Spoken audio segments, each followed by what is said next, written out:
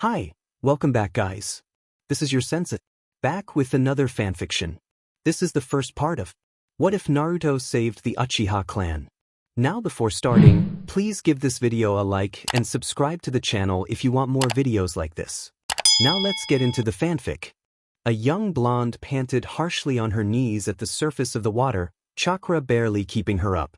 Her blood was running heavily from the tears on her shoulders down to her hands, dripping heavily and mixing quickly with the glass-like, flowing floor below her. Black and orange clothing torn and muddied, a large patch of crimson was spreading from her chest. Her azure eyes reflecting the light of the full moon as she looked up intensely at coal-black eyes. The raven, who was in similar condition but with a long claw mark running across his torso, returned the strong gaze, supporting his upper weight on his thighs. The teenage woman finally broke the eye contact, looking down at the dark depths of the water, a small smile tugging her lips despite the situation. She shakily stood up, the red coat's black flames dripping with cold water, and straightened to connect with his dark eyes once more. "Sometimes I wonder." The soft whisper escaped her lips. "If I had the chance to go back, what would I say to my past self? I've been thinking about that since I was learning the art of seals with Arrow Sennin. We never got to find a jutsu that could send us back in time, though I abandoned the idea after he died." A hopeless smile touched her lips. "But now I think, if I tried harder, would I have been able to stop all this from happening? Would I have been able to stop this tragedy?"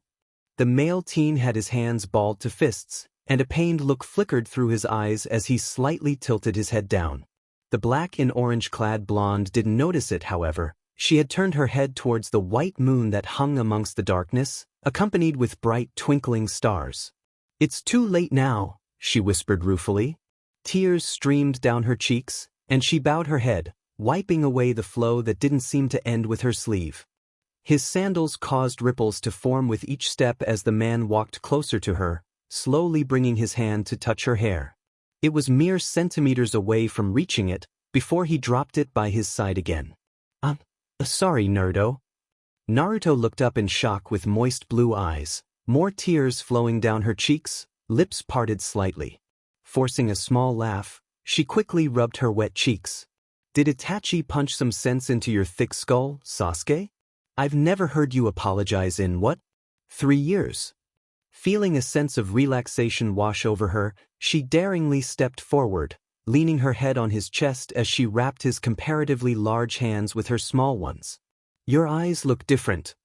Sasuke's eyes flashed with unrestrained surprise, before a ghost of a smile appeared on his lips. He took his hands away from hers, ignoring the slight tense of Naruto's shoulders.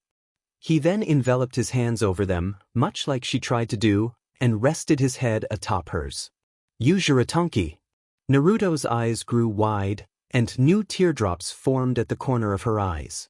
Sasuke loosened his hands from hers, and wrapped his arms around her, holding her. Hands free, Naruto brought it to clench his shirt at his chest, crying harder. "Since when were you such a crybaby?" The two stayed in the same position until Naruto finally calmed down, fully satisfied of releasing all her pent-up emotions. Sniffles were what were left compared to the bawling she had done earlier, and Naruto finally let go of him. "I'm not a crybaby, UJRK." She softly punched him, her hit so light Sasuke wondered if she had even done it at all. "You do realize that I am your enemy, right?" Sasuke panted, still as tired as she from their fight. "You will never be. I never thought of you being anything else other than as my best friend." Naruto smiled weakly, exhaustion starting to take over. "Though I guiltily admit, I had always wished." "Naruto!" Sasuke caught her before she fell. "Get up." Her eyes had become unfocused, before she managed to bring a hand up to cup the man's cheek. "Sorry, Sasuke. I'm sleepy." Naruto pulled the last grin she can make, taking in Sasuke's features one last time. "Though I guiltily admit, I had always wished we were more than best friends." Sasuke's face blurred, and Naruto felt her eyes droop. "I was still all right with the close friendship we had. I was happy with you just being at my side." Naruto lifted the corner of her pale, chapped lips. "And I can rest in peace knowing that you're back to me." Even if it was only for a short while. No, Naruto. Don't sleep, damn it. Sasuke desperately shook her shoulders, eyes widening in terror as the girl's eyes slid shut slowly. Namikaze Uzumaki Naruto is now gone from this world. Sasuke shook his head. Naruto would be gone after a day has passed. He unzipped her jacket and lifted her shirt to reveal her stomach, ignoring the glowing seal. Biting his thumb, he drew blood, using the red liquid as replacement for ink. He drew squiggles and kanji characters over the Jinchuriki seal. The preparation of the jutsu complete, he felt his life force draining away at a rapid speed into the blonde woman in front of him. His fingers combed through the tangled golden tresses, thumb wiping away the last teardrops that had escaped her eyes. He slowly formed the hand seals, and on the last one he uttered the jutsu, the wind carrying the whisper. Thank you, Naru. Thank you for believing me, after all this time? Sasuke's lips curved into a gentle smile as he weaved his fingers with the blondes. Thank you, and his form collapsed next to Naruto and rolled over to face the vast, midnight sky. Farewell. Surrounded by a beam of light, Naruto disappeared. Crimson, demonic eyes snapped open as the ground the beast laid in shook. He hadn't died as fast as his blonde Jinchuriki did, though he did feel quite drained. Taking in the light that shone out from the doors where his captor's memories lie, the many symbols and scribbled kanji that spread throughout the area, Kurama instantly knew what was going on. He did not need to read the seal to figure what was occurring, and the fox sighed heavily. That stupid Uchiha brat. What Naruto saw in the reckless and idiotic boy, he would never know. But one thing's for sure, the Uchiha brat didn't have enough chakra to even send her back to their newly genin days. Even if he did, Naruto wouldn't have time to stop everything. Well, at least Uchiha put his life into her, so Kurama wouldn't have a problem with that. The demon forced his chakra out in one giant blast. You owe me a hell of a lot for this, Uzumaki brat. Kurama muttered inwardly, settling his head back on his folded arms. Though, I know you'll push some more favors out of me in the future, or should I say past.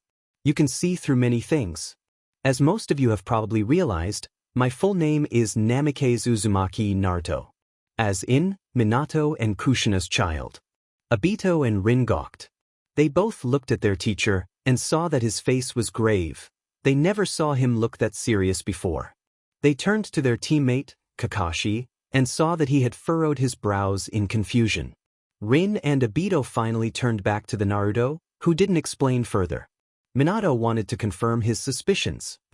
I have never gotten a woman PRNE before, I have never had IC before. Rin and Obito blushed. That would mean that you could have only come from the future. Kakashi interrupted in disbelief, finally getting it. He looked at Naruto, and thought through what had happened in the mission. Naruto had somehow known that Rin was going to be interrogated by a genjutsu. Rin had said that when they first found her, she had very large wounds, but there wasn't a sign of an enemy nearby. She didn't know where she was, and was confused with her age. She mentioned a kid's name that was most likely the same age as them, but they never heard of him before. Naruto seemed like she was from a different world, or more correctly, time. Rin had suspected that a little, but it sounded so far-fetched. There was no way. She checked Naruto's expression, looking for any signs of surprise, or maybe traces of lies. But she was shocked when she saw that Naruto was merely grinning. She looked back on when they first found her, much like how Kakashi had, and realized that it made sense. Naruto's confusion to her surroundings was evidence. Obito looked between the two blondes, and then back to Naruto. He felt a little dizzy, and decided to plop to the ground, surprising his two teammates. So let me get this straight. Naruto's the future child of my sensei's, meaning that she time-traveled back here, and is really wait hold on, 13 plus 13 IO. 26 years old. He shrieked. The other 13-year-olds cringed. Naruto sighed. Not really. If you look at it like that, then it's really 30. Obito gaped. Somehow I shrunk back from being 17 to 13 again. So it's really just my mental state that's older. I shut up, furball. Huh. Rin and Obito piped as Minato. And the Hokage narrowed their eyes. Sorry, that was just... You know what? I'll just tell you. It would make life easier and better. Naruto rolled her eyes.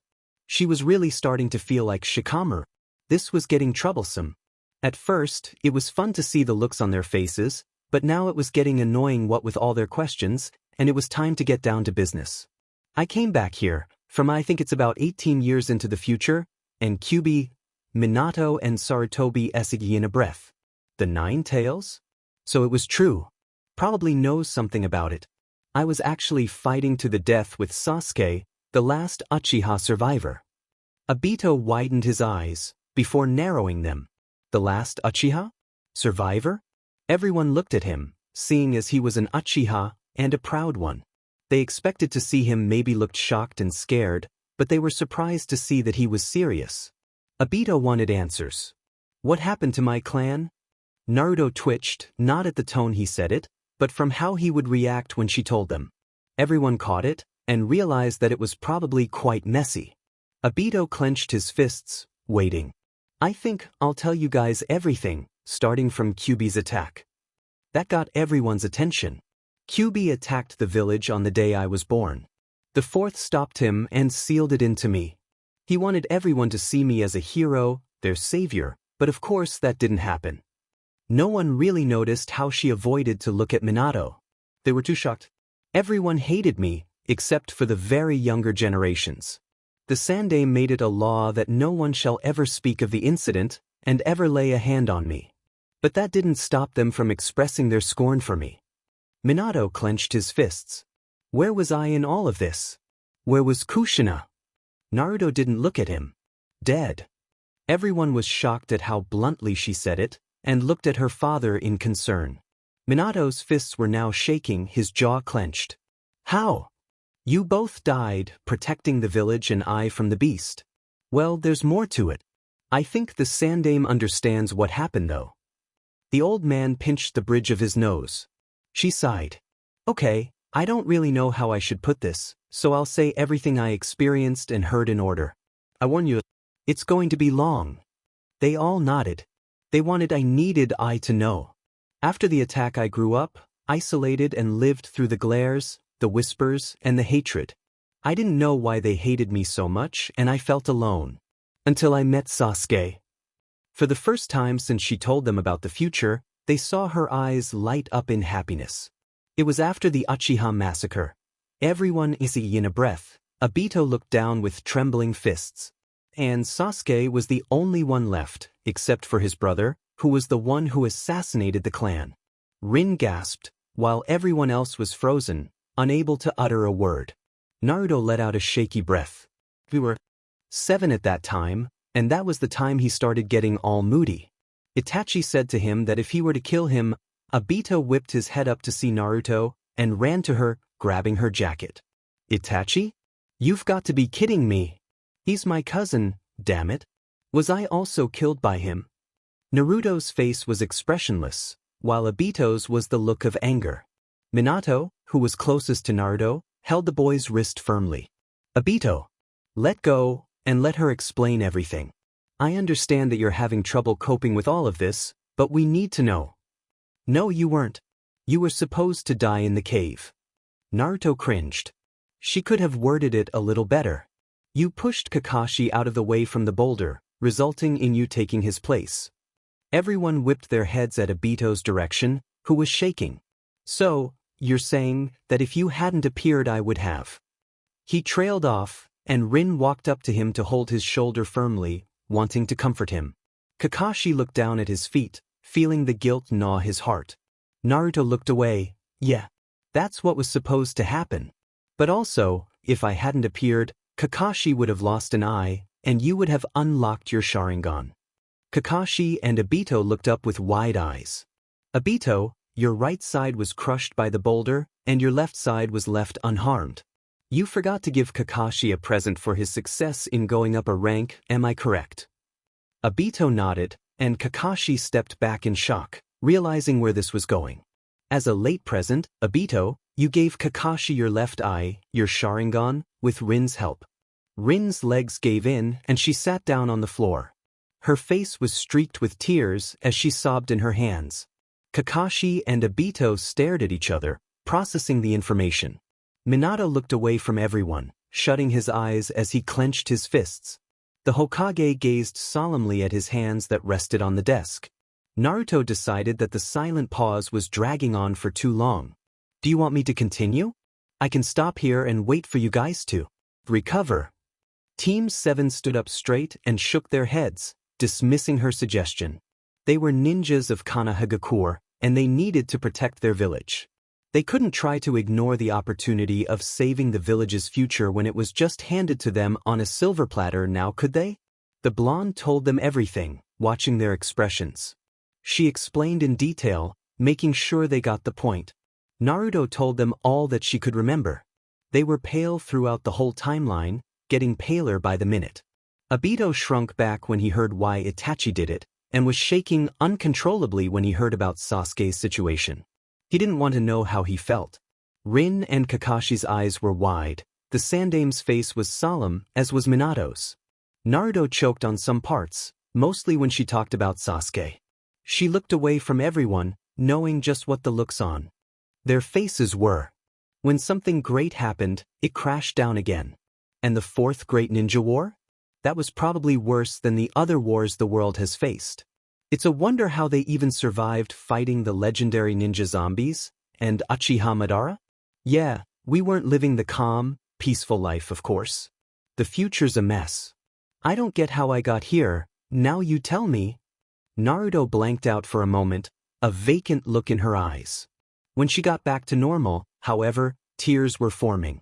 She used her sleeves to wipe them. She spoke in a weak, wavering voice. Kyuubi told me that Sasuke used a jutsu to send me back, and was probably trying to get me back to when we were kids so that I could change everything. Kyuubi used his chakra to send us further back, however, knowing that it was easier to start from the very beginning. I was supposed to be dead, but Sasuke... Naruto choked on her words, the tears falling even more. That idiot pushed his life force into me. Everyone looked away, knowing how hard it is for her to explain everything. And what made it worse for her was that she loved the Uchiha boy. Minato was glad that Naruto understood what he and Kushina wanted for her. He was glad that his daughter had grown up to be a kind-hearted, understanding and strong woman. His eyes softened as he smiled, looking down. Well, then I ended up here and all that. I plan on changing the future completely, and I would need everyone's help. Naruto concluded, remembering what Itachi had strictly told her. She noticed the tense atmosphere in the room and wanted to remove that. Everyone nodded, determined. She grinned, getting her smile back, which everyone was relieved for. I'm hungry. Is it Shiraku, here? She rubbed the back of her head. Everyone faltered, already knowing her love for ramen. Minato smiled. Yeah, it's already made. Ichiraku's quite famous now. Naruto hooped, all right. Sarutobi had a hint of a smile. Now hold on, we need to think up of a cover for you. Everyone would notice the similarity between you and Minato. The girl nodded, understanding his point. Oh right. Rin piped up this time. How about this? Naruto is Minato-sensei's long-lost sister, who was separated from him during the beginning of the war. Not many people know about Minato's family, and they would welcome her warmly. The third nodded, the idea was good. That's believable and a very likely scenario. We'll stick with that. Minato smiled brightly. Then she could live with me. I have a spare room, and I want to get to know my sister a little better. Naruto grinned, liking the idea. You'll be a Chunin, and would be able to enter the Jounin exams. Since the other teams are full, and it's a good idea to let Naruto be with you she'll be a new addition to Team 7. Obito hooped, and the others smiled. Rin was happy she will no longer be the only female in the team, unlike other teams take that. Minato was happy, could spend some time with his daughter, and Kakashi liked having the blonde around. Obito liked Naruto, they were like twins. Yeah, they were going to have a perfect time with the blonde Jinchuriki. Tucci and Minato's team was absolutely horrified when they saw how fast the girl could eat. She was currently at her 4th bowl. They had barely even finished their 1st or 2nd bowl. Rin's sweat dropped as she weakly said, Naruto? Why don't you slow down? It's bad for your digestive system. Naruto blinked and swallowed. and sheepishly scratched her head. Oh right, sorry. I was hungry. But man, I'm stuffed. Kakashi snorted, catching everyone's attention. You eat like a pig. He blinked when he felt strong killing intent and automatically reached for a kunai. He flinched when he realized that it was the pig who was leaking it.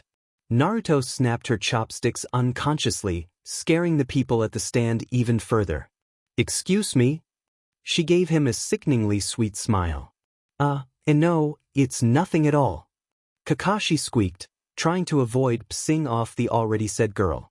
She returned back to normal immediately, the tense air evaporating in a second. The people at the stand let out the breath they've been holding in relief and ate at peace. Tucci and Minato sighed, obviously experiencing this before with their own wife or girlfriend. Naruto chattered away to Rin. The blonde huffed. Honestly, I swear he's such a prick. Well, I guess every Team 7 needs one. She rolled her eyes as Rin giggled. Boys sometimes need a punch at the head, of course. They need someone to knock some sense into them. Naruto nodded at her logic. Obito had unconsciously been inching away from them, closer to Minato. He would never understand girls. Naruto looked around the streets feeling nostalgic. It was just like how it was before the Chunin exams incident. She grinned as she waved to a bunch of people who were whispering and waving back excitedly as they watched her walk with the famous yellow flash.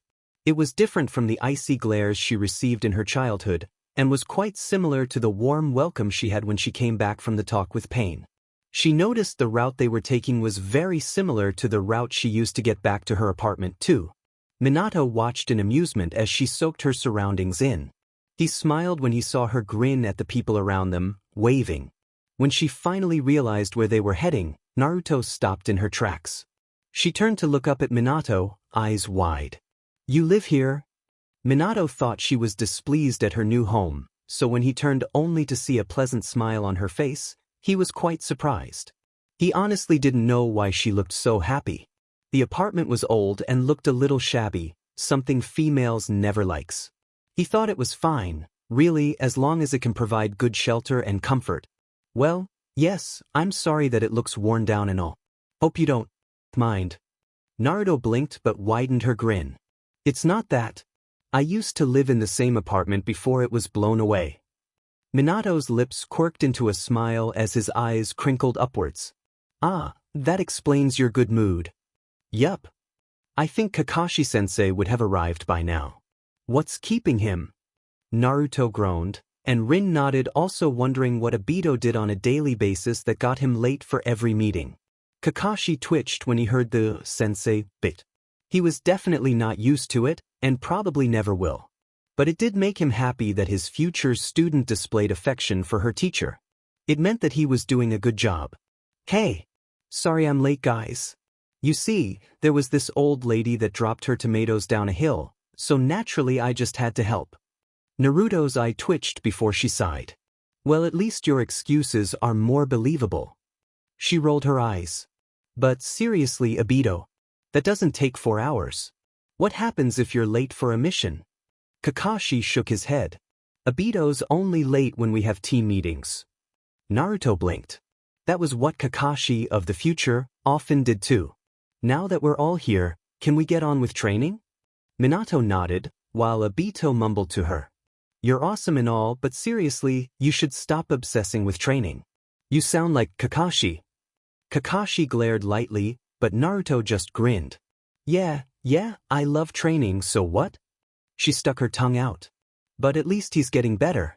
I think he's just still getting used to the stick's absence from his Rin hurriedly spoke up, blushing.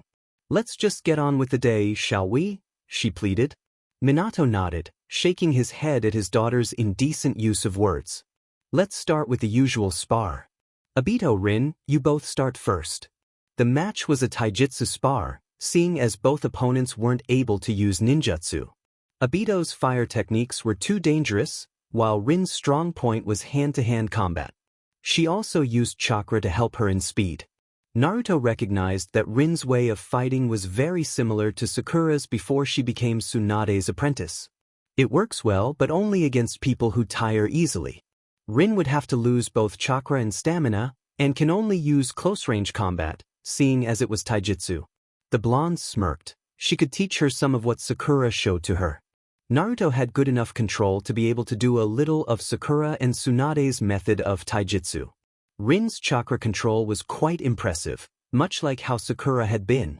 It's a good idea. Alright, that's enough. Minato spoke as he raised an eyebrow at Naruto's expression. Obito, it would be a good idea to learn more techniques. If you were to be against an opponent who you don't want to injure too badly, say a potential spy, you'd be restricted to using either taijutsu or D to C rank jutsus. It would cause you to be at an disadvantage. Rin, you were great, but you'll have to grow your chakra levels, stamina, and learn long-range techniques. Obito and Rin nodded, keeping what he said in mind. Next. Kakashi, Naruto, you're up. Obito hooped, wanting to know who'd beat the other.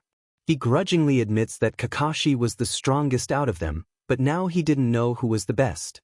Naruto was pretty strong from what he had seen, and she had more experience, after all.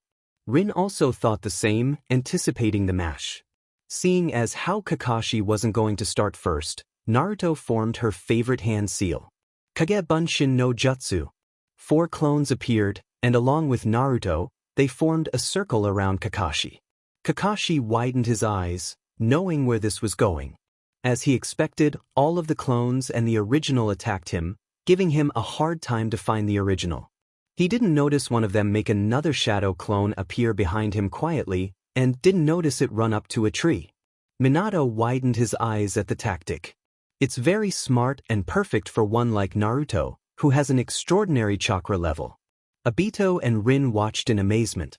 They knew Naruto wasn't using anything she learned after she was 13, since she said it felt unfair.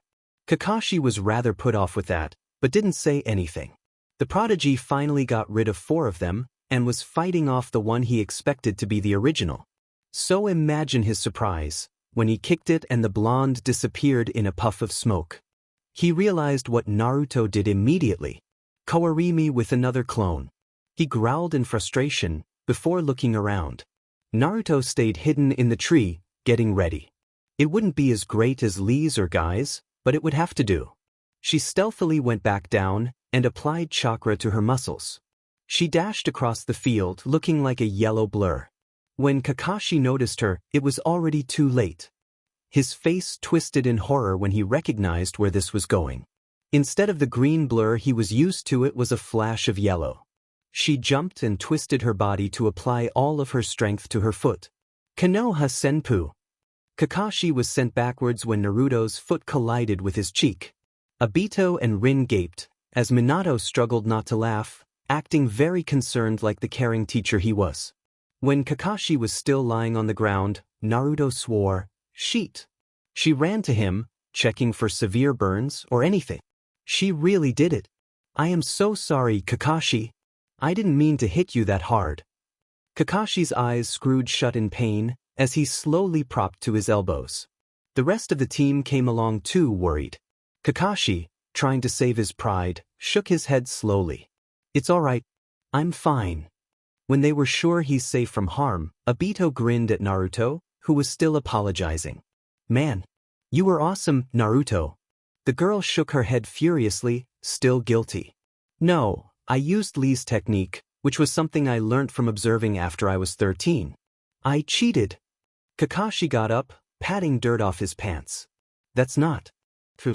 It showed that you were serious, which is something I'm thankful for. I wouldn't live with myself if I had been beaten by a girl my age who wasn't even trying." He smiled, which made Obito gape again. Rin rolled her eyes and smacked Obito lightly at the head. Naruto looked down so that she didn't see his face. What's wrong with her? She was used to the odd eye smiles she received from him before, so why not now? She fidgeted, and concluded that it was just because he didn't cover his left eye, and that he was younger. Yeah, that's it. Feeling more confident, she looked back at the team, who stared at her in concern. Minato coughed, gaining attention from everyone. "Kakashi, you need to work a little more on your observation skills. It's very advanced, but people could mask into their surrounding quite well, although I'm still not sure how Naruto managed to do that, what with her very bright sense of fashion." He pointedly looked at her blue and orange jacket. Naruto, although you escaped quite well, it's probably a good idea if you change to a more darker color. Naruto sheepishly giggled. I was wearing black and orange before I time traveled. Kakashi deadpanned. How did he get beaten by this? Orange-obsessed girl? Was she even a female? Obito grinned. Well, he knew what to get her for her birthday. He has an extra set of goggles, which was quite new. Rin face-bombed. Minato rolled his eyes. That's an improvement. Naruto, I didn't really notice much mistakes or improvements you might need, but it would be easier on all of us if you wouldn't use a handicap. I think you would want to work on your other techniques, seeing as how you've returned to being 13 again, which causes you to have to relearn everything. Naruto nodded. But I can do that later. Can I show Rin something? She asked, excited. Minato nodded and looked at Rin in confirmation. Is that all right with you? Yes, but what do you want to show me? She asked. Naruto just smirked, and Rin just knew that smirk was bad news. All right, now that we have an idea of everyone's strength, let's get on to training our weak spots. You said that you would like to be like Tsunade-chan, correct? The young medic nodded. Great. I know some things about her fighting style. It's not much, but I'm sure you can improve it, what with your amazing chakra control. Rin blushed at the praise and suddenly found her sandals interesting. Alright, so it goes like this. Obito and Kakashi glanced at the two girls in interest. They saw that Naruto was about to punch the ground, and wondered if Rin had somehow gotten her angry. So imagine their fright when they saw her form a large crater with her fist. They would never look at her the same way again. Ever. Minato watched in entertainment when he saw the horrified looks on the two boys' faces.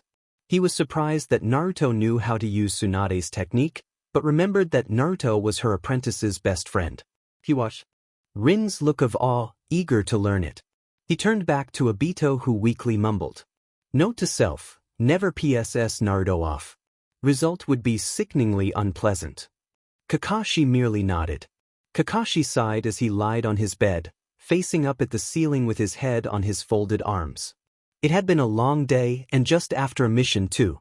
He thought back to what Naruto had revealed to them. He seriously couldn't imagine himself to be the goofy, perverted teacher she had listed him as. He was even more shocked that he'd take on the responsibility to be an instructor, Naruto's instructor. Had Naruto have never appeared, he would have lost an eye, and Obito would have been killed. Obito didn't get his Sharingan, but there was a hint of it. Obito's irises changed slightly when they fought the ninja, which pleased the boy greatly. It was like Naruto was an angel sent from heaven. Ever since Naruto's been around, Obito had gotten a little more mature, which was something Kakashi could definitely live with. He smiled as he rolled to the side. She was interesting, he'll give her that. Naru was woken up by the sound of the door banging, which was slightly muffled by her room's walls and door. She rubbed her eyes, trying to shake off some of her sleepiness, and checked the time. 7:30 a.m. She got out of bed drowsily, mumbling incoherent words. When she walked through the hallway, she heard a familiar feminine voice. The owner of the voice sounded very eager, seeing as how she kept pestering her dad. What's this I hear about a long-lost sister? Is she up? Can I meet her? Naruto had to blink twice when she saw the flaming red hair, squinting to make sure Minato was blocking the woman, standing at the door. She widened her eyes when she realized it was really her mom. She rushed to the bathroom to wash her face, and combed her long hair quickly. She dashed back out to the living room, keeping herself composed. This was a woman who she hadn't met, and has no relations except through Minato, her long-lost older brother. She chanted in her head. Minato hadn't noticed Naruto in the room, too busy trying to calm his girlfriend down. He had to warn Naruto first, who fortunately might still have slept through the racket. Alright, I'll go check Kushina. Hold on a moment. He was surprised to see Naru, who seemed to have already washed up. He coughed in his hand, and introduced the two to each other. Kushina, meet Naruto, my sister. Naru, meet Kushina, my girlfriend. Kushina's eyes brightened up considerably. Naruto grinned, waving. Hi. Kushina-nichan. That got a squeal out of her mom. I never heard that she was this cute. She pushed her boyfriend out of the way, who yelped as he was sent crashing into the wall. Hi. My name's Uzumaki Kushina. Nice to meet you. She crouched down and shook Naruto's hand, who blushed. She rubbed the back of her head. The name's you, Inamike's Naruto, but call me Naru. Pleased to meet ya. She looked back at the man who was supposedly the infamous yellow flash, twitching on the floor, a crack on where he hit against the wall. Kushina followed her gaze and laughed nervously. Minato? Are you all right? He twitched in reply, as the cracks on the wall grew bigger. Naru and Kushina cringed when pieces of heavy wood broke off and landed on Minato's most NTMT place. Yui. Kakashi, Rin and Obito were very surprised to see a very set-off Minato limping as he was being supported by Naru, who had his arms slung around her shoulders with the other by a woman with bright red hair. They recognized her immediately. She occasionally came by to watch their training, and she was quite famous for her specialty in sealing, pranking and scaring the hell out of people. She was the red hot-blooded habanero. Minato-sensei? Naru? Kushina-san? Rin, still in her surprised state. This was probably the first time they have ever seen their sensei that mad. Scratch that? This was their first time seeing him mad. He was always calm and collected, so what happened? Kushina and Naru grinned, and the other 13-year-olds gaped. If Naru had a red wig and paler skin, changed her eyes to darker blue contact lenses, and erased her whisker-like marks, she'd be an exact replica of her mother. Hey kids. Sorry I arrived so late. I had been attacked by a boar. Minato glared at Kushina, who glared back, while Naru chuckled weakly. Rin and Kakashi decided not to ask, not wanting to further irritate the already angry man. Obito didn't, however, oblivious to the tension. A boar? Now that's worse than my excuses. He laughed, but shut up when his sensei merely looked at him. He yelped and hid behind Rin, who twitched an eye at his idiocy. Minato's dark chuckle turned into a full-blown, outright creepy, evil laugh. Naru then let go of him rather harshly, seeking shelter in her new teammates. She glomped Kakashi, who was the farthest away from the man, shivering in fear. The boy didn't have the heart to shove her away, seeing her distress, and he also wanted to cling onto someone himself. Kushina gaped, feeling horribly betrayed. She did the same then, but ran, fleeing for her life back to her own apartment. Minato's chakra spiked, and he started trembling now as he got up from his crumpled state on the floor. His eyes were shadowed by his hair, but Kakashi, Rin and Obito saw the insane smile that was plastered on their sensei's face. Poor little Naru buried her face into Kakashi's chest, sobbing. Everyone flinched when they heard the hysteria dripping from Minato's voice. How about a little training session? It's been a long time since we've had that, don't you agree? Naru would have piped up that she hasn't been with them very long, but when she felt Kakashi shudder, she decided against it.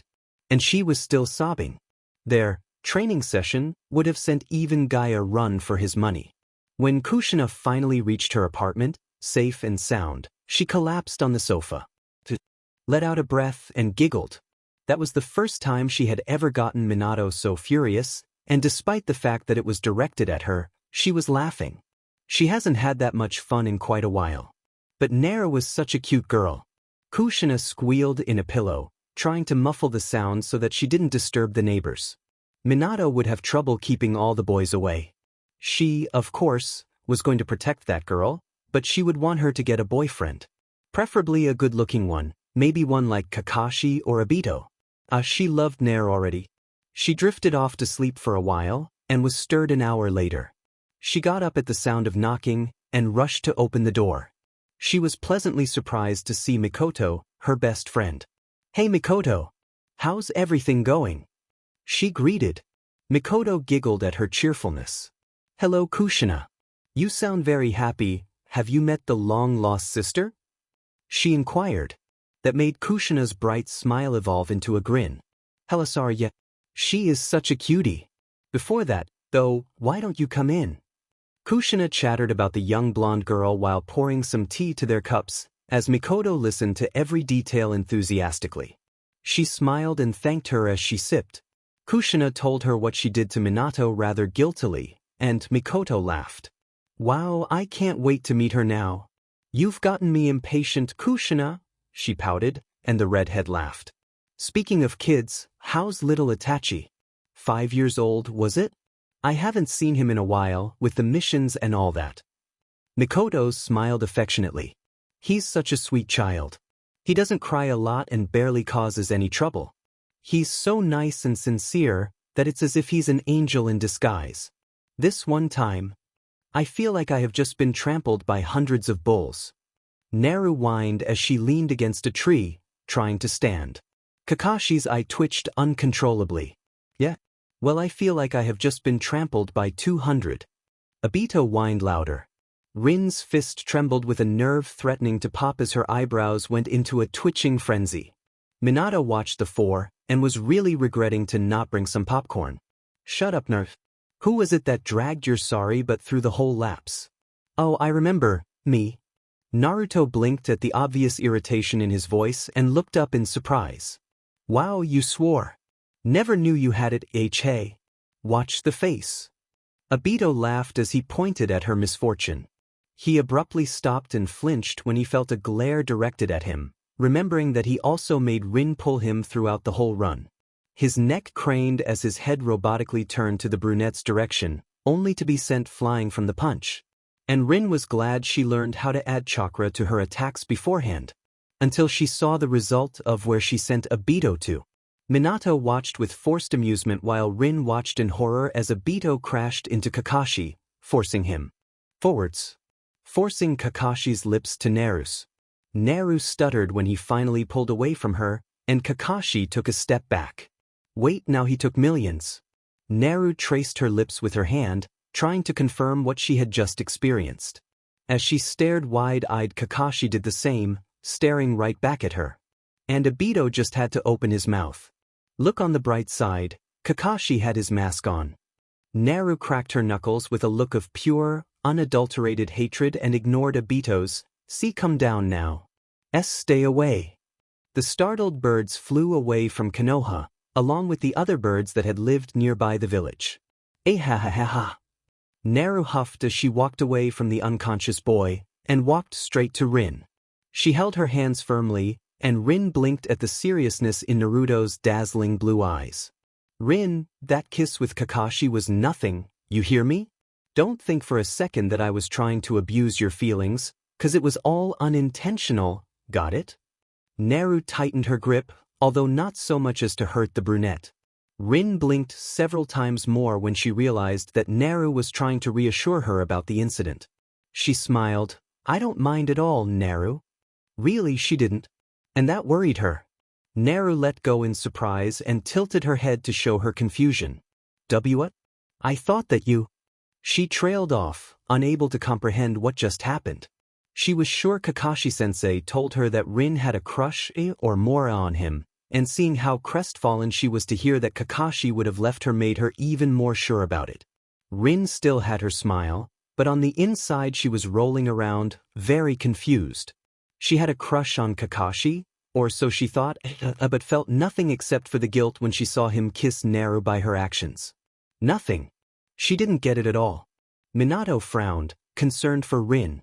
He noticed that she didn't have a hint of a lie when she said it didn't bother her, and how even she was surprised herself.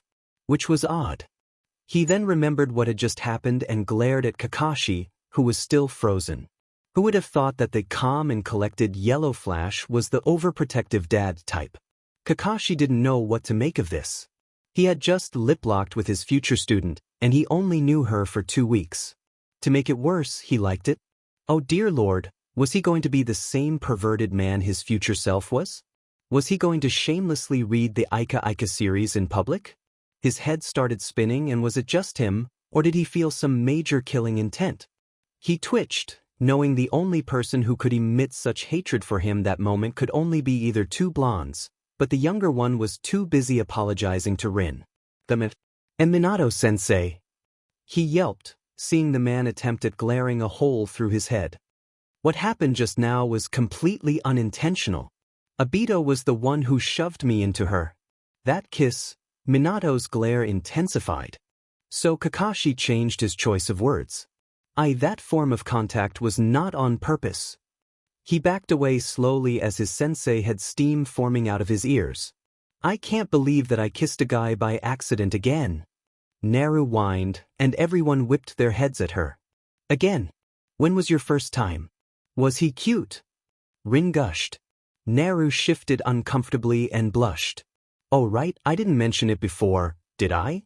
I was pushed into Sa. She was cut off by a loud screech. Girls. Kakashi's here. Even more screeching. Kakashi widened his eyes, and placed Naru in front of him as a shield. The human shield's eye twitched, feeling as though she has been stuck in this position before. But when Sasuke was too scared of facing his morbid fangirls. Judging by his strong grip on her shoulders, he was frightened. She tried to glare at him, but he only clenched harder. Oh, geez, what is your edge?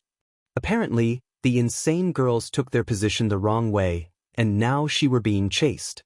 What are you to Kakashi, huh? Who are you? Hey, get back here and explain, you nobody. Nobody? Naru ran all around the village in mute anger until she finally found an alley, the perfect hiding spot. She also only just remembered that she had dragged Kakashi with her in her panic, and looked around to find him crumpled on the floor, out in the open. Should she help him? After he just used her? But he might be tortured by the girls if she doesn't hide him soon. Naru really hated being a kind person. She dragged Kakashi into the narrow alley and climbed up, using chakra, at the wall of a building as she swore the whole time through. She accidentally hit the boy against the wall as she held him by his sword straps, and hoisted him up on the roof. God, what do they see in you? She poked him on the ribs, thinking he was still out cold. Until he twitched. Naru narrowed her eyes. You were awake the whole time? She paused, waiting for him to give up the act. Get up, you lying bisudi. She jabbed him in the stomach when he didn't. He groaned in pain as he doubled over, and Naruto smirked in satisfaction. Kakashi glared. Geez, woman. Are you even female? He pointedly stared at her BRSS. Naru, mortified, trembled in absolute fury as she covered her chest. This idiot. They're bounded, idiot. I'm a kunoichi. What do you expect? And I stop looking at me, pervert. Kakashi widened his eyes. Naru's words rang in his head non-stop. Pervert. Pervert. Pervert. Naru raised a brow. Kakashi? Are you there? Earth to Eep. She yelped when he suddenly turned and held onto her shoulders, eyes wide with terror. Tell me, am I turning into the idiot my future self was? Naru blinked, startled, then laughed. She laughed. It's not funny. Ha, Kakashi, that's just priceless. You should have seen the look on your face. She clutched her sides. No, you're not like him at all. You're too stiff. Kakashi grunted as he looked away. There was an awkward pause until Naruto broke out into another fit of laughter and Kakashi's lips twitched. Rin and Obito waved at the two as they walked back to where they left the team. Rin asked, Where on earth have you been? Naru rolled her eyes. Kakashi acted like a damsel in distress, and counted on me to save his sorry butt. Kakashi glared. He pretended to faint, and I had to drag him all the way up a building to hide him. She blinked as if remembering something. And I just found out that he was a pervert moments ago. Kakashi panicked, knowing Minato would skin him alive, and hurriedly shut her mouth. Minato's eyes squinted at Kakashi in suspicion, before rolling his eyes. Obito grinned. Who would have thought, Rin giggled as Naru high-fived him. Minato felt rather guilty for the training he put them through, so he decided to give them a treat. Who's up for ramen? I'll pay. He saw the bright twinkle in his daughter's eyes, and regretted it immediately. Me. Obito snuck quick glances at Kakashi and Naru, who were both talking about training as they walked to the stand. Rin caught him, and elbowed his ribs lightly. I don't think they'll appreciate it if you keep looking at them like that. She whispered, raising an eyebrow as he grinned. He kept his voice low. Don't you think that those two have been a lot closer recently? I think forcing them to each other helped. Although it wasn't intentional. Rin nodded, also thinking the same. And Kakashi got less arrogant ever since she came. I think it's a great idea to push them further together. What about you? Rin grinned at him. Yeah, count me in. Minato rolled his eyes at his student's antics. Trust Obito to try and play matchmaker. But he had to agree, Kakashi's been kinder recently, but it might have been because of what nearly happened to Obito. Although, he thought grimly, Kakashi seems to be interacting mostly with Naru. Kakashi suppressed the urge to smack Obito upside the head, as he heard everything he said thanks to his sensitive ears. He looked from the corner of his eyes to his left at Naru, who didn't seem to notice, seeing as she was farthest away from the Uchiha and was in deep thought. Kakashi was sure that Naru was only a friend to him, and an odd one at that. He sneaked a glance at the blonde, who added a bounce to every step she took. Hey Naru. What was your Kakashi like? The boy mentally face-palmed at how weird that sounded. Naru grinned as she remembered the tall, lazy, silver-haired man with his orange book in hand. At first I thought he was a BE, since he acted like how you do right now. Kakashi faltered. But then I changed my mind when he said stuff about teamwork at the end of our test. I thought he was awesome. Kakashi's eyes widened a fraction, not expecting such a praise. Spending time with him was fun, even though he seemed mostly interested in reading Pawn. She smiled fondly. Kakashi shifted, wondering if he should, and then decided, how about me? He asked casually, trying to act mildly curious. Naru blinked in surprise and thought for a minute. I think you're cool. Although you act a little cold and all, I have a good time when you're around. Kakashi was, to say the least, shocked. He thought that he was rather boring to be around, or too strict about things, but here was Naru telling him that she has a good time with him. Naru waved a hand in front of Kakashi when she noticed he stopped walking. Oi, Kakashi? You in there? She knocked his forehead protector. We're already here, you know? She looked to see that everyone else already sat and ordered, so she pulled on Kakashi's sleeve. It still bothered Naru to see Tucci with brown hair and not the gray she was used to, or the fact that Ayam wasn't working there and was currently at home playing with her dolls. She sat next to Rin, who was on her right, and Kakashi on her left, at the very end of the counter. Tucci-san. Miso with lots of pork please. Tucci chuckled. It still surprises me how you already know what to order without the menu, Naru. She grinned, and was about to say something only to be cut off by a very loud voice. Hataki Kakashi, my eternal rival. A bright green blur passed by her left, knocking Kakashi off his chair. Naru stifled a laugh and innocently looked to the side as Kakashi glared at her. He grits his teeth. Would you kindly get off, Guy? Naru couldn't stop it this time, she laughed. Guy got up and turned to her, forgetting to help his eternal rival up. You must be the lovely beauty of Konoha. I've heard many things about you, and I've heard that you are the Yellow Flash's long-lost sister, am I correct? Naru spluttered. The lovely, what? But yes, I'm his younger sister. She glared at Kakashi, who started smirking at her discomfort. Even though she couldn't see it, his smugness was radiating out of his form. He smirked. Naru's fists trembled in fury. Guy gave her a thumb up, his mouth stretched and showed his teeth that sparkled. Nice to meet you. I'm the beautiful green beast of Konoha, Mato Guy. Naru could have sworn he had light shining all over himself. Kakashi got up, still smirking. Naru felt the need to punch him. So she did. And boy did she regret it when she saw Guy's sparkling grin widen. What a youthful! Naru resisted the urge to groan. Young lady! He slapped Kakashi's back repeatedly, unknowingly giving pain to the silver-haired jounin. You lucky man! He chuckled loudly. All right, I challenge you to a duel for this lovely maiden's beautiful heart. The lovely maiden sobbed on Rin's shoulder, who encouragingly patted on her back. The Jinchuriki heard Kakashi sigh. You can have her for all I care. Naru shot up in panic, and just knew that the idiot was smirking again.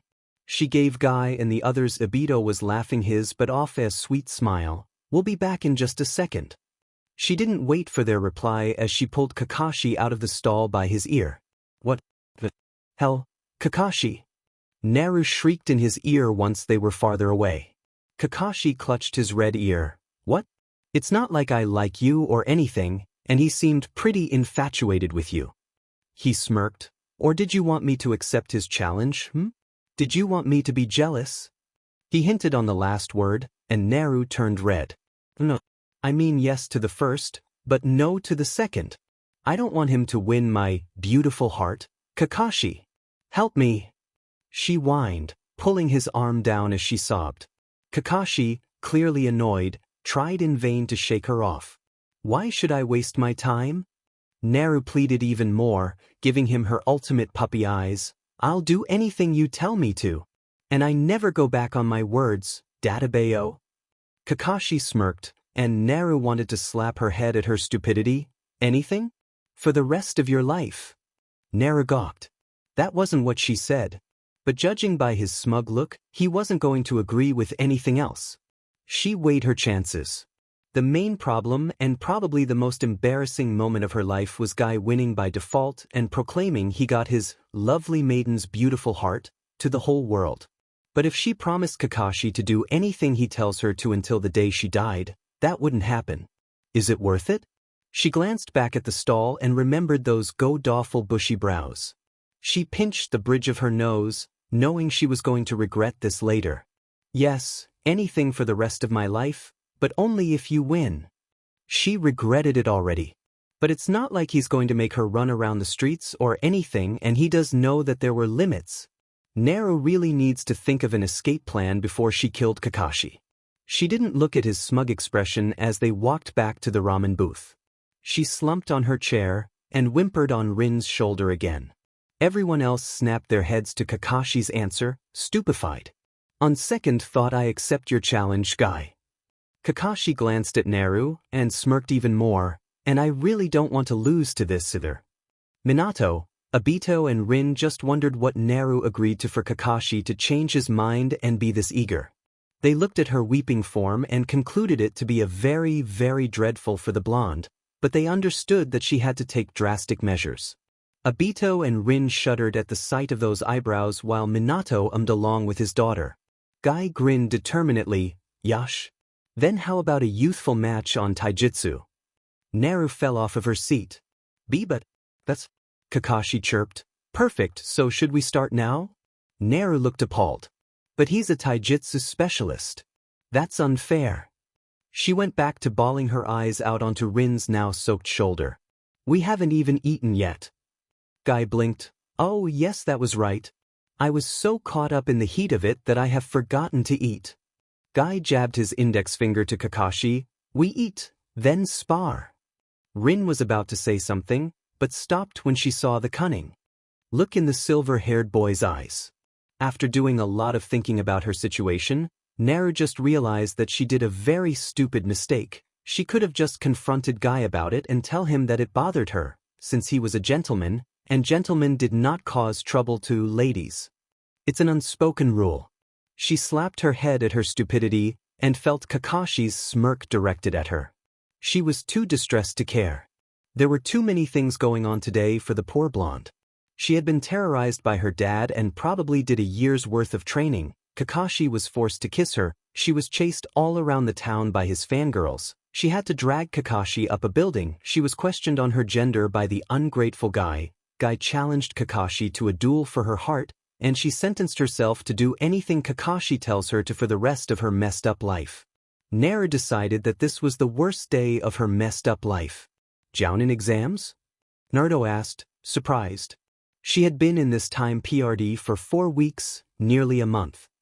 They had decided to list her as Chunin, to make up for Kakashi who had been promoted. Rin, Obito, Naruto and other Chunin ninjas stood in front of the Hokage at his office. Sarutobi nodded. This exam does not include other hidden villages and it would be taking place here in Konoha. It starts 2 weeks from now, on the 11th of May. The judges would be Jounins and I would be around to watch. Like for the final round of the Chunin exams, you will receive a number and we would assign you to another Chunin by that number. You would spar with them, the winner will go against the next, and so on until there is one person left. The people supervising would judge whether you are worthy of earning the rank by your skills, so even if you lose you would still have a chance. They would stop the match if it gets out of hand, since we don't want anyone dying. We need all the people we can get for us to survive this war. Everyone nodded, understanding. Everyone nodded, some relieved. He smiled to them, wishing them good luck. The Chunin went out, talking to each other excitedly. Obito stretched. Finally. I can't wait, but I seriously don't want to go against you guys. He shuddered. Rin rolled her eyes but smiled fondly. I don't want to go against you either, since you're too cowardly for my tastes. She teased, giggling when he blushed and stubbornly turned the other way. Naruto pet an eyebrow. Since when were you guys all nice and friendly, eh? She grinned, and pumped a fist inwardly as she saw the two of them blush. Well, I don't mind going against you guys. I prefer Obito though. Rin seems tougher. Obito gaped, feeling betrayed. Hey guys, how was the meeting? Minato called out, next to Kakashi.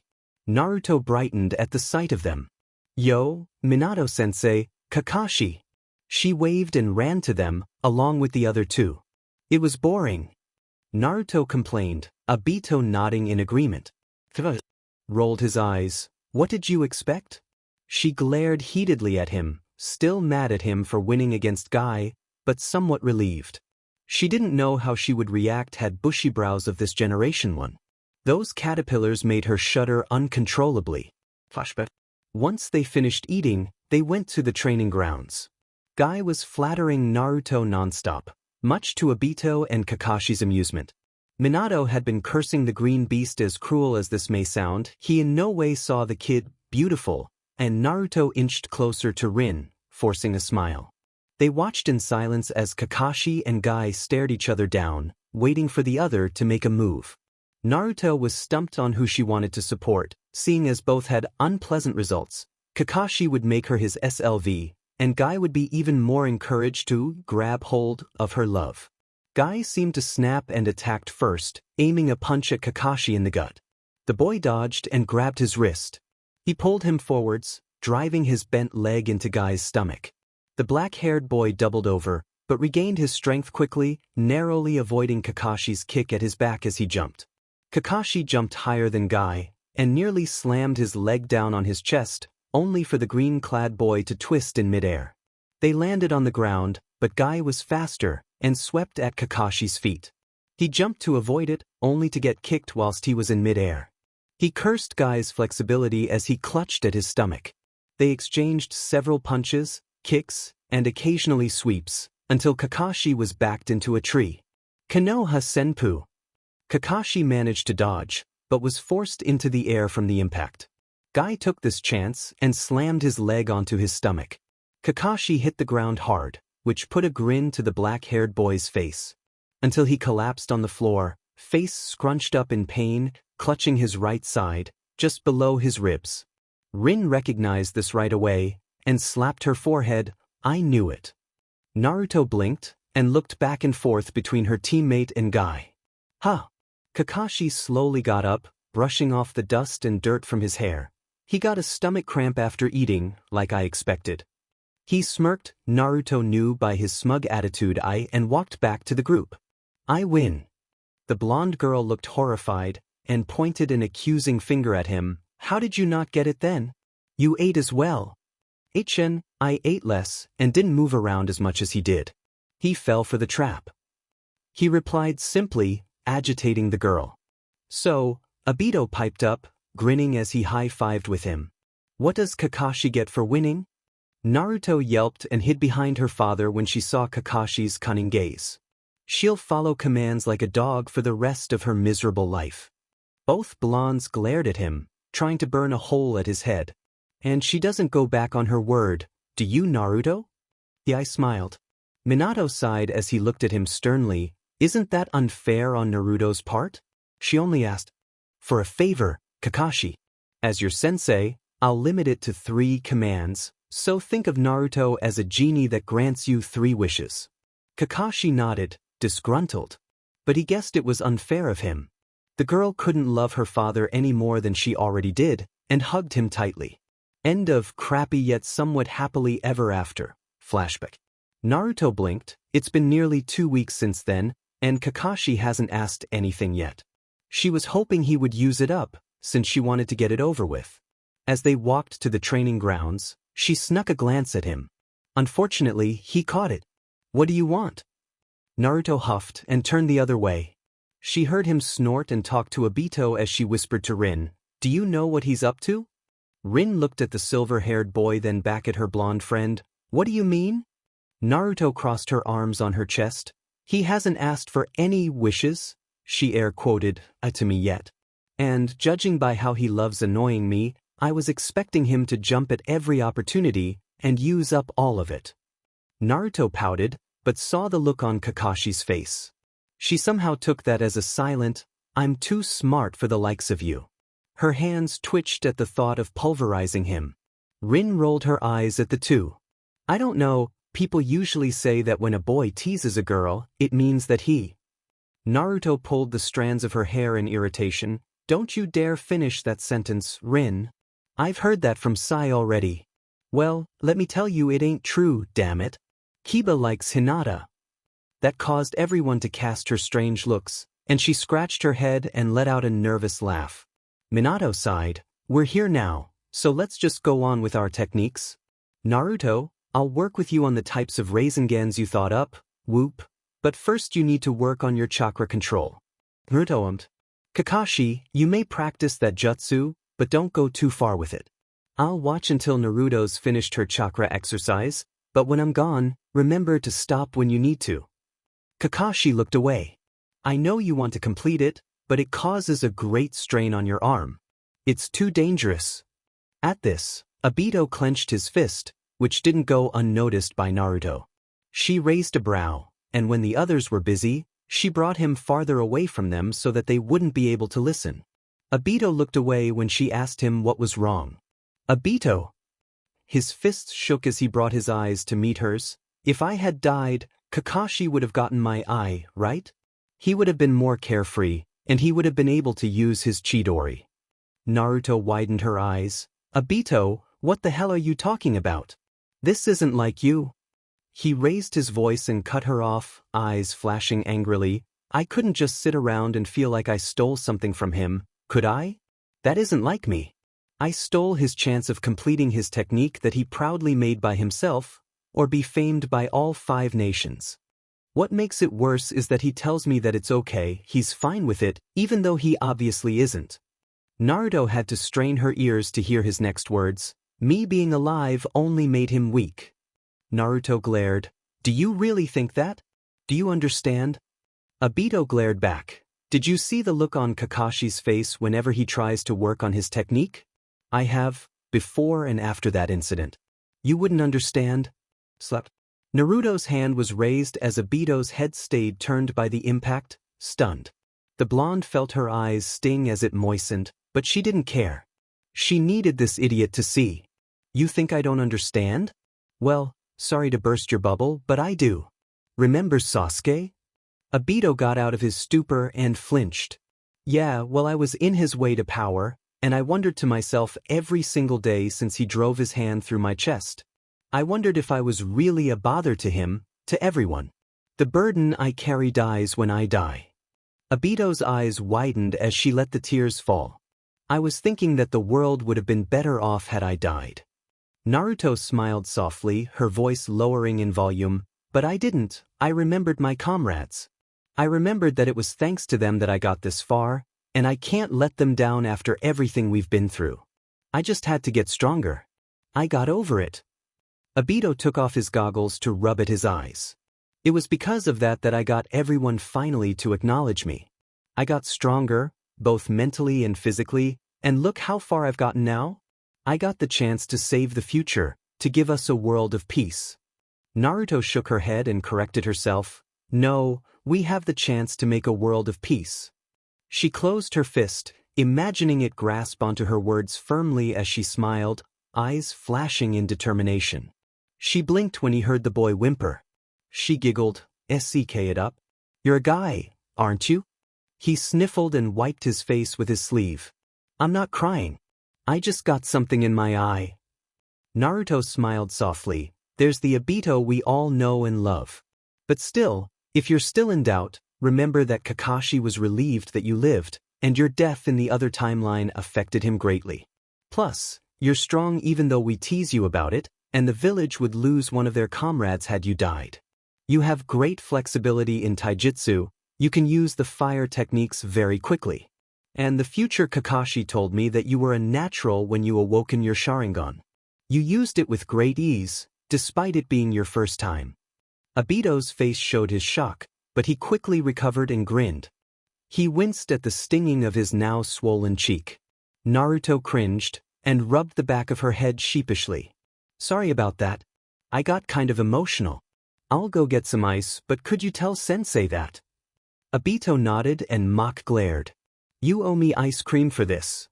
Naruto snorted. Yeah, I know. Man, Sensei's gonna be sad. She glanced back at Kakashi, who was practicing Chidori.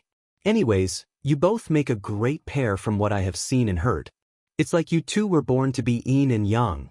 Despite being opposites, you work like a whole. Naruto laughed sheepishly. I'm not making any sense, am I? Obito smiled. You are. He mumbled something she didn't catch. Naruto blinked. What? Obito shook his head. Nothing. Was there something else you wanted to tell me? Naruto's eyes looked down before meeting his eyes again. Yeah, actually there is. I need to tell your clan about what happened. I need to tell Sasuke's dad. Obito was this in a breath. You sure? Have you told Hokage-sama yet? Naruto nodded. I'm going to. The Uchiha clan needs to know. They're going to plan a coup, remember? They might even be planning already. Naruto ran a hand through her hair. She let it down ever since she time traveled unlike before and sighed. Well, that's all I have to say. I'll go back to training then before Kakashi blows up in jealousy. Naruto glared and pulled at her hair. Obito! Stop. I admit that we had some awkward moments, but there's nothing going on between us. We don't like each other that way. She threw her hands up in frustration. Obito laughed loudly as she stomped off. It's thanks to you that I realized what I want to do. After Naruto rushed to get some ice pack from her house and back to the grounds, she guiltily handed it to Obito. Minato sighed. Naruto, just practice cutting leaves with your wind chakra and we'll work on the Rasengan once you're done. Naruto nodded and went straight to it. As she expected, the first try was hard. She made 100 shadow clones, everyone gawked at the sheer number of it, to speed up the training.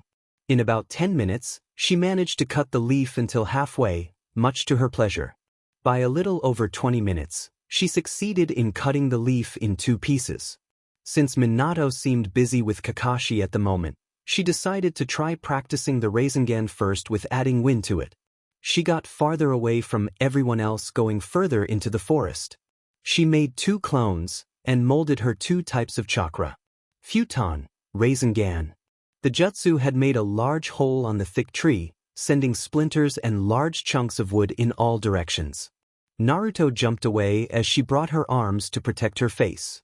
Once deciding it was safe, she let them down, and was satisfied with what she saw, until she noticed that the tree was about to fall on her. Damn it! She jumped to the side, just barely out of the tree's way. She let out a breath of relief before getting up, shaking off the small pieces of wood that had stuck to her jacket. She glared at the tree, before swiping at it with her raw wind chakra, grinning evilly when she saw it divide into many blocks of wood. That was how Minato found her daughter, looking like a maniac over a chopped-up tree. He rubbed his temples. Do I want to know? Naruto chirped. Nope.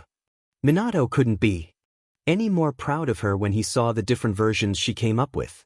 Their surroundings were trashed, trees bent, blown up, and large craters were formed on the ground. Naruto panted as she collapsed onto the ground, tired. That's all I can show you for now. The Rasen Shuriken is too destructive, and it probably needs to be used against many people to show just how powerful it is. Minato shook his head in amazement. Minato-sensei? What is it, Naruto? The younger blonde sat up. Could I practice seals with you when we get home? She asked shyly, which was quite uncharacteristic of her. Minato laughed as he ruffled her hair. Sure. Come on, we need to get back with everyone else. He frowned when he re-looked at how much damage the area had. Hokage-sama's going to be quite mad about this. Naruto grinned. She loved being with her dad. She remembered feeling like this with Jiraiya, like whenever he bought her ice cream and basically acted like how a father would. Speaking of which, I mean, Minato-sensei, when's Ero-sennin going to come back to the village?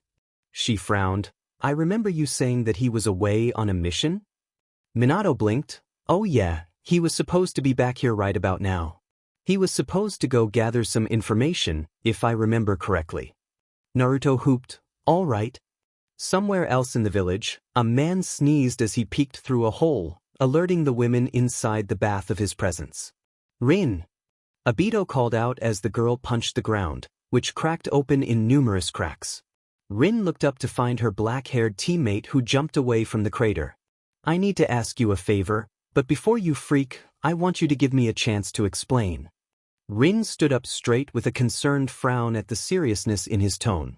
I want to transplant one of my eyes with Kakashi's. Rin stuttered. W? Did you tell him first? He shook his head. It would be a surprise. I haven't given him a present yet, remember? It's perfect and he'll need it. I'm planning on giving it to him after I completely unlocked my Sharingan, though I think I'm almost there. Rin neighed in a breath before exhaling slowly and swallowed hard. So you really want to do this? Her voice shook as Obito nodded. All right, Obito. Did you discuss this with your clan head? Obito looked down. Not yet, but I believe Fugaka-sama would understand, since Naruto would be explaining hopefully before I tell him. I haven't told her my plan either. I actually haven't told anyone about this other than you, since it was something I thought up a few moments ago. Rin furrowed her brows. Naruto would be explaining what? Obito scratched his head, explaining the future and all that. Naruto, we all want to prevent them from planning a coup d'etat. Rin frowned. That might cause the clan to strive for more power if they know what would happen. Obito, as if sensing her thoughts, reassured her. Don't worry, it's Naruto we're talking about. She's good with words. Rin's lips tugged upwards as she nodded. You're right, she is charismatic. She must have gotten it from Sensei. Charisy what? Naruto was walking to the Hokage Tower after training, telling Minato that she'd try and arrive home by sunset. She still had a few hours, so she thought it would be fine. Until she stumbled upon Itachi. Itachi, an unbelievably cute 5-year-old Itachi, walking down the streets with his mom, holding her hand with his small one. Mikoto was kind and polite, recognizing her from Kushina's detailed description. Apparently, Kushina grew very fond of Naruto already even though it's only been a few hours. Chatting with Mikoto a little or talking with the little boy didn't cost too much time, and they were about to go separate ways. That was, until Itachi grabbed hold of Naruto's shirt, blushing, and refusing to let go. Naruto thought it was very adorable, but that thought was overpowered by disbelief. This was Uchiha Itachi she was talking about here. Naruto used to view him as a cruel, murdering, psycho man before finding out the truth, and then viewed him as a very caring, kind, wise older brother. Not this unbelievably cute child. Naruto's brains weren't functioning properly at the moment, so she has problems thinking of other words which could have described him better, that cutely held on to people they've barely met. Mikoto smiled sheepishly before trying to pry Itachi's little hands open. Itachi, she needs to go somewhere right now, and we need to get home so that I could cook, remember? Unfortunately, Itachi started hugging the blonde, stubbornly wrapping his arms around her waist. Mikoto now tried to pull at the boy's legs. I'm terribly sorry about this, Namikaze-san. He normally isn't like this. Naruto laughed. It is fine, really, and please call me by my first name. I'm not good with formalities. I don't really mind if he comes along. I can bring him back to your house once I'm done, if that's fine with you. Mikoto smiled. I'll call you by yours if you call me by my given name, and I'm really sorry about this, Naruto-san, but can you babysit him for a while? Naruto grinned. Sure, Mikoto-san, my pleasure. It was what happened, and she had Itachi's hand on hers. Naruto heard whispers with something along the lines of, adorable, and, oh my god, isn't that the Yellow Flash's sister? She was proud that her dad was well known and all, but seriously, couldn't they remember her name? It would save them the trouble. And stop the incredibly unattractive eyebrow twitching she had going on. The two talked along the way, talking about their everyday lives, family, that sort of thing. Itachi realized that they were heading to the tower, but didn't say much about it. deciding that it was personal matters concerning the Hokage. He was very polite that it scared her. I couldn't believe he's a lot younger than me, but it was kind of cute on him. He bowed. When they arrived at the Hokage's office, Naruto grinned. Hey, Hokage-sama. Her wide smile turned into a smaller, sheepish one as she hesitantly asked, Itachi, would you mind waiting outside? He shook his head and bowed, again, leaving the room. Sarutobi raised a graying brow, but didn't ask, to which the blonde was grateful for. I wish to disclose classified information concerning the future with Uchiha Fugaku, the head of the Uchiha clan. The man sighed, to prevent them from planning a coup d'état, I presume? He pinched the bridge of his nose at her nod. And you're sure you can persuade them? You understand that there is a high possibility of it backfiring. They might use this knowledge and view it as an opportunity of a lifetime. Naruto nodded once, face serious. I understand, but I won't let that happen. Very well. As Hokage, I grant you permission. He smiled. I wish you good luck. Naruto rubbed a finger at her temple, planning in her head just how she was going to make this work. She smiled when she saw Itachi looking around as he sat in his seat, waiting for her. Sorry for making you wait, Itachi. Man, I feel horrible for making you put up with being dragged by me and all, so as a reward, I'll buy you some snacks. She grinned and felt relieved when his face brightened. I won't let you eat them on the way though. I don't think your mom will appreciate me feeding you right before dinner. She held out her hand, which he took automatically as he turned red and looked down, away from her warm smile. Naruto blinked, wondering if he felt sick. After buying some Pocky, apparently Itachi was crazy about them from the convenience store. They were at the main house's doorstep. Naruto heard some muffled voices inside. Obito, would you get the door please?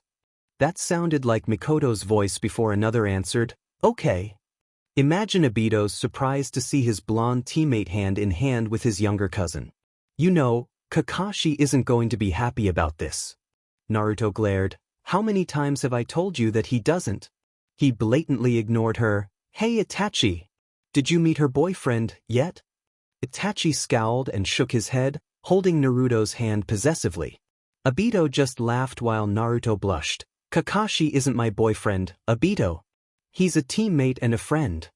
Apparently the two boys weren't listening. The older boy was talking to the other all about her boyfriend and what he looked like. Naruto glared at the two, mostly at Obito, but blinked when she remembered another reason why she came. Hey Obito, the boy looked back, surprised by her serious tone. Is Itachi's dad here? He raised a brow. Yeah. You're planning on telling him now? The Hokage agreed. Itachi looked back and forth, trying to understand what they were talking about, before Mikoto called him in. Naruto nodded. Is he busy? Nah, I'll go tell him that you needed to discuss some important stuff. Naruto smiled gratefully. Obito went back in as Mikoto came to greet the blonde, wiping her hands on her apron. Hello there, Naruto-san. Thank you for taking Itachi home. Would you like to come in? She bowed a little. Good evening. Yes, please. I just need to talk to your husband for a bit. The woman nodded, wondering what she wanted to talk about with him as they walked inside. Fugaku and Naruto stared the other down, the atmosphere tense as they sat on cushions with a low table in front of them. Mikoto had brought some tea in before leaving the room quietly. Obito soon followed, scared out of his wits. The clan head waited patiently, occasionally sipping his cup. Naruto would do the same, face clear from expression. Fugaku had to admit, it was very unnerving to see this blonde child so mature after hearing her cheerful voice a few moments later. Obito frequently came around to visit, talking to the main family, and he enjoyed it in his calm, silent way. Obito had described Naruto as a cheerful type of person, much like himself. Fugaku hadn't expected her to act like himself, quiet, stoic, and serious. Naruto finally decided on what to say, after a moment of hesitance. Fugaku-sama, I need to know this first before I tell or ask you anything else. She brought her eyes up to meet his. What do you think of power? Fugaku's eyes held surprise. Power? Naruto nodded. What do you think when you have the opportunity for power at a heavy price? The color of her eyes seemed to change from the wide sky to the deep ocean. Say, at the cost of your family? Fugaku's eyes widened a fraction. Power? At the cost of his family? This sounded suspiciously like. He narrowed his eyes.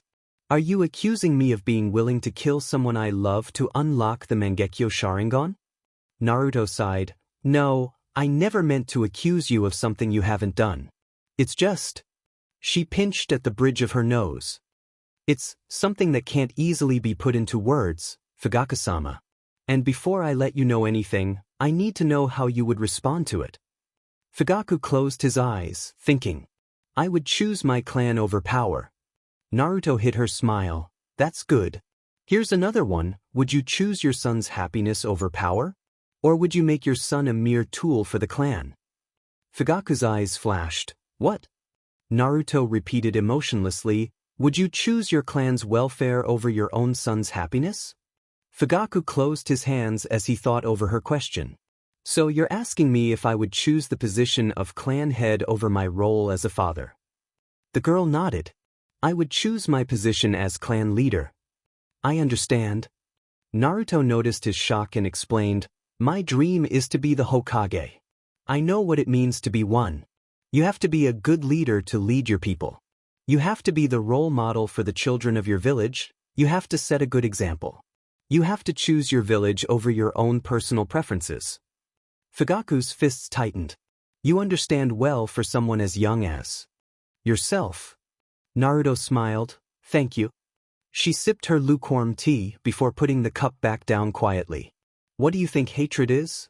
Fugaku raised a brow, the emotion of intense dislike. Naruto laughed, although it held no humor.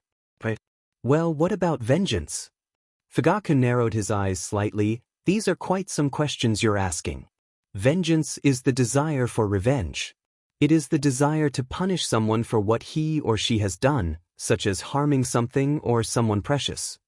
Naruto nodded. It's a cycle of hatred. I've realized this before, after desiring for revenge myself. I realized that revenge does nothing but hurt more people, and it only renews hatred. This world is filled with hate, and still has seeds ready to sprout even more. I want to stop that. Fugaku sat still, stunned at the words. He never has thought about this before, and hearing this from someone younger and less experienced. I've been through many things, Fugaku-sama. My life had many bad turns. I know many things that I shouldn't. I also know many things about the Uchiha clan as well. Fugaku glared. Is this a threat? Naruto blinked and laughed. No, not at all. I want to save this clan, not destroy it. She pouted. I thought you'd understand that after all that talk. Fugaku sighed. I apologize. What do you know about this clan then? I know most of its history, legends, all that crap. Fugaku looked appalled, mostly at her vulgar use of language. She blinked and smiled sheepishly. Sorry, I'm not a very formal person, so this is really taking a toll on me. Fugaku nodded once for her to continue. The Mangekyo Sharingan, the Uchiha and Senju clans' destiny. Naruto's eyes sobered. As one of the two final descendants of the Rikudo-san, I fought your second child, Uchiha Sasuke. I don't have another son, Namikaze-san. I believe you're mistaken. You'll have one in the future.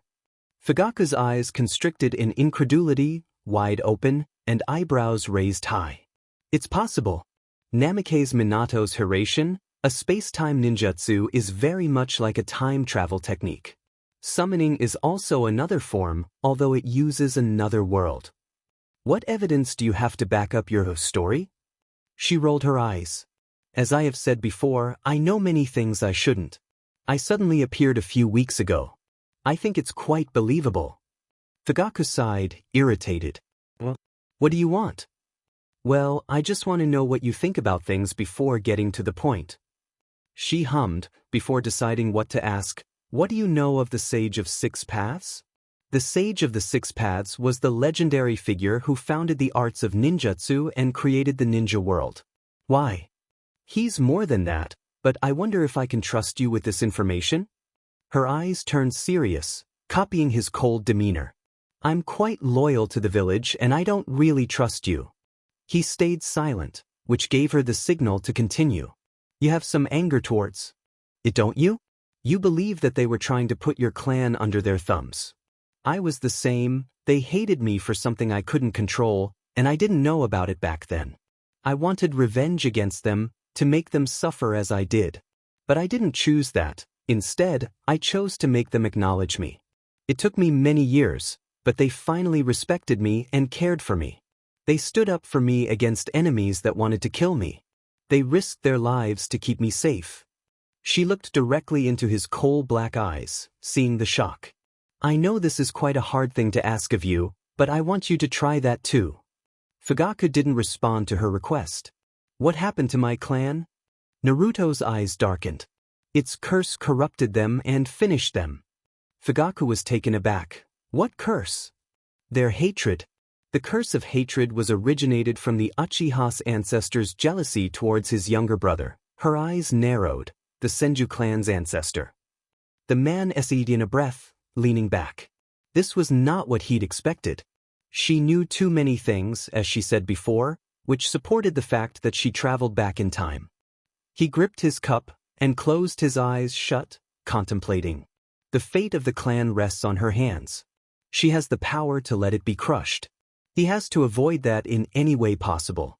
How could we stop it? There are many chances all around you. The clan needs to brighten up, make them see light. Wasn't the Uchiha's strength their sight? How are they going to see the things around them if they were blinded by the darkness? It's time for this clan to move on, and the younger generations are there to help it. In the future, Shursui and Itachi will want peace.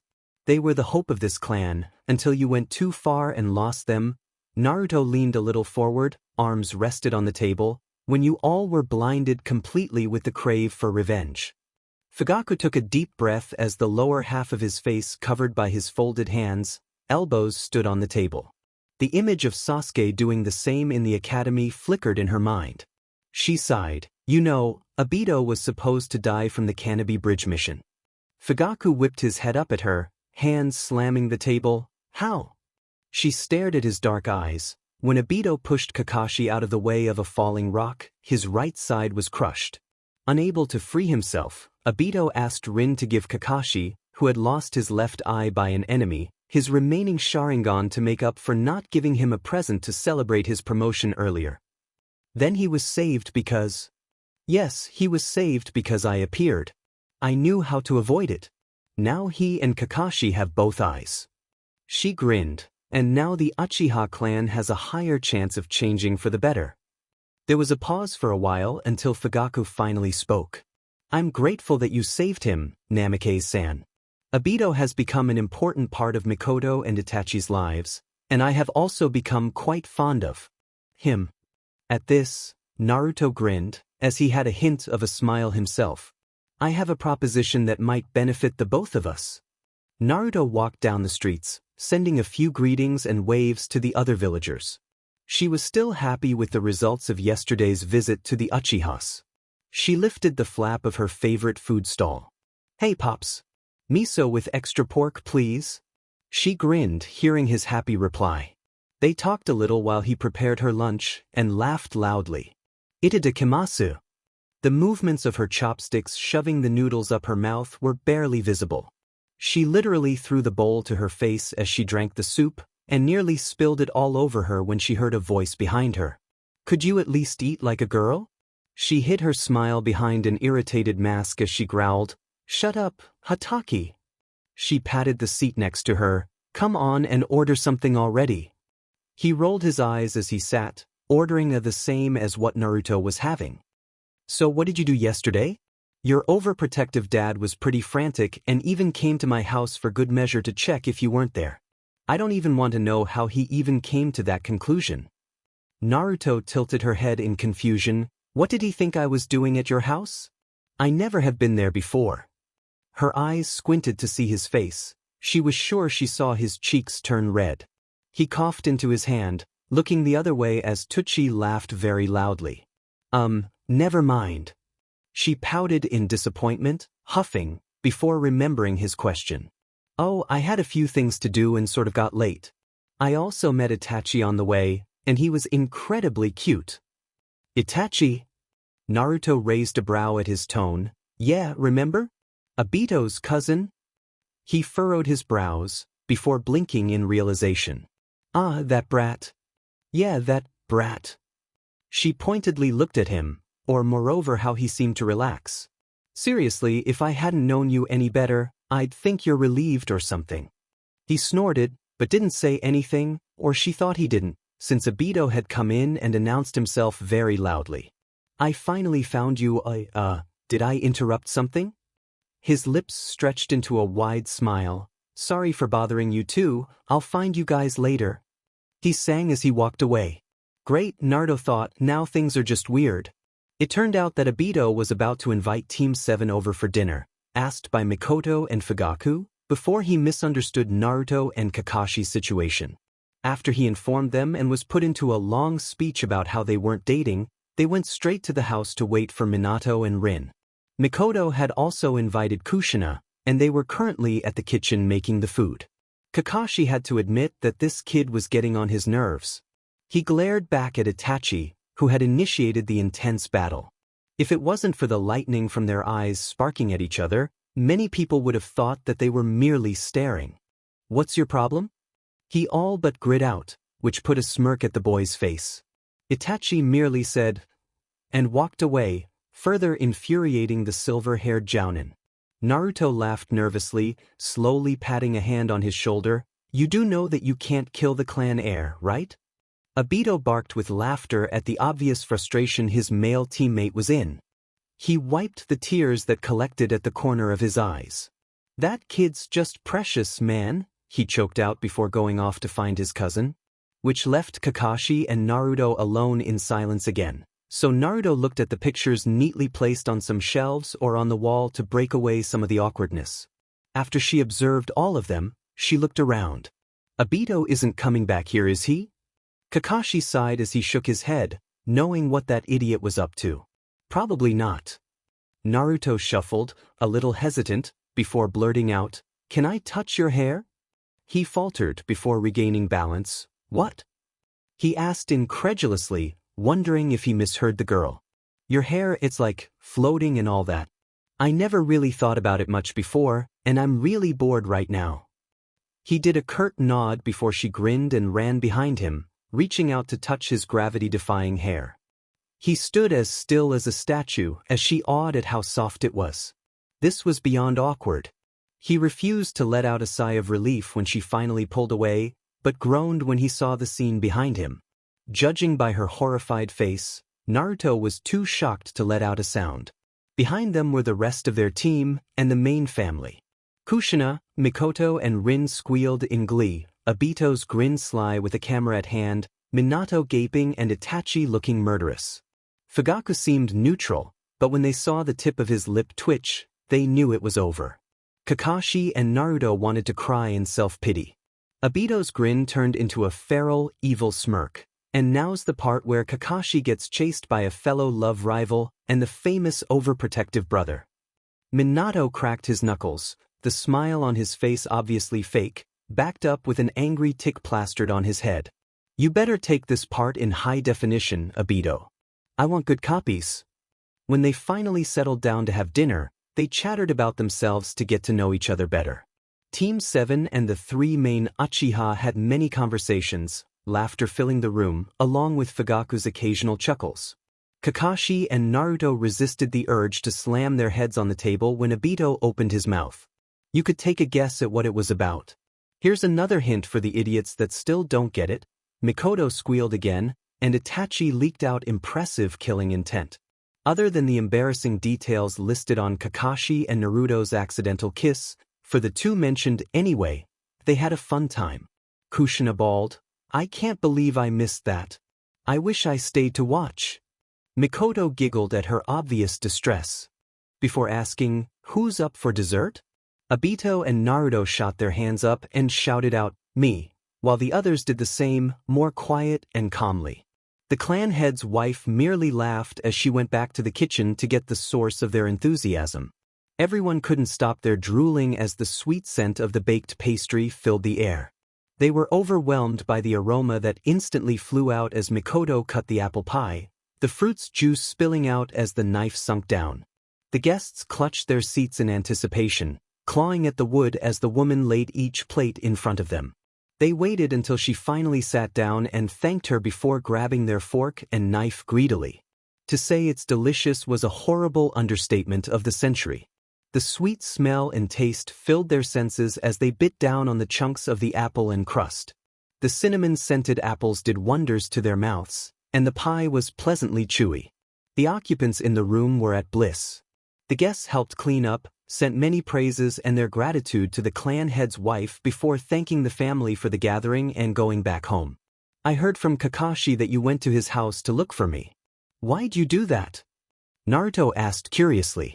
It had been bothering her quite a lot, especially since Tucci had laughed so much. Minato spit out his orange juice, before hurriedly wiping the table. It's nothing you need to concern yourself with, Naruto.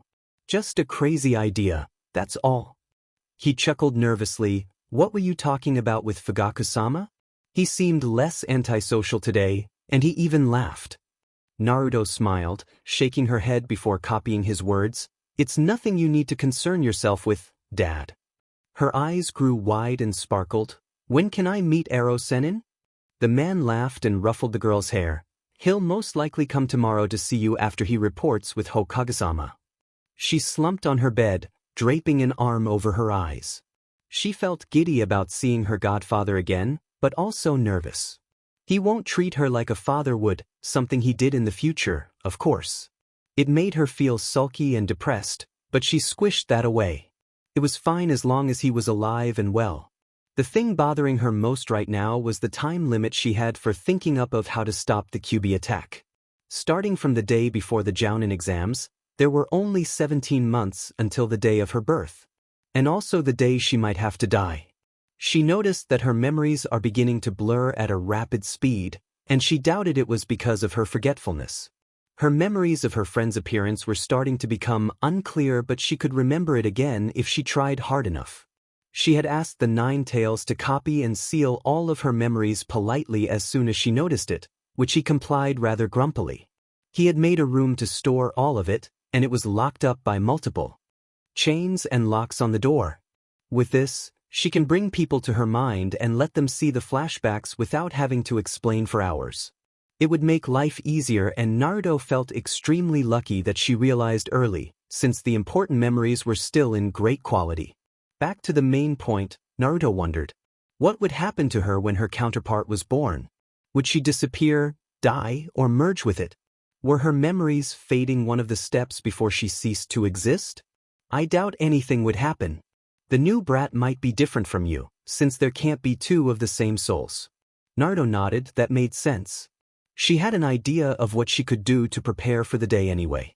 Besides, she'll see for herself when the time comes, so she should just focus on what she has to do next. She'll talk to Jiraiya tomorrow and basically do more training, what with the Jounin exams coming up. The other Chunin would most likely be strong because of the war. You better win, otherwise I'd be humiliated to call you my captor. Of course I will. Who do you think I am? Kyuubi snorted as he rested his head on his paws. An idiot.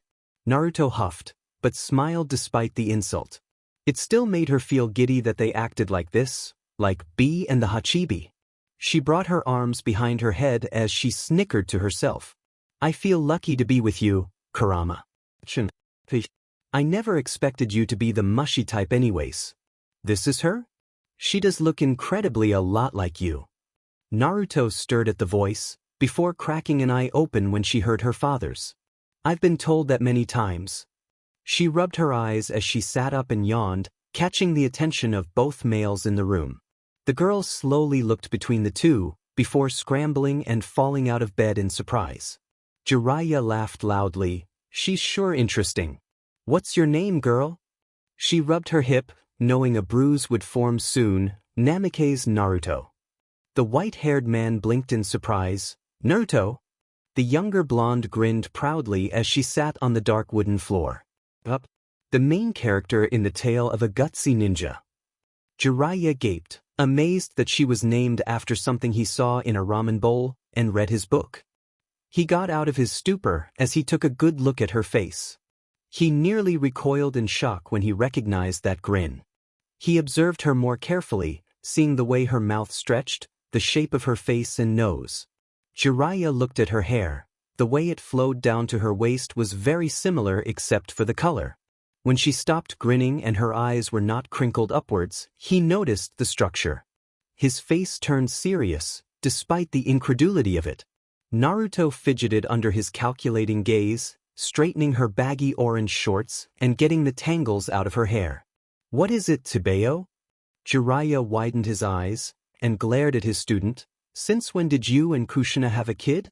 I thought Naruto was your sister." Minato laughed. Nervously, but it trailed off when he realized he was serious. "We don't. Not yet." Jiraiya raised a white brow. "What do you mean?" Naruto sighed. She didn't think he'd come this early and be so sharp with his observation skills. "I won't explain everything, but I'll show you what I went through with pain." She turned to her father. "Dad, you can go to meet the team." He nodded before disappearing, giving Jiraiya a sympathetic look. To what? The white-haired man wasn't sure. She stood up and walked to a drawer, getting out a brush, paperweight, sealing paper and ink. She prepared them on a desk pad which was on top of a table, unscrewing the ink bottle and pouring the black liquid in the lid. She dabbed the brush with it, before proceeding to write on the paper. She drew intricate patterns and kanji, impressing the other two occupants of the room. When she was done, Naruto placed the seal on the floor before flashing her hands into many different hand seals. Her chakra spiked and she slammed her hands on the now dry paper, the characters glowing yellow. She beckoned the man closer and placed her hand on Jiraiya's forehead before closing her eyes. Rin, Kakashi and Obito raised a brow at Naruto's absence when Minato arrived at the training grounds. Minato smiled. She had to discuss with Jiraiya about a few things, so she would be missing out on training today. Obito whined, "It isn't fun without that loudmouth here." The other three coughed, and Kakashi's sounded suspiciously like hypocrite. Obito glared for good measure, since he wasn't sure, before shrugging. Minato looked back at the direction of his apartment. He had been the first to try out the technique, requesting stubbornly to be the one to test it. Naruto had given in reluctantly, and showed him flashes of her life, and unlike Jiraiya, he saw many different scenes from various parts of her life. He hadn't known that the villagers could be so hateful.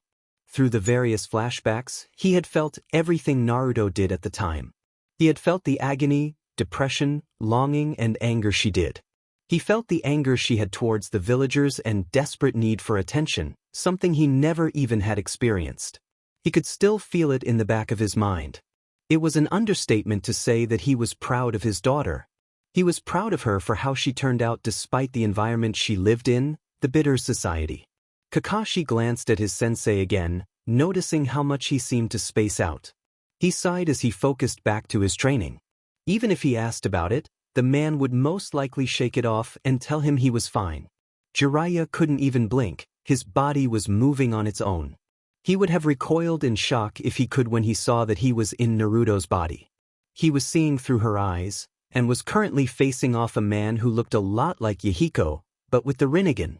He felt the physical and emotional pain Naruto felt, and watched everything play like a movie.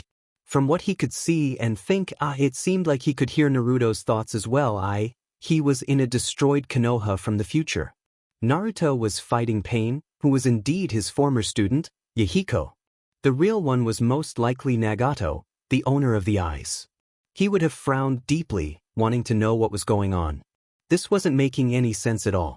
Mentally, his eyes widened at the sudden, almost unbearable pain as he, or she, whichever way you look at it, was enveloped in red.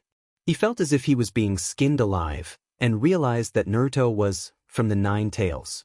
Through the pain, he could see through the transformed Naruto's eyes that he was now being brought up to the sky, into a giant ball of rocks.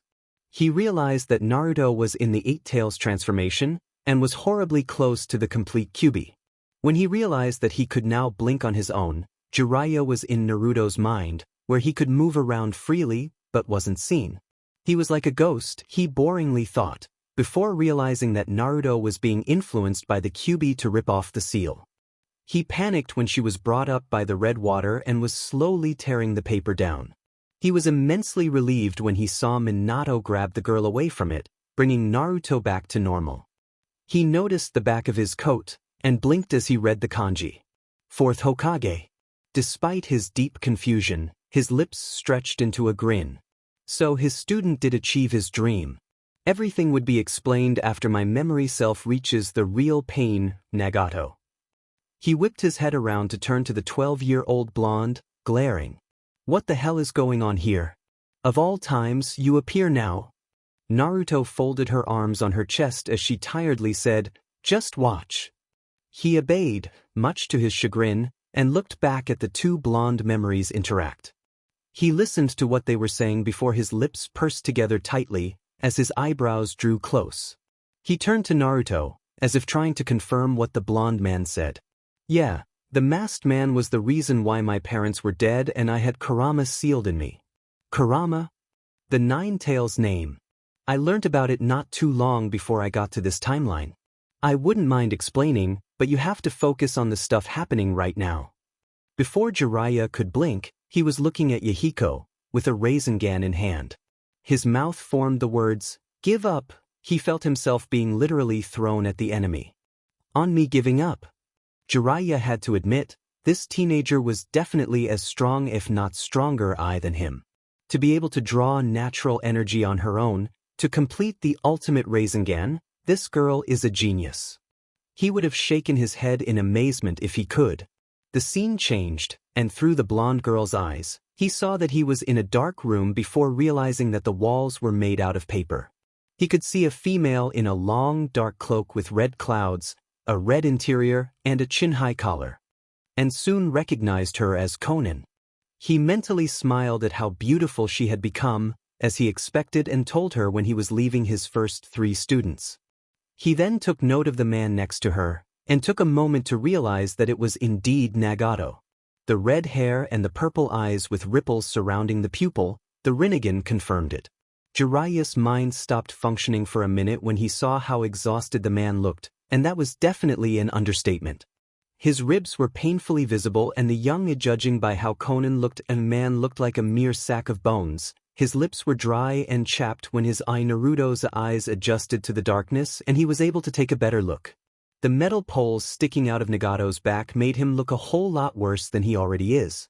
Jiraiya widened his eyes as Naruto's mind flashed his future self and Kakashi's dead form, wanting to claw away at the anger and hatred he felt from her. The redhead looked directly into Naruto's eyes.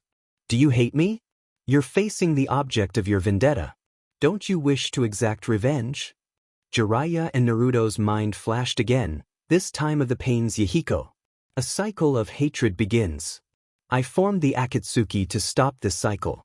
Konan spoke. Even if you get your revenge, nothing would change but your own satisfaction. Naruto stayed quiet, remembering her encounter with her father. As long as this shinobi system exists, the monster known as hatred will not die. It will give birth to more pains. To be a ninja is to confront hatred.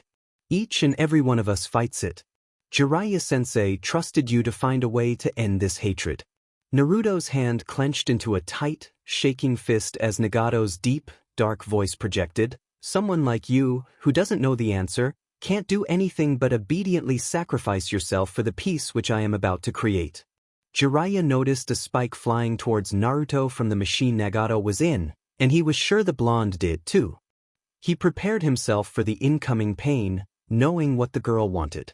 Naruto doubled over as the sounds of her blood splattered onto the floor, face scrunched up in pain. Nagato watched. At this short distance, I could easily control your movements with my chakra. Rest assured I avoided your vital spots. You are the invaluable Jinchuriki of the Nine-Tails, after all. Jiraiya painfully felt the Kyuubi's chakra mix with the sage's, as Naruto's irises changed to blood red, pupils narrowed to a slit. Her whisker-like marks grew thicker as her teeth became sharper, making her look more feral. He watched as Nagato was overwhelmed by the chakra, alerting the purple-haired woman. Nagato! What's wrong? Naruto bent forwards again. It came with the intent to talk to you. But I also wanted to confirm something. Nagato repeated, confirm something? I wanted to confirm my feelings. Naruto slowly got up. If I stood here before my enemy, what would I do? I wasn't sure of myself. So, Naruto struggled as she pulled out the metal spike, hurting both her and Jiraiya. I can't forgive you after all. Even now I want to kill you so bad I won't stop shaking. She glared up at him as she finally tore it out. Konan stepped forward in alarm, disbelieving, while Nagato's eyes were wide. Naruto dashed forwards, moving her fist forward as she cried out. Konan threw herself in front of her childhood friend, preparing for the impact. Even I can see that there's too much hate in the shinobi world and I've wanted to do something about it, but I'm stumped on what must be done. The flashback changed to Jiraiya, at the same place and time, laughing loudly and happily. I'm glad I made you my student. The hand stopped along with the blonde's feet, Naruto leaning backwards, sand and dust forming puffs of clouds by her abrupt stop. Both Akatsuki members surprised as Jiraiya softened his eyes inside. Naruto casted her eyes down, hands still in midair. Ero Sennin said that he believed the day would come when people can truly understand each other. Her fists shook as her voice wavered. At that time, I wasn't paying much attention. She brought it down, slightly slouching. Even when he told me he'd entrust me with finding the answer, I only took it as a sign that he was acknowledging me as his student. Thinking back, I finally understand what he meant, that it's not that easy. Still, that doesn't change the fact that you can't forgive me. Words of forgiveness come easy. Love does not. Yeah, you're right about that. Jiraiya Sensei's words reflect an idealism from an era long past. It is too far from reality. Didn't you say you would kill me and bring peace to the world? The orange tint around Naruto's eyes faded away as her irises seeped into her pupil. The pupil soon shrunk back to normal along with her whiskers. Even if you seek vengeance for self-satisfaction, if that is your idea of justice, so be it. You're not God. After witnessing this harsh reality, could you honestly still believe on Jiraiya Sensei's ridiculous ramblings? Naruto's eyes casted to the floor again. When I found out you were his student, I desperately wanted to ask you one thing. What is it? How could the students of Ero Sennin turn out the way you guys did?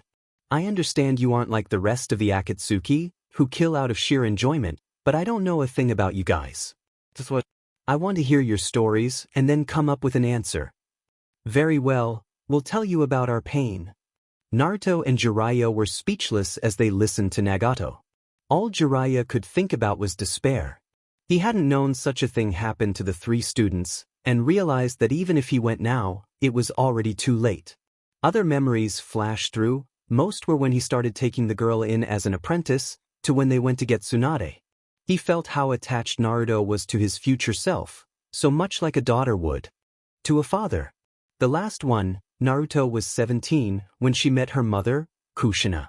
He watched as they interacted, before it started getting serious. Kushina told her what happened on the day of her birth, and how the Nine Tails attacked the village. Jiraiya's face turned hard, and stayed that way until he was the only one left. Do you understand now? He turned to face the 13-year-old version of Naruto, her face calm and emotionless. I made you watch this to see a little of what happened in the future, and what's going to happen in a little under 2 years. I want to save Nagato and Konan. I want them to change their way of trying to grab peace, but I need your help in doing so. How? Naruto held the sealing paper they used, burning it to ashes with her chakra. Her eyes seemed to shine more azure as she looked at the blue flames, before shifting them to his. I want to go on a training trip with you. The white-haired man's eyes widened, before his eyebrows knit together. Training trip. She nodded. For 5 months, starting 1 month after the Jounin exams ended. In that time, I wish for you to train me in the sealing arts, and to convince Nagato. I can't go on my own, nor can I just suddenly appear with a bunch of ninjas he doesn't know. You're the best person to go with. Would you do it? As long as we'd have enough time to go to the bathhouses, yes. Naruto's eyes squinted in suspicion. He never agreed so easily before. Are you sure? Jiraiya rolled his eyes, waving a hand dismissively at her. Positive. Besides, I'll take you on as an apprentice later in the future, wouldn't I? Easier to get it done with now, and besides, judging from what I said in your memories, having you around didn't sound too bad. It would also be good to grab Tsunade on the way. She couldn't help it. Naruto threw herself at him, wrapping her arms around his stomach tightly as she resisted the urge to cry. She missed her godfather so much. Jiraiya softened his gaze as he patted her head lightly. Naruto looked around feeling nostalgic as she listened to the waterfall, and rolled her eyes at the perverted sage who was discreetly watching a bunch of women playing in the pool. But, Jiraiya-sensei. He looked back and nodded in satisfaction. He sighed, right, the toad summoning contract. Jiraiya flashed his hands to seals, bit his thumb, and slammed the ground. In a puff of smoke, Gamma appeared with the scroll, passing it to the sage. He unraveled it before leaving the long contract on the dry, rocky floor. I'm sure you know what to do? Yep. She bit and drew blood on her thumb, using it as ink. She wrote her name neatly, impressing the white-haired man. Why would you need me to train you in the sealing arts anyways? You seem good enough to be able to make your own like the one you used on me before. I haven't seen anything like that. She looked up at him from the scroll. I haven't mastered it though. That seal was done with the help of the furball after all. I didn't make it myself. I'll need it later on in case something happened to him. Naruto's gaze turned sad at the idea. Jiraiya nodded in understanding of what she meant. They were still in public, so they had to be careful of their words. Alright, so you try summoning a toad, and we'll have some lunch later after a while of training, got it? She saluted, yes, sir. The two could now be seen walking down the streets. Jiraiya looked down to the bubbly 12-year-old who was ignorant to the whispers around them. Jiraiya-sama's walking with Minato-sama's sister. And they seemed like they were training. Well duh. They are ninja. Learn her name, idiot. It's Naruto-sama. Said girl was busy smiling, eyes crinkling upwards. Arrow Senin. Can we go eat some dango for dessert? More rushed whispers surrounded them. Jiraiya bopped her head. It's Jiraiya-sensei, brat. He sighed. You'll pay for your own though. A whole lot more excited whispers exploded. Did he just? Oh my gosh, is he taking her on as his student? Naruto groaned as she patted her wallet. Ah man. She tugged on his sleeve, her pout returning to a grin. They're doing a sale anyways. Jiraiya twitched his eye as he watched the girl vacuumed up the dango off her fourth stick. You'll get fat if you eat like that. Are you even sure you have enough money? Naruto swallowed loudly. Yup. They're 30% off today. Something about the owner's birthday. She looked around. Akin? 3 more Mitarashi sticks please. The man behind the counter smiled as he waved a hand. Come in, right up. Jiraiya snapped his fingers in front of her face, gaining the blonde's attention after the waiter left the plate on their table. I want to know one thing before we do everything else. She nodded as she brought the dessert up to her lips. Was Orochimaru found guilty of anything? Her hand stopped, before she placed the dango stick back down on the plate. She flicked her blue eyes around the room, and saw that there weren't many people sitting close enough to hear them. The customers were also too busy in on their conversations, so she looked back at the man, her blue eyes reflecting the light. He was caught doing many experiments on clan children. He managed to flee from Konoha, after the third failed to stop him. Naruto combed her hair with her fingers, running it down. A few years after Dad was named 4th Hokage, the Sandaime found out about his lab and fought him. Naruto's hands shook as she gripped her blonde locks, her face twisted in anger. That snake wanted the Hokage title, seeing it as power, but after someone else took the role, he found that he had nothing to gain in Konoha anymore. He wanted to be the ultimate being, and he wanted to be immortal. He experimented, kidnapping Konoha shinobi and using them as guinea pigs. The third found out and fought him, trying to stop Orochimaru. Jiraiya's eyes held his grief as he tried to ask, is it possible to? Naruto finished for him, save him? He nodded. He's a lost cause now, Jiraiya-sensei. I'm sure you've noticed. He stayed silent, looking at his reflection from his tea. He finally spoke again after a few minutes, his voice deep and low. I see. We'll have to do something about him later then, don't we? He smiled weakly, and Naruto decided to change the topic, much to his relief as they got up to pay for the food at the counter. The Jounin exams nearly take a month, right? Jiraiya nodded. So 1 month, another one after that, and then adding 5 months. It would leave me with 10 months before my birthday. Jiraiya understood what she meant. We're on a tight schedule then, huh? Wish we could have had at least 2 full years. He sighed dramatically. There goes my research time. The girl huffed while they walked out of the store. You aren't even writing the books yet, but you still call peeping on women in baths research? Well, A surprised, familiar voice cut him off. Jiraiya-sensei? Naruto? The two turned to see Minato along with Rin, Obito, and Kakashi, who all bowed their heads in respect. Naruto grinned as she waved a hand, Rin smiled and Obito waving back. The blonde looked at Kakashi. Yo? The silver-headed boy raised a brow. Hey? Naruto rolled her eyes. Jeez man. It's what you used to say to me before, but when I say it, all you say in response is a, hey. She flicked his forehead protector and withdrew her hand before he could slap it away in retort. So what were you guys doing? Obito drawled. Training as usual. Your boyfriend missed you. Kakashi glared as Rin giggled. Naruto whacked his arm. Seriously, Obito, it's getting old. We don't like each other like that. Kakashi was glad he had a mask on. He was sure he felt his lips form a frown. He furrowed his brows in confusion, ignoring the bickering of his 2 loud teammates and Rin trying to calm them down. For the last few weeks, he was acting strange. Hearing Naruto deny they had feelings for each other got him to react in displeasure. He really didn't like where this was going. It couldn't be true. He watched Naruto bring her hands up in frustration, feeling his lips quirk up in amusement before he caught himself. Could it? He shook his head.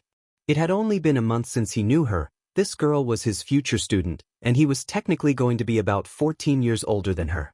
Besides, he thought she isn't my type. That got him confused again. What was his type? He looked at Rin, before shaking his head mentally.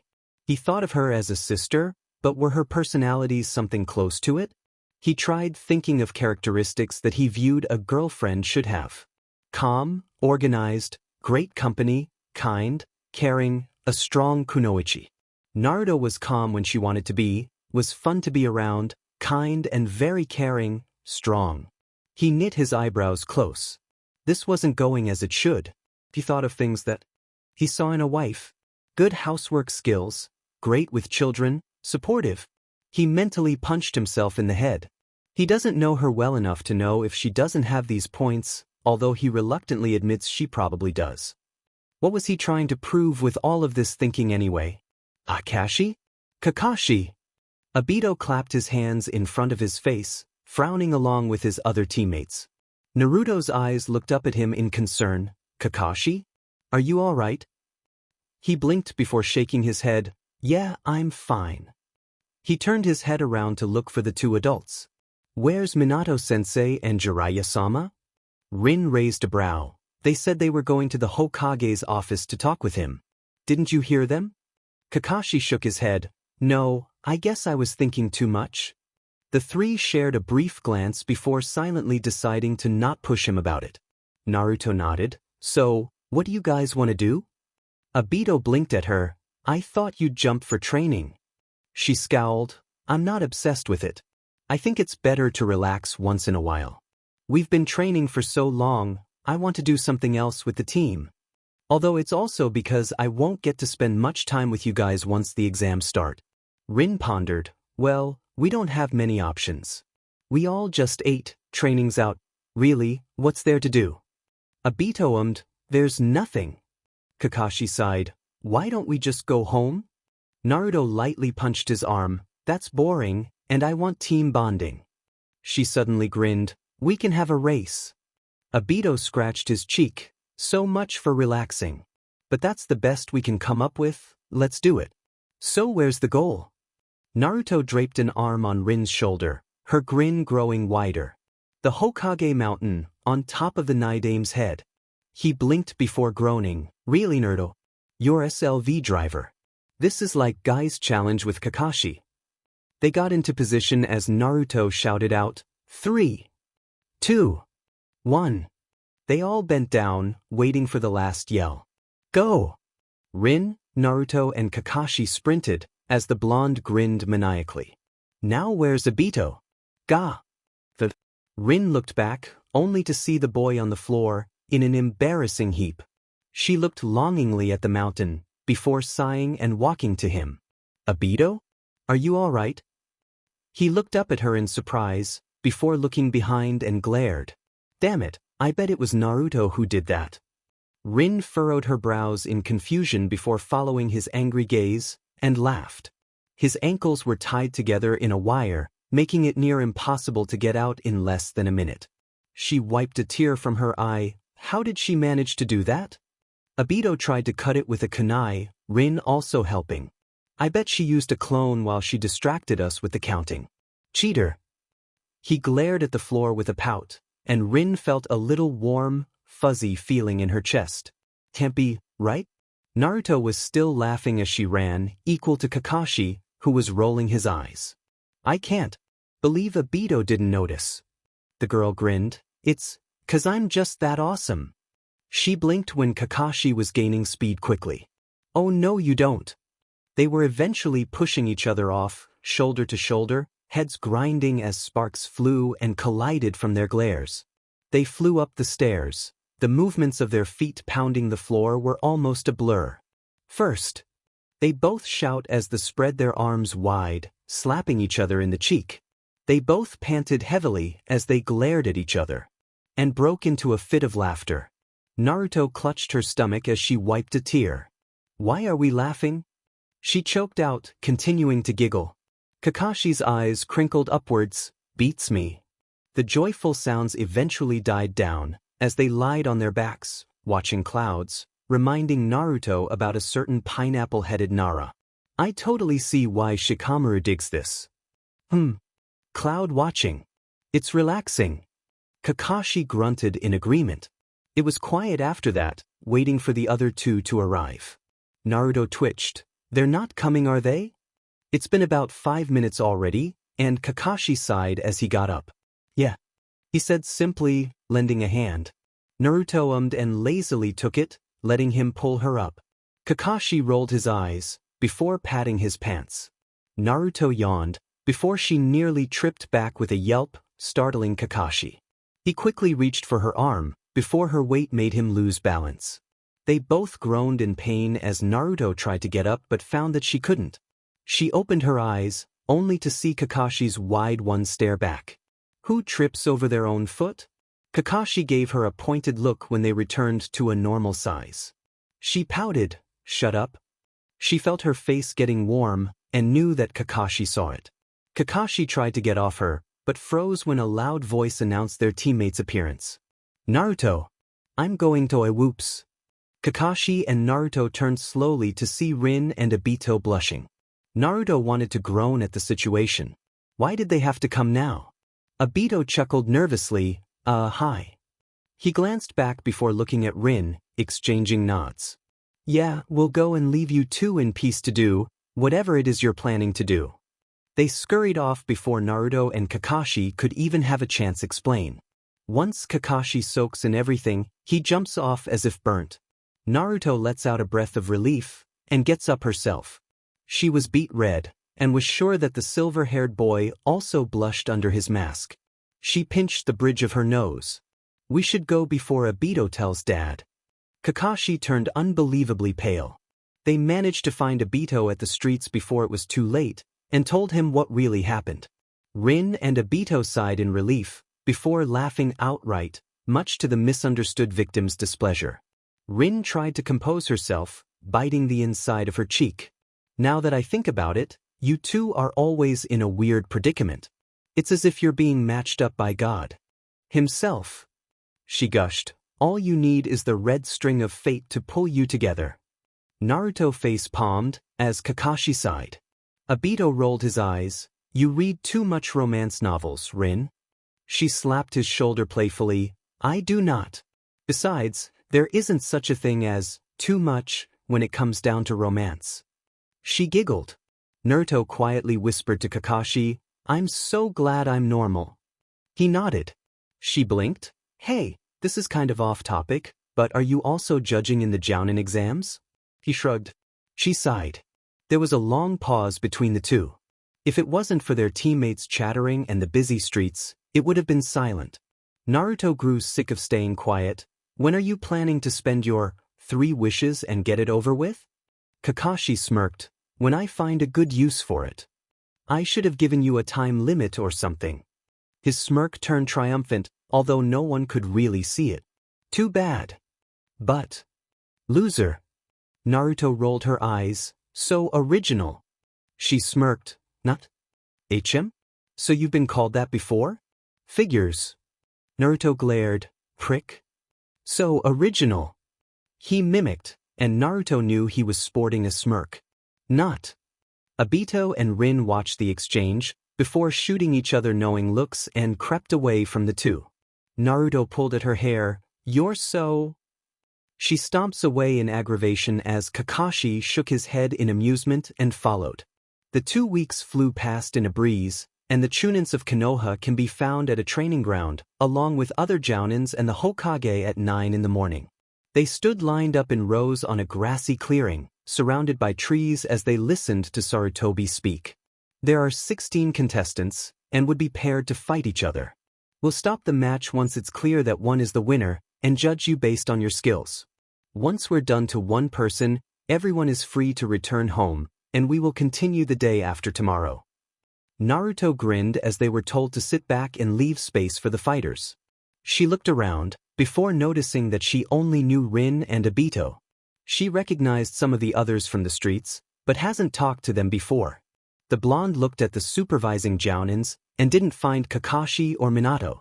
She turned her gaze back to the matches, before Obito was called up. Uchiha Obito and Nakayoshi Akira. Obito knit his eyebrows down in determination as he watched his opponents step up along with him. He had dark brown hair tied up to a high ponytail that reached to his waist and black eyes. He wore a gray yukata-styled shirt. The obi was black and white pants, along with the standard blue ninja sandals. Akira tilted his head down, and Obito nodded back. "Start." The two jumped back, waiting for the other to attack first. When it was obvious that Akira wasn't going to start, Obito dashed forwards, body crouched, as he brought a kunai in front of him. Nakayoshi braced himself, getting ready as he got out a kunai of his. Clang. Obito pushed his kunai away, and quickly kicked Akira's chest, sending the boy back before he gained footage. Akira got up, this time going for the offending position, and they exchanged a fury of blows. Naruto widened her eyes when she saw a red tint in Obito's irises, but noticed that there were no tomos. Still, it was close. Rin saw it too, and sent a smile to the blonde, who returned it. The end of Obito's lips tipped up, it was getting easier, and he could almost see the next moves Akira would make. That meant he was almost getting it. The long-haired brunette blinked at the incomplete Sharingan, before focusing on the match again. The Uchiha stamina was larger than his, and he was already starting to get tired. He had no choice but to resort to ninjutsu. Futon de Tapa. A large blast of wind flew from Akira's mouth, aiming straight at Obito. "This is bad." He looked around, before remembering, Doton, Shinju Zanshu no Jutsu. Akira blinked when Obito was nowhere to be seen. Right or left? He whipped his head to his sides, checking for any movements. Nothing caught his eye, so he looked up, and again nothing. That left. A hand shot out of the ground and grabbed hold of his left foot before Nakayoshi could jump away, and dragged him down. Ga! Obito grinned in victory as he stood above Akira, who was buried from neck to toe in the dirt. Uchiha Obito wins this match. He helped the other boy out of the hole and shook hands. Akira smiled. "You sure got better, huh, Obito?" "Yup." Naruto blinked before turning to Rin. "Who's he?" The brunette thought for a moment. "He was one of our classmates in the academy. I think they were friends before." Naruto hummed, before directing her attention to the other spars. Terada Rin and Uchiha Misaki. Misaki pouted. "I wanted to go against Namikaze. I guess I would have to wait. I hope you have improved, Rin." She smirked as she slightly raised her chin. Naruto had to suppress the urge to go up and beat the crap out of her. Rin smirked back. Oh, I've improved all right. Naruto helped me after all. That slightly made Misaki's arrogant attitude falter, before she huffed. Start. Rin ran first, and aimed a punch to her face. The Uchiha dodged and aimed a kick as she bent back. Rin caught her foot, so Misaki twisted her body to aim the heel of her free foot to the side of the medic nin's face. Rin tilted her head back to avoid the hit, and they both jumped back. Rin surprised Misaki with her speed, as she brought her fist up to punch her face again. Misaki, after getting out of her stupor, lifted her arms to protect it in a hurry. Big mistake. Misaki was thrown a few meters across the field, and was sure the bones of her lower arms were fractured. Rin straightened her back as she waited for the other to get up. One of the judges walked up to check on Misaki before calling in the medics to bring the stretcher. Winner, Terada Rin.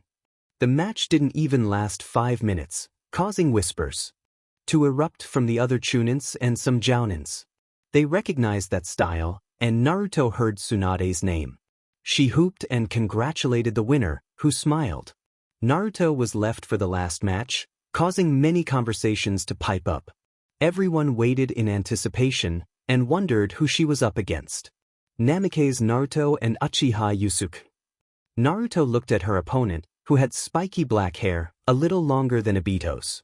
His eyes were black, and he wore the standard black Konohinin uniform along with blue sandals. His forehead protector was tied to where it was supposed to protect, keeping his hair out of his eyes.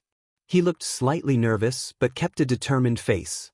They shook hands before Naruto smiled. Let's do our best. She didn't notice the red tint on his face, along with other boys in the audience. The Jounins shook their heads, before the referee shouted, Start. Everyone went quiet as the two waited for the other to go first. Yusuke ran up and sent punches as Naruto dodged.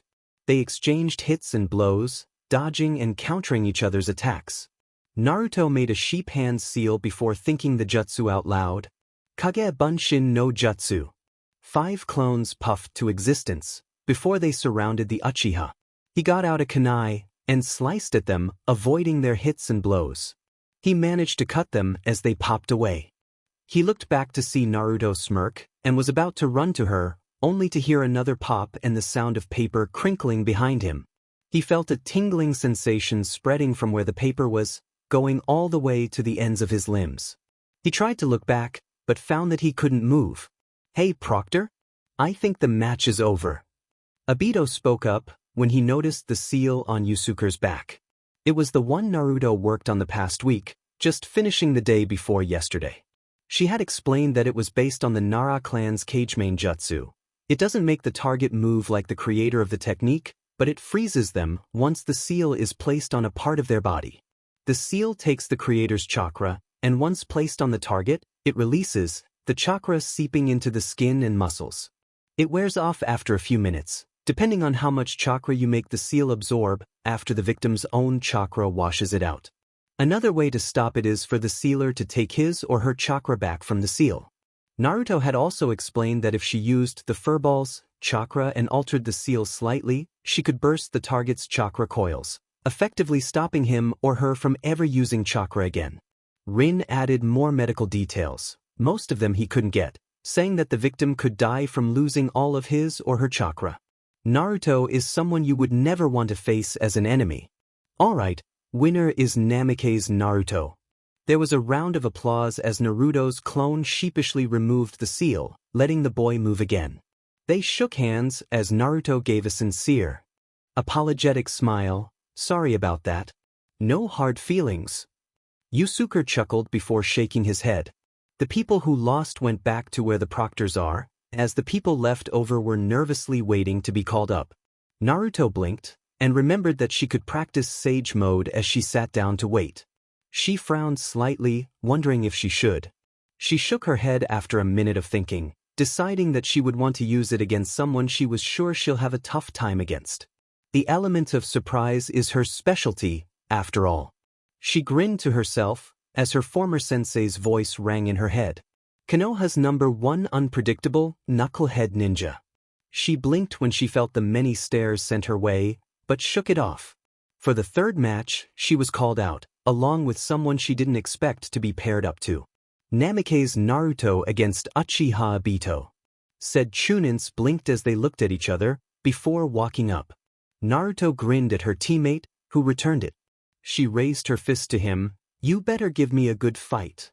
Obito's face was set in determination, much like Naruto's own, as he bumped his fist to hers. "Of course, don't make a big deal out of it and cry when I win. Kakashi would kill me." The blonde rolled her eyes and ignored the last part. "I won't. I'll be the one beating your Aba to the ground." She quickly changed her words when she felt Rin's gaze. "I don't go back on my word to Bayo." She smirked. One of the judges spoke out once the two were ready, "Hanime." Obito kept his distance, knowing that Naruto was best at close-range combat. He wasn't good with long-range combat, though. He was good when it was an enemy, he had many fire techniques, but this was a comrade and his teammate, as well as one of his best friends. He couldn't go overkill on her. Plus, Kakashi would maim him. And not to forget Minato. Then again, Naruto would surely win against him anyways. She even beat Kakashi, and had maybe a Jounin to Kage chakra levels. And he wasn't exaggerating. She had been practicing all sorts of chakra exercises every day since she got here last month, never giving up. It was worrying to say the least. He was sure everyone was amazed at the amount of chakra she had, the ones that could sense chakra levels well. Her stamina was definitely not something to laugh at either. With all that, and tons of experience, even Obito knew he wouldn't last. But he can't go down without a fight. He blinked when the blonde was gone, replaced by a orange flash. "Oh, damn it. Are you serious?" he exclaimed when he dodged a fury of attacks, surrounded by orange, and he was sure that she had used her shadow clones. Gah! He got out a kunai, before slicing and popping the solid duplicates, until he was the only one left. His eye twitched. She just loved being the epitome of surprise, doesn't she? He was sure she would appear again in her flashy, dramatic way. Obito and the audience looked up at the sound of some boasting, and were blinded by the glare of the sun. Obito could make out a shadow, thanks to his goggles, before jumping back. Dynamic entry. Naruto shot down to where he had just been, forming a slightly large crater. The eyes of everyone except her teammates bugged out. Rin slapped her forehead as Obito did the same. The blonde maniac scratched her head. "I was sure that would have worked, whoa." She bent back, avoiding Obito's kick to her face. Exchanging blows, Obito landed a few hits to Naruto's stomach, much to his satisfaction. They used mostly taijutsu, before Naruto grew sick of it and was sure he was weary enough. Kage Bunshin no Jutsu. 5 clones appeared, and surrounded Obito, much like the previous times she used them for. One of the clones kicked Obito, sending him across to another clone, "Nah." The clone sent him to another, "Me." Obito coughed as he was again kicked by the third Naruto, this time being sent upwards. "Ka." All 3 clones jumped up, before kicking him high in the air again as they shouted in unison, "Zay." The original blonde used her chakra to push off the ground as she jumped, slamming her leg into the boy's gut. Naruto Renden. The Uchiha was forced down, but was cushioned from his fall by Naruto's clones. He thanked them, before nodding to the proctor, who got the message. Winner, Namikaze Naruto. The clones disappeared once he got off of them, and Obito lost balance. Naruto caught him before he reached the grass though, pulling him up. "Awesome, Obito. That was great." She flashed him a grin. Obito let go and high-fived her, mouth stretched into a similar smile. "Heh, although I didn't win, I don't feel so bad." He winced as he felt a bruise form on his hip. "Except for that." Naruto laughed sheepishly. "Sorry?" As they walked to their assigned rows, Naruto tried to ignore the stares sent her way as she silently sat down. She sighed when she heard the barely whispered conversations. As expected of the Yellow Flash's sister. "I bet she's still holding back." She smiled back at Rin's sympathetic one, before nodding to her, "Good luck." The proctor looked back at his paper, before calling out, "Terada Rin and Akimichi Chujuru." Her small, shy smile turned into a full-blown, confident grin. Thanks. Great match, by the way, she replied before going up against her opponent. Hajime. Chujuru was pleasantly plump, Naruto thought to herself, remembering Chuji's reaction to being called fat. Chujuru had red-brown hair, which spiked around his head and was kept out of his eyes by his hitayate. He wore a red-colored, half-sleeved jacket over his pale green shirt, which had the Akimichi clan symbol on the front. He wore black shorts and the standard blue ninja sandals. His eyes were slightly crinkled up as his eyebrows were slanted down in a serious manner. Nikuden Sensei. He shouted out loud as he grew a lot in size and was puffed up into a ball. With amazing speed, rolled towards Rin. Oh no you don't. She smashed her gloved fist to the ground, forming a huge crater, making the round boy fall into it, unable to stop. Taking this chance, Rin dashed to him, pumping chakra to her muscles. She kicked him as hard as she could, the chakra exploding out of her foot. The Akimichi changed back to his normal state, knocking down to the ground painfully. When he propped himself with his elbows, he stared wide-eyed at the petite girl. What are you staring at? He would have turned around to see the speaker behind him, if not for the kunai aimed to his throat. Winner of this match is Terada Rin. Said girl put her kunai back to her pouch, much to Chujuru's relief, as she lent a hand. He shook his head and got up on his own, not wanting to take the girl down with his weight. He smiled gratefully. Thanks. Was that Genjutsu? She blinked, before realizing that he meant the stunt earlier. Yeah, I made you think I was still there, when in reality I was running behind you. She rubbed the back of her neck guiltily, something she caught after being with Naruto for a while. Ah, but that was great. He grinned. It was my fault for not training enough. Rin was about to disagree out of modesty, but was cut off by the main proctor. Now is the second last part for this course of the exams. The remaining 4, please stand back, and the others, please go to the judging area. The 4 sat in a line, leaving a lot of space for the fights. Naruto looked around her to see the survivors. To her left was a Hyuga boy, probably the same age as her, who was dressed much like Niji did when he was 13. To her right were the 2 other contestants, one of them being Rin. The other, sitting right next to her, was an Uchiha, judging by the painfully obvious Uchiha crest on his back. Uchiha Kasuke against Namikaze Naruto. Oh, so his name was Kasuke. She blinked. Is he Yusuke's brother? They did look quite alike. The only difference is that Kasuke had brown hair, and his eye shape was slightly more sharper. He seemed to be cold and was quiet, unlike Yusuke, who was slightly more open. Yusuke seemed like the shy type, while he was just distant. Are you Yusuke's brother? Naruto asked, curious. Yes, he's my little brother. Ah. She got into position and waited for the proctor to call out. Hajime. Naruto started first, surprising Kasuke, and flashed behind him. He turned a little too late and was kicked across the field, before jumping back up and was ready to fight. Kasuke's face was blank as he searched through the green, looking for any signs of sunny colors. He heard some rustling of cloth behind him, and ducked under the outstretched leg. He grabbed the ankle, and threw her to a nearby tree. Naruto yelped, but was able to attach her feet onto the bark, gracefully landing on the ground much to her relief. She frowned, feeling his eyes watch her every movement. Kage Bunshin. 10 clones appeared, before surrounding her as she hurriedly got out a small scroll. The extra Narutos attacked Kasuke, effectively distracting him. Choju Giga. 2 medium-sized lions formed as it jumped out of the paper, and charged to the Uchiha, helping the clones. Naruto blinked when she saw the red eyes, both adorned with 1 tomo.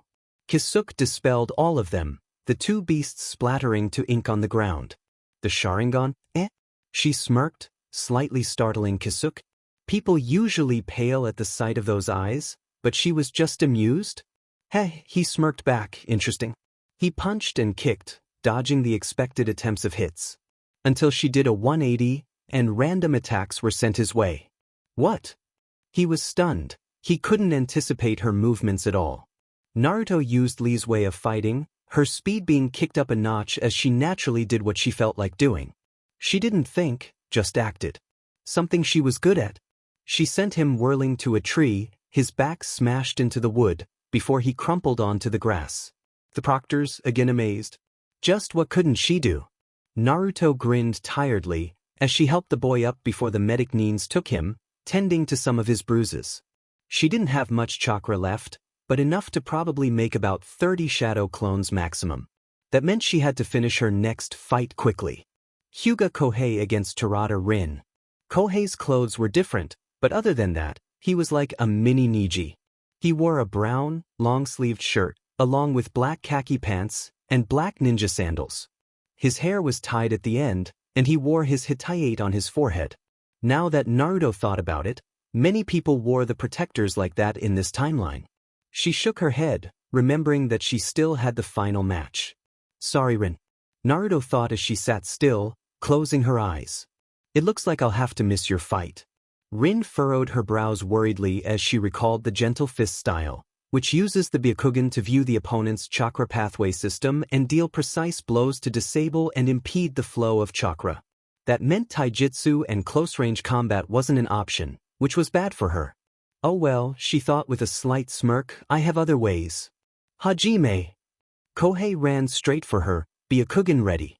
She jumped back a few meters before channeling her chakra to her hands, before reaching down to the ground.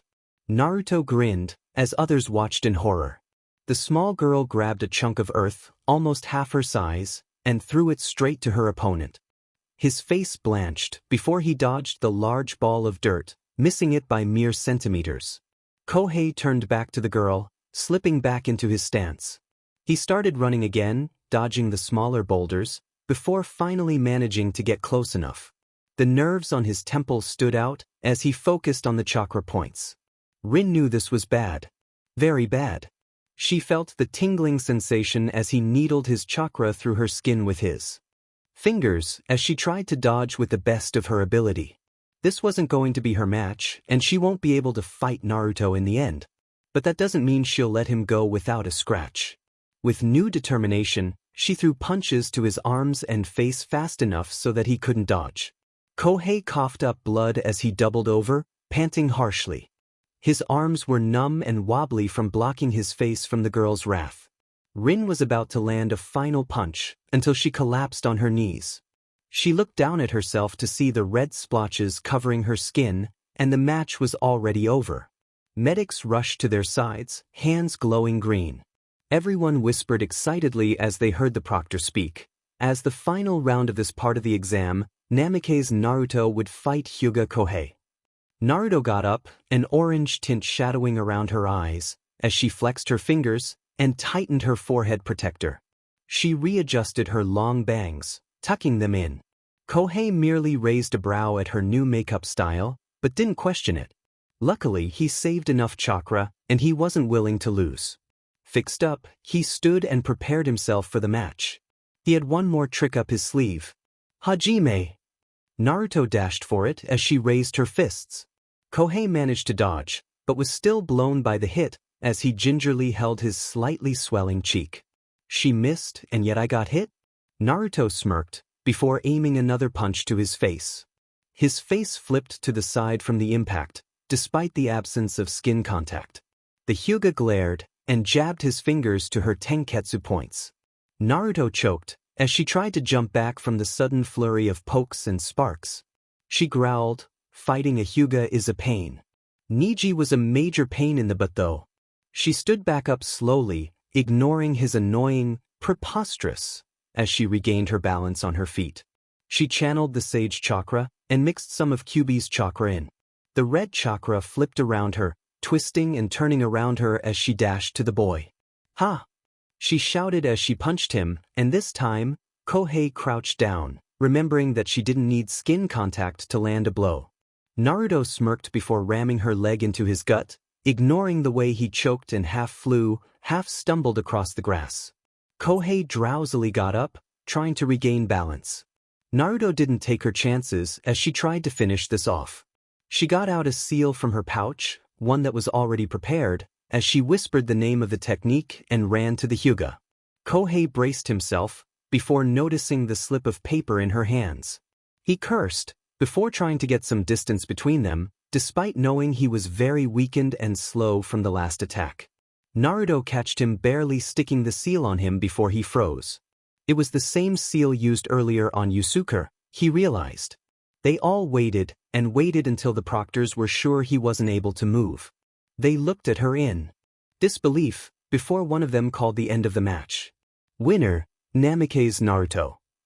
Naruto had to force a smile on her face as she accepted and thanked the people who praised her and commented on her performance. She tried not to let it falter when they would say, as expected of the Minato-sama's sister, or something along those lines. She was really not used to the praises, and squirmed at the attention. Funny, her old childhood self would have loved it. She sighed as she placed her pouch on top of the shoe cupboard. Tadaima! Welcome back. Kushina's here, Naruto. Minato appeared along with an overly excited redhead. Naruto immediately grinned. I got top place in the sparring tournament. They beamed in pride, Kushina embracing her to a tight hug as Minato patted her on the back. Naruto forgot about her tiredness and soaked in the affection for all it's worth. Kushina stayed for dinner, her and Naruto cooked as Minato tidied up the house. The redhead grinned widely the whole time, feeling like a mother cooking with her daughter. Naruto looked a lot like she did too. It was nagging her at the back of her mind. Mikoto had told her the same thing, saying that they looked so similar that it was unbelievable. Kushina wanchin? The woman blinked, before looking down at the blonde. She shook her head, smiling. Naruto frowned, but didn't question it, and smiled back. They continued with the meal, and served. Minato knew he was drooling. The yellow flash, and future fourth Hokage was drooling. But he couldn't help it. The sight of the brilliant, shiny chicken practically sparkled, and he could smell it all the way from the bedrooms, even with the doors closed. It smelled so good. Itadakimasu. The three chorused, before digging in their forks and knives into the meat. Minato drooled again at the sight of the juice dripping out of the chicken. He took a bite, and the taste exploded in his mouth. He continued to chow it down hungrily, as Naruto and Kushina watched in amusement. He shook his head. You two are miracle workers. Kushina decided to sleep over, since she was too full to go back home. Really, she just didn't want to part with her two favorite blondes, and they didn't mind, of course. They got extra futons, and Naruto suggested eagerly that they all sleep together. Minato and Kushina agreed just as happily, so now they all lay in a bunch of sheets and mattresses.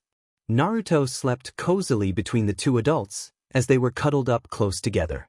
Minato and Kushina had an arm draped over the girl protectively, and the three's faces all had a peaceful expression. They looked like the picture-perfect family. The second part of the exams would be held here.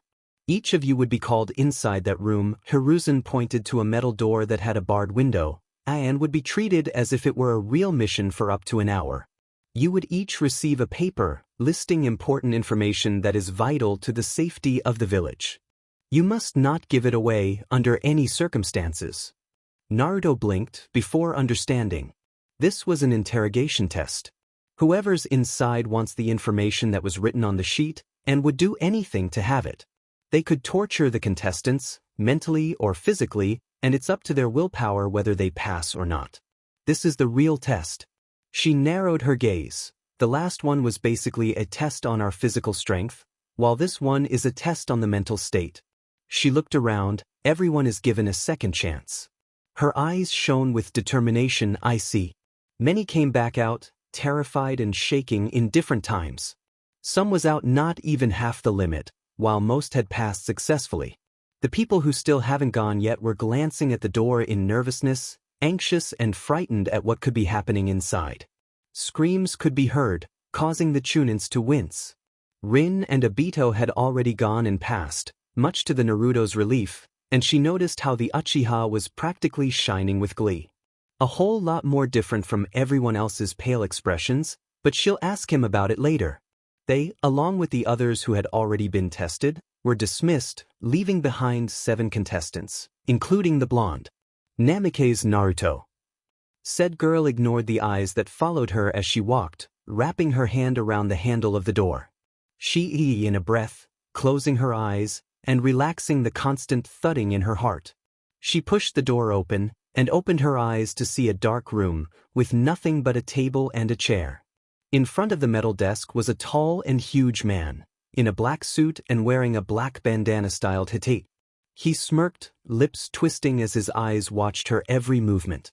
"Welcome. You do know what you're here for, don't you?" She decided to amuse him. "Of course. I'm here to be promoted." He let out a dark, loud chuckle. "Right, well, you'll have to get through this first. I want information, and you seem to be a tough wall to break." His liked his lips. "I look forward to it." Naruto suppressed the urge to shudder, being vaguely reminded of Ibiki as she smirked back. "I do too." She sat down on the chair, ignoring the way the table bit her with its coldness as she rested her arms. Soon she was overcome with complete darkness. "What?" Naruto looked around, seeing nothing but black. She looked down at herself, only to blink in surprise. She wore a white shirt with a red swirl, along with black pants and blue sandals. But that wasn't what surprised her. She was in her most likely is 7-year-old form. Naruto rolled her eyes. What's with her and the age-changing thing? She walked ahead, and was about to call out before she stopped dead in her tracks.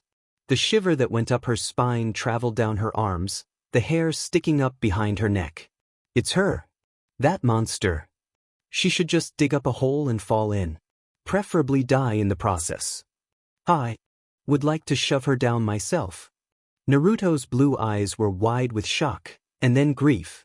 What the hell? If it wasn't for her, Sasuke-kun wouldn't have left. Naruto widened her eyes. Sakura. I'm disappointed in you, Naruto.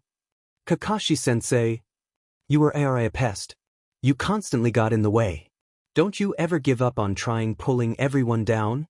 She heard his sneer in his words. I'll gladly take away your existence. Many would praise, be thankful to me. The village? They'll worship me a lot more than you could ever dream of. I'll be their savior and demon. Humorous, right? Stop. Why don't you just quit? Naruto opened her eyes, still clutching her ears.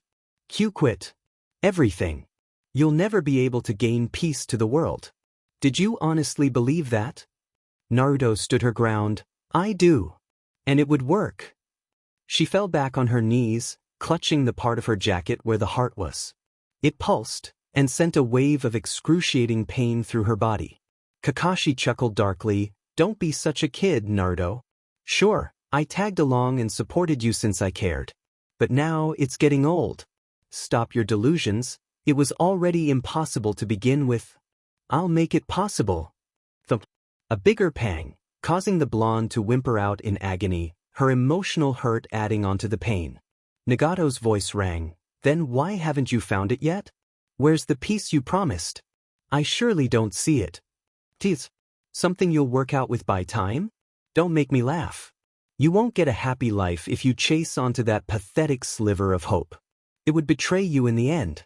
You'll be alone until the world would soon be corrupted. Even then you'd be forever alone, so why even try? Try? You don't want to go back to your lonely days, do you? You might as well make the most of life before it happens. Time is slipping out of your hands. Quit. The Nine-Tails voice boomed and echoed through. Yes, why don't you give in? You'll gain more bliss in your limited amount of pathetic life. You can start now. Naruto collapsed, curling into a ball as her body convulsed. Make it a stop. An unfamiliar voice boomed. Tell me what was written on the paper, and I'll free you. I'll let you go. I will free you from your pain. Naruto paused as soon as those words were spoken. After steadying her breathing, she let out a weak chuckle. That's right. The paper. Almost got me there. She shook her head at her foolishness. She smirked. Don't. She got up to her feet shakily. Underestimate me. The black-clad man chuckled silently in amusement. This girl ain't half bad. Her willpower is good enough. Now to see how she'll break out of this. How do I get out?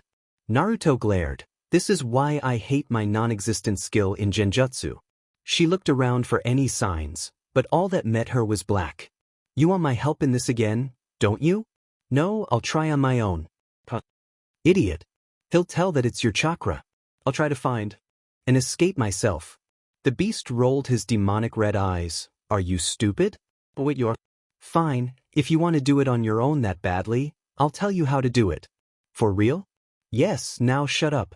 Stop the flow of your chakra completely.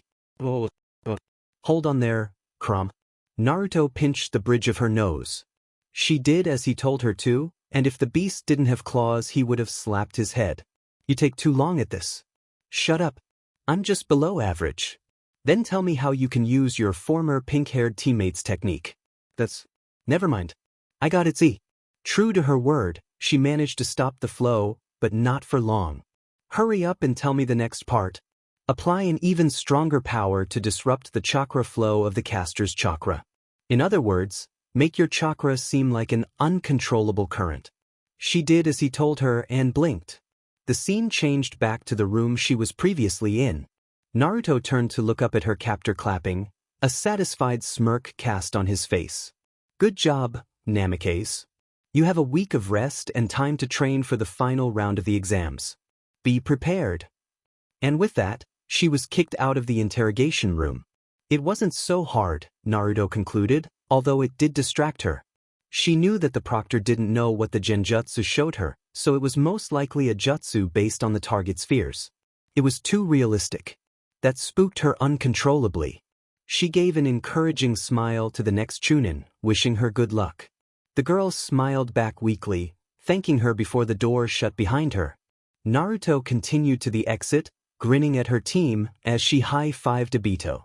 Rolling her eyes along with Rin at the curt nod Kakashi sent her way. Minato smiled. Went well? She shrugged. Could have gone worse. Oh. Naruto turned to the Uchiha. What were you so happy about? Obito's mouth stretched, nearly splitting his face in half. I got my Sharingan. Rin whipped her head at him, eyes wide and... Naruto blinked. Was that terror? Kakashi gave a slight nod. That's good, Obito. Rin looked away as she rubbed her arm. Minato caught it. Rin. The girl stood up straight, forcing a smile. Isn't that great, Sensei? He finally got it, after waiting all this time. Minato didn't look convinced, but let it slide. Yes, that is. Come on then, we still have a few hours before sunset, so we can squeeze some training in. After training, while the rest of the team had already gone home, Rin and Obito walked down the streets. Obito had his arms folded behind his back as they strolled, pretending to not notice Rin's constant worried gaze. What is it, Rin? You know what I'm going to talk about, Obito. Are you really sure about this? Obito's lips curled to a frown. Of course. I've been thinking about it ever since I made up my mind. Rin's hands tightened. Obito, what if Kakashi doesn't want it? He'll have to cover it most of the time, since he can't switch it on or off. It would hinder him. His frown turned slightly into a scowl, but it would be very useful in tough battles. He would have gotten it anyways if Naruto hadn't appeared. Rin stopped walking. Obito turned back to face her. They were now near the Uchiha district by the lake. It isn't Naruto's fault. I'm not saying that, he snapped, before stepping back when Rin flinched. Sorry, I didn't mean to sound, it's just ugh. Obito walked to the deck and sat down. Rin followed but stayed standing. I think it's better if he got it. It might make him hate me for a while, and also the clan, but it would get better as time passes. Plus, it would be admirable from the villagers' point of view. An Uchiha giving his sacred possession to his best friend. It would give the clan a better reputation. The clan had agreed to it, albeit a little reluctantly. He sighed as he watched the water reflect the setting sun. It would make things easier for Fugakasama and Naruto. I don't know what they agreed on or anything, but it seems like the clan is loosening up. The people are getting reassured, and aren't as pressured as they were before. They've been saying great things ever since.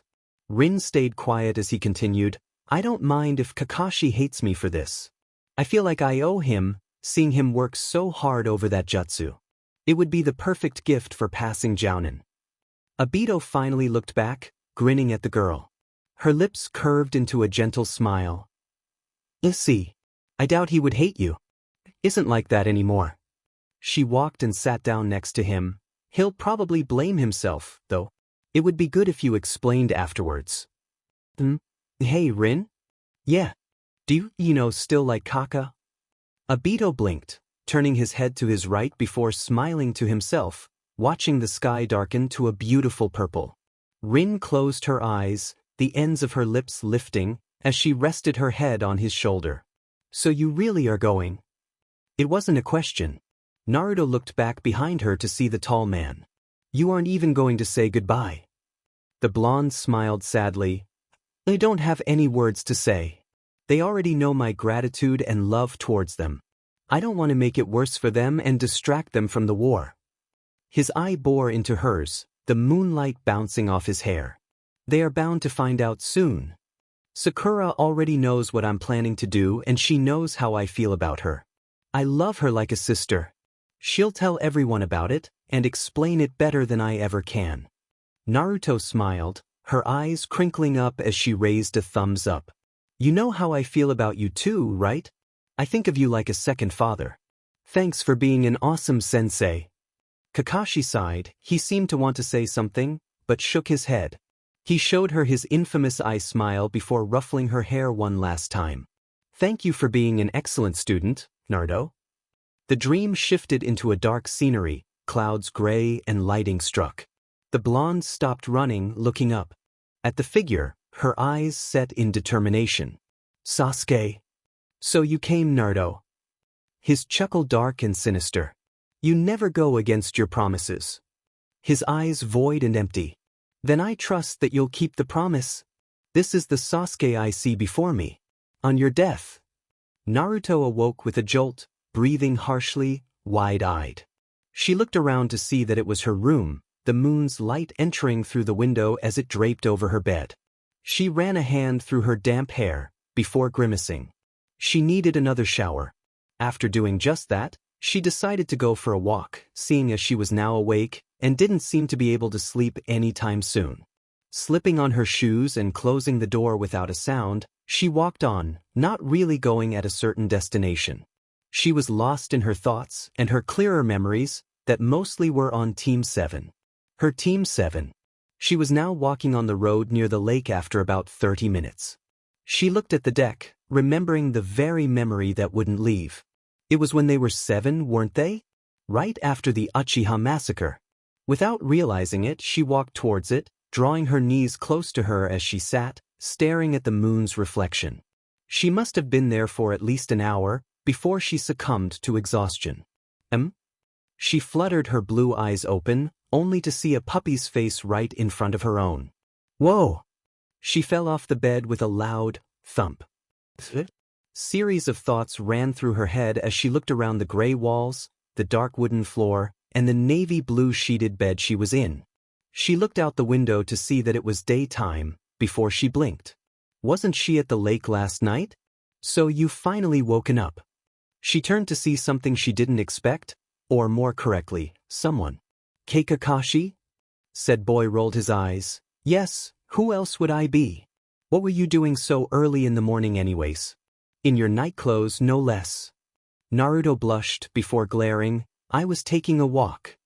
He raised a silver brow and collapsed at the deck? He rolled his eyes again when she huffed, crossing her arms. You're lucky I decided to go out early for a run. You would have fallen into the lake. Naruto fidgeted, before finally looking directly into his eyes begrudgingly. Thanks. She then realized something. Wait, why didn't you just wake me up? At that he glared. You wouldn't wake up. Did you try pushing me into the water? That could have woken me up. He growled. There would have been a possibility that you would drown. I'm a ninja. I don't drown. He snorted. Could have fooled me. Besides, if you did drown, and I would have had to go in to save you, and bring you home dripping wet. I didn't feel like going all the way back to your house, and I don't like you wetting up mine.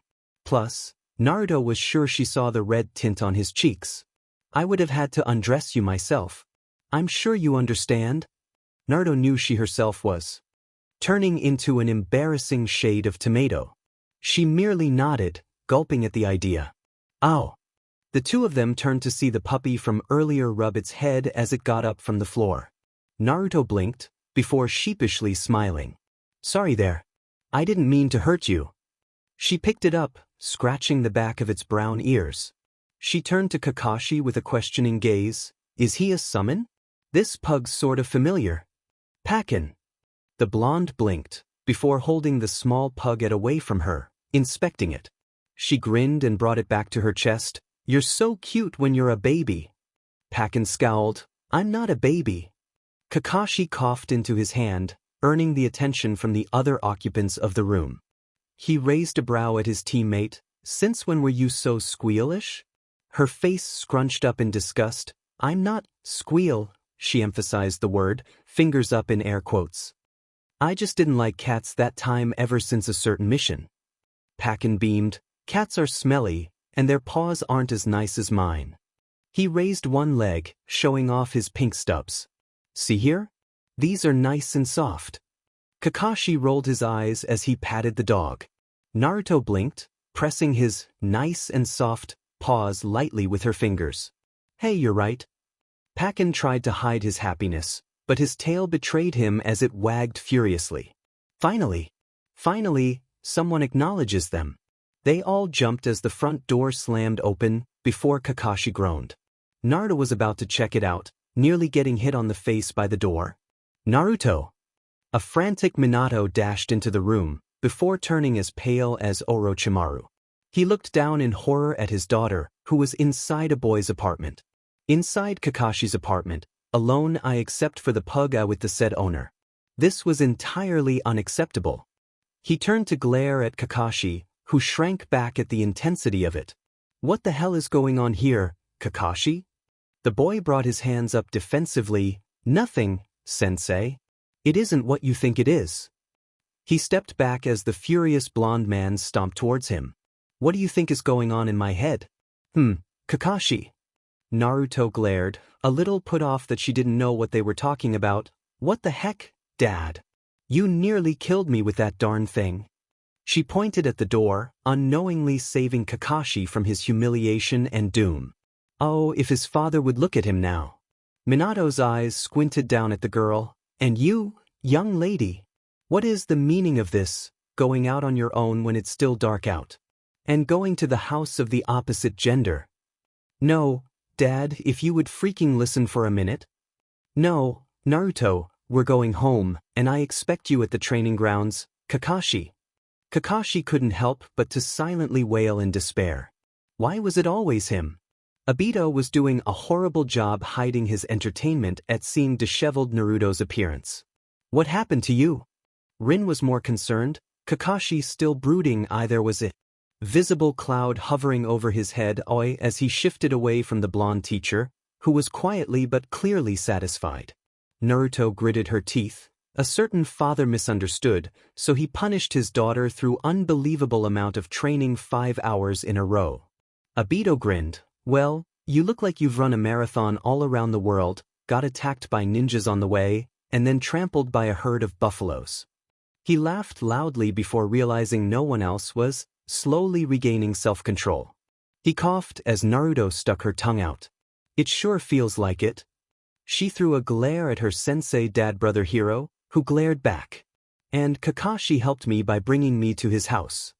She was oblivious to the incredulous stares of her other teammates, or how Kakashi had begun to pale significantly. Minato scoffed. Naruto pulled at her hair. Besides, he was the one who brought me to his house. I didn't go there. She stomped, venting her frustration. Rin gasped. Obito gaped, as Kakashi blanched. They all, sans for Naruto and Kakashi, turned to see their silver-headed teammate, before turning to their sensei. Kakashi did too, before preparing to make a run for it. Minato was livid. 2 hours after Minato had started working Kakashi to the bone, or maybe even further, Naruto changed the subject. They turned to her as she spoke. What's the third part of the exams about? They told us to ask our Jounin teachers, and I'm curious. The other 2 Chunins nodded in agreement. Minato sighed, now finally free from his anger. There would be a survival test again, like the Chunin exams. This time, however, you would stay for 10 days and find a scroll. There would be many traps surrounding the scroll, making it difficult for the competitors, of course. The survival test would be held at the Forest of Death, Training Ground 44. That sent a shiver up the three's spines. Naruto hates that place. It doesn't help the fact that the forest was crawling with ugly, disgusting creatures. Rin shivered one more time. They all wondered if Hokages have a certain grudge against Chunins. I see it's doing well? Naruto inquired, smiling softly as she and Fugaku watched the children play with the civilians from outside the window. He curtly nodded, but she saw the slight quirk of his lips. She resisted the urge to roll her eyes. Naruto had come to the Uchiha district, checking on how his end of the deal was going. She had been holding a wide grin as she watched the children of the clan interact with kids from the other clans or civilian families.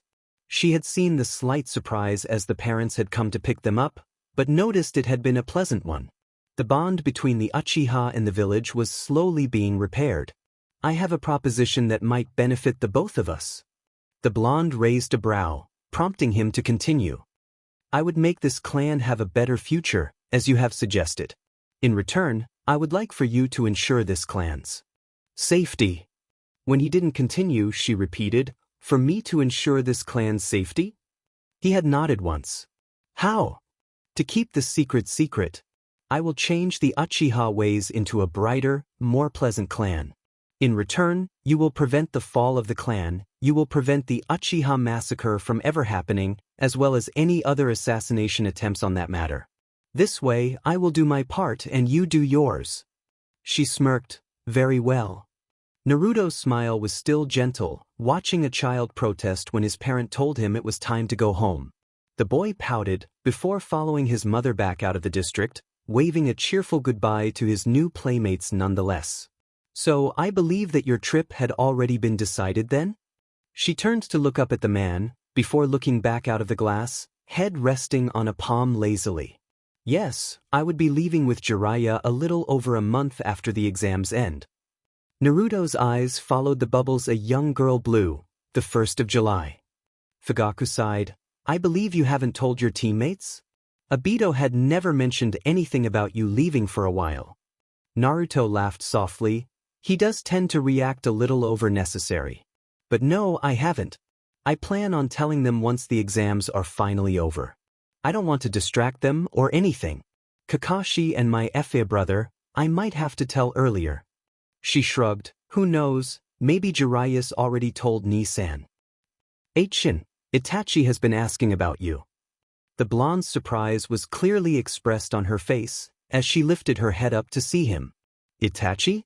What about me? He placed his arms on the table. Yes, he seems to respect you quite greatly. Naruto laughed. Respect? I'm honored, but I can't really see why he feels that way, Fugaku-sama. She smiled. Besides, we haven't known each other until nearly half a month ago.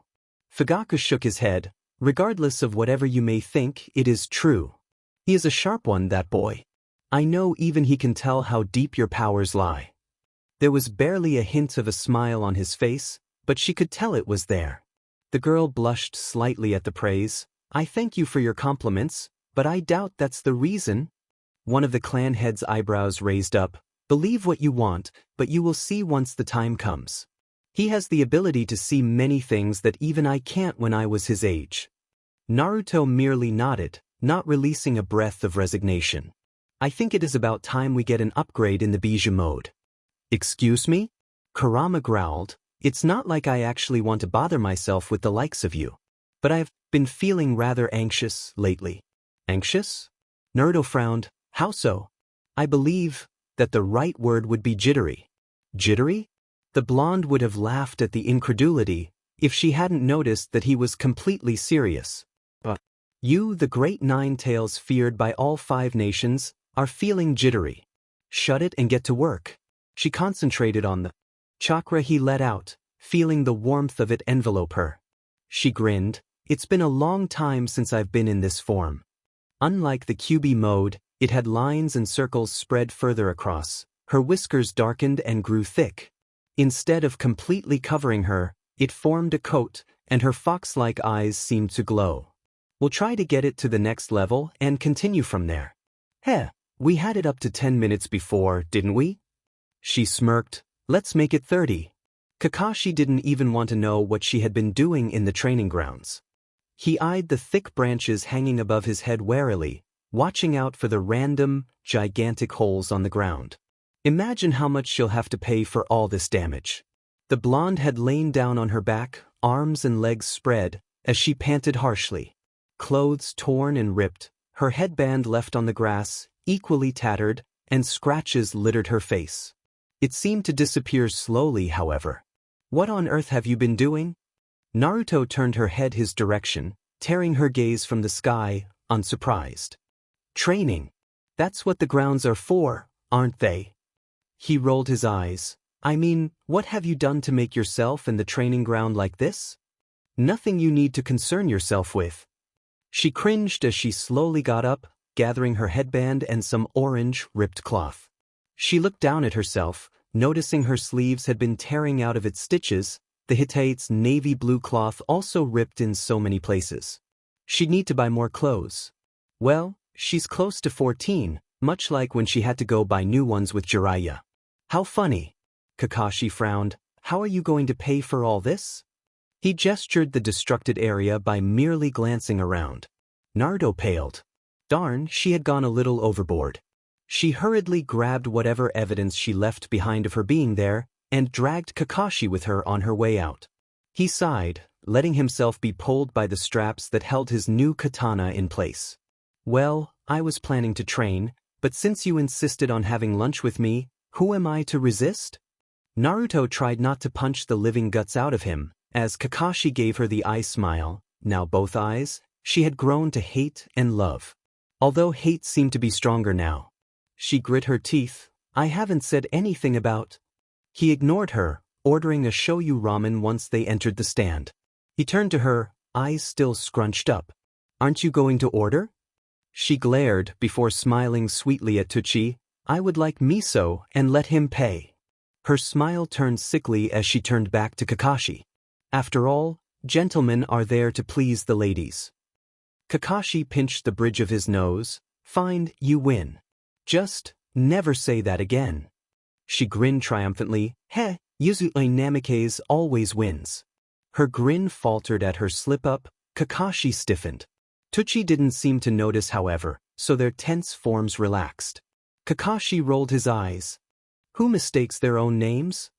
Naruto growled. Shut up. I was just around Kushin and Ichin for too long. Besides, I'm hungry. People go mad when they are hungry.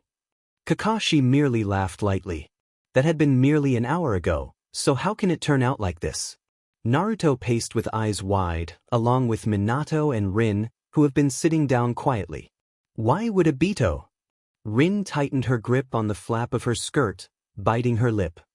He felt like he owed Kakashi, and wanted to do something about it. He thought it was for the best. Naruto clenched her fists. Is that idiot trying to spit my words back to my face? Because I had given tears to Oi to convince him out of it. Rin looked up, but found that she couldn't hold Naruto's gaze, and brought her eyes back down. It seemed to have encouraged him. I sort of agree with him, it would help both the village and the clan. But She choked. I don't like it. Naruto growled, her eyes also beginning to sting. Why didn't he discuss this with him beforehand, then? She slammed a fist at the wall. Minato looked at her sternly. Naruto, I believe that you shouldn't be the one to say that. She flinched slightly before bringing her eyes to meet his. That's different. Rin's wavering voice stopped her. Tell me, Naruto, are you keeping something from us? I am not keeping something from you guys. I merely had planned to tell at a later date. A long pause stretched until the door finally opened. You may see them now. Naruto clenched her fists, watching the bandaged eye of both boys. Rin sat beside Obito's bed, the side of the covered eye, so she took Kakashi's. She reached up to brush the hair away from his eyes, staying quiet. Minato watched this sullenly and looked away. A minute later, he left the room, knowing that it was better to leave them alone for a while. Naruto didn't even notice her hand rising up, until her fingers ran through his silver hair. She smiled softly, remembering the slight awkward moment the first time she did this. She continued combing through his hair, lightly untangling the locks as she rested her head on her left arm, which was on the bed. It was odd, she noted, doing things she had never done with her teacher. She had never touched his hair, despite her curiosity at how it defied gravity. Even though she wanted to know, she never even thought about touching it. So why now? Was it because they were now the same age? Was it because they were more of best friends than they were in her future? Was it because he reminded her of Sasuke? She pushed that thought away as quickly as it had come. Kakashi is Kakashi. Nothing will change that. It still lingered in the back of her mind though. Was she really so desperate as to cling onto anything that had reminded her of her love? Was she really that despicable? Kakashi had already been awake halfway through, but stayed in the same position, liking the feeling of her hand through his hair. He sighed inwardly, knowing it was time to wake up. Slowly, he cracked an eye open. Naruto quickly withdrew her hand, sitting up straight. Kakashi, he groaned. Hey Naruto. Where's Obito's over there with Rin. He should be waking up by now, since you did. Naruto smiled a little sadly. How's the eye? Kakashi raised a heavy arm to touch the left side of his face. It's painful but livable. It was quiet for a while after that, seeing as Naruto couldn't really think of what to say. She got his hand, tracing the faint lines and curves on his palm. Finally she spoke. Are you mad? He looked slightly startled. What? Are you mad? At Obito, I mean, for this. He looked up at the ceiling. No, I'm not. Naruto let out a small breath of relief. I'm glad for that. Kakashi's visible eye crinkled into a smile as he sat up to ruffle her hair. Naruto couldn't help but remember her sensei. Minato and a doctor came in to check on the two, the latter running green glowing hands over their eyes. He marked his checklist before pushing up his glasses. You both are now free to go. I would advise you two to take extra care of the light for the week. Naruto rolled to her side again, for what seemed to be the billionth time, on the bed, trying to get to sleep. All this thinking was unnecessary. And yet she can't seem to put her mind off it. She wasn't stupid, she knew what she was getting into. But it was just so unbelievable. She and Kakashi was the most unlikely match. Their personalities usually clashed, although sometimes Kakashi did get along with her quite well.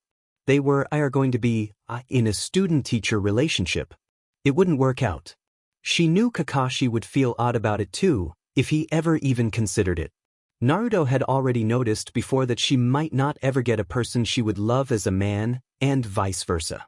She had one too many goals to complete, and she doubted anyone would want to get involved with her because of that. She was also most likely going to get hunted down by many enemies. At first, she had thought she would never grow to love anyone more than Sasuke. She doubted she would love anyone like she had loved Sasuke. It had sounded absurd in her ears.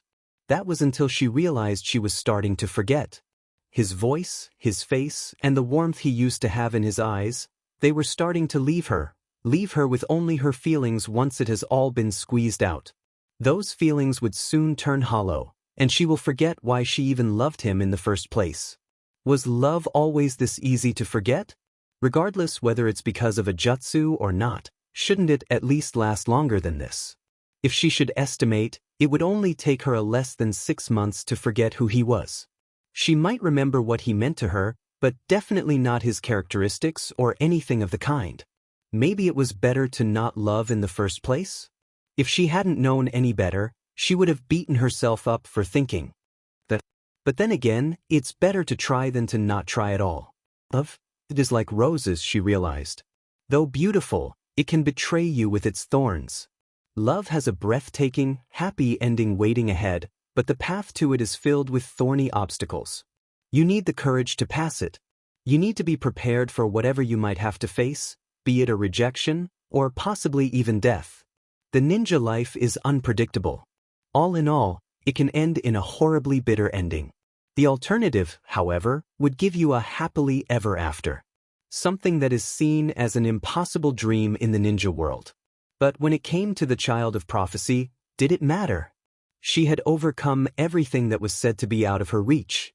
She had gotten the acknowledgement of the village, even respect and devotion. She was close to getting the Hokage title too. Her ambition for peace, she had received the chance to catch it. Impossibility seemed impossible when it came to Naruto. So why was she contemplating to give up on love of all things? Why does it have to be so dim and complicated? For the final round of the Jounin exams, you are to remain in Training Ground 44 for 10 days and obtain a scroll from some Jounins. They will be staying for as long as you all will in the forest, so you have up until the limit to find them. You are also expected to survive against the creatures inside the grounds, and to be careful of traps or snares lying around. I warn you, this test will be more dangerous than the previous ones. The Hokage sent stern glances to the Chunins. Naruto frowned. Chunins against Jounins? That wasn't fair for them. Looking around, Naruto noticed that there were now only 9 participants left. She blinked when she heard a voice behind her. It was a girl who was eyeing the forest warily. May we work with others? One of the Jounin proctors spoke. Yes, you may. You are also allowed to fight other Chunins if you are desperate enough. Waving to her teammates, Naruto went to her assigned gate. Looking up at the white square, Naruto read the number out loud. Number 1, eh? She grinned. 1's my favorite number. She looked ahead determinedly. She has to promote to Jounin. She won't get another chance until 6 months later, and even then she'll be too busy to participate in the exams after. The gates creaked open, and she soon ran in. After about 10 minutes of jumping from tree branch to tree branch, she finally found a good place, which happened to be the remains of what seemed to be a gigantic elephant. Luckily, there weren't any flesh or anything left, just a pile of bones, but the ribs were large and thick, hiding her quite well. But it was mostly flat ground around her, without much trees to obscure the bone cave. Many might seek a place to sleep, and come here. Naruto frowned, pondering on what to do, before deciding to stay and send out clones. They would look around and see the situation outside, while she would prepare the area's security. The farthest traps set around were all explosion tags, sending the enemy ninja flying if they happened to step on any. This was the weakest, seeing as there isn't much chance of someone stepping on them. But the dumber people would think this as a sign of overconfidence and would be caught slightly off guard for the next. The second was a barrier, which would protect and block anything and anyone from getting inside. This would also include explosions. The seal for this would be inside, but the barrier would only block anything from above the ground. Someone can get in if they dig their way. The final layer of security was a chakra sensor, which would also alert her when she is asleep, and could sense anyone even if they got underground. She hid the chakra sensing tags made by Naruto herself in the soil, so that the enemies wouldn't see it. She had coated it in lavender water, warning off insects so that they don't try to eat it. They would die from the chakra she put inside the paper. Naruto had developed a soft spot for bugs, although she couldn't remember for the life of her why. Now to wait for the bunshins to either pop or come back.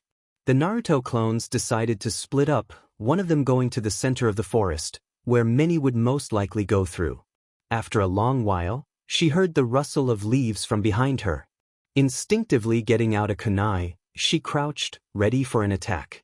She let her guard down slightly in surprise, when she realized just who it was. Kakashi! He sighs, so it really was you. Darn. The Naruto clone was stumped on what she should do. She hadn't expected to find, or be found by a Jounin so early, especially Kakashi. Naruto tried to hide her discomfort as she forced a laugh. Do you really like me that much? Kakashi stiffened, before relaxing fast enough so that she didn't notice. Of course not, idiot. So, you want the scroll, don't you? She frowned, much to his surprise, and rejected. Nah, I can't really fight you right now. He'll surely be able to land an attack on her, so it's pointless and a waste of chakra. Plus, she can't really pop away now either. Have you seen Obito and Rin yet? He rose a brow. No, I haven't. You're going to team up with them? Naruto shook her head. I want to try this on my own. Sorry, Kakashi, but can I go? You think I'll just let you? He scoffed as Naruto had stepped back, taken by surprise. Well, hey. She ducked when he swung a kick at her. What the heck? Naruto dodged every attack, much to Kakashi's annoyance. Are you going easy on me? She scowled as he got out his katana. No, but I can't fight right now, much less you. Whoa. She barely avoided the sharp blade and jumped back. You're actually serious? He was, judging by how his eye was sharper than they normally were. Well, I do need to ask you something. The clone grimaced, knowing that her boss was going to be said. I guess I have no choice then. Kakashi blinked. When she disappeared in a cloud of smoke. Kagebunshin? So that's why she wasn't attacking. But why would she? He growled, noticing the chakra signatures heading his way, before leaving the area. Back in the cave, Naruto growled as well when the memories came to her. The other clones had safely returned and dismissed themselves, but that one clone had to see him. When the villagers found out about Obito and Kakashi, they were incredibly baffled. The Uchiha clan members were outraged, but Fugaka managed to mollify them, saying that it would raise their reputation. That made them slightly more grateful then, and Obito received many pats on the back for being courageous enough to do so. Naruto knew Kakashi was uncomfortable with the glances that were always sent his way when they walked down the streets. It probably reminded him of the time when the village had reacted horribly to his father's disgrace. She hadn't met up with him or talked as much as she would have before, and she knew he noticed. Naruto was grateful that he didn't confront her about it, but was also guilty. It wasn't his fault, it was just the unbelievable feelings she had developed for him. She sighed as she sat down, head in her hands. Never mind that she had less than 10 days now. Well, she was quite confident, since her clothes didn't stand out as much as she would have in her orange jacket. She wore Kushina's old, white kimono-styled blouse and black shorts, with black, thigh-high boots. Kushina squealed at how cute she looked, but Naruto noticed her shock as well. Which wasn't good at all. She would need to buy or wear something else fast. She can't let Kushina find out, or any other people. Although it was best to change the future, it was also best to keep some things the same. Naruto let a slightly sad smile grace her lips at that. If she had thought more deeply, she probably would have missed the faint curse outside her bones cave. Frowning, she peered through the gaps of the ribs, before cursing as well. What the heck is he doing here? Naruto noticed the dog next to him, digging a hole. He was finding me?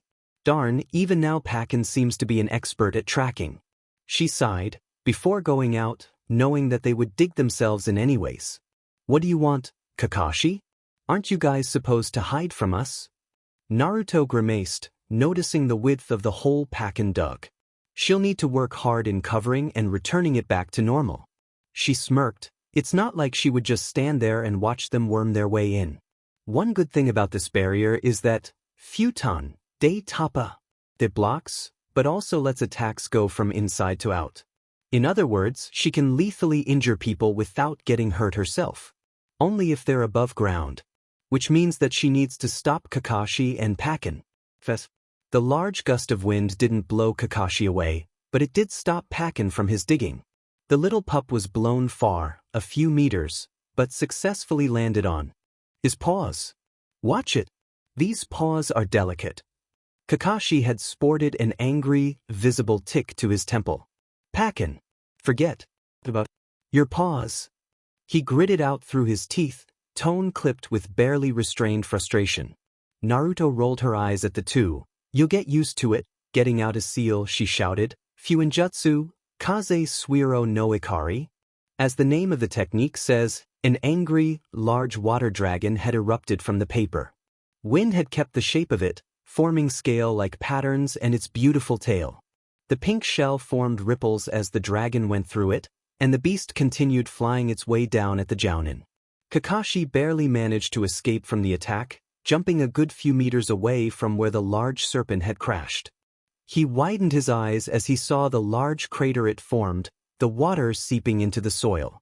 Some of it had landed in the hole, mudding it up. He cursed, crouching as he got ready for the next attack. I don't really see the point in testing you, Naruto, he said lazily. She grinned. I really am just that great, aren't I? She boasted mischievously. So? What are you planning on doing now? I need to talk to you. Naruto's grin had faltered. Couldn't that wait? He glared. You still have 9 more days. You know what I want to ask? The blonde glared back. I don't know what you're talking about. She had to restrain herself from grimacing at how fake that had sounded. Kakashi sighed. Naruto, just tell me what I did wrong. I'll try to fix it. His voice sounded almost desperate. Almost. Naruto was taken aback by his words, stunned, frozen. What? You're avoiding me. It was something I did, wasn't it? Or, is it because I look like someone?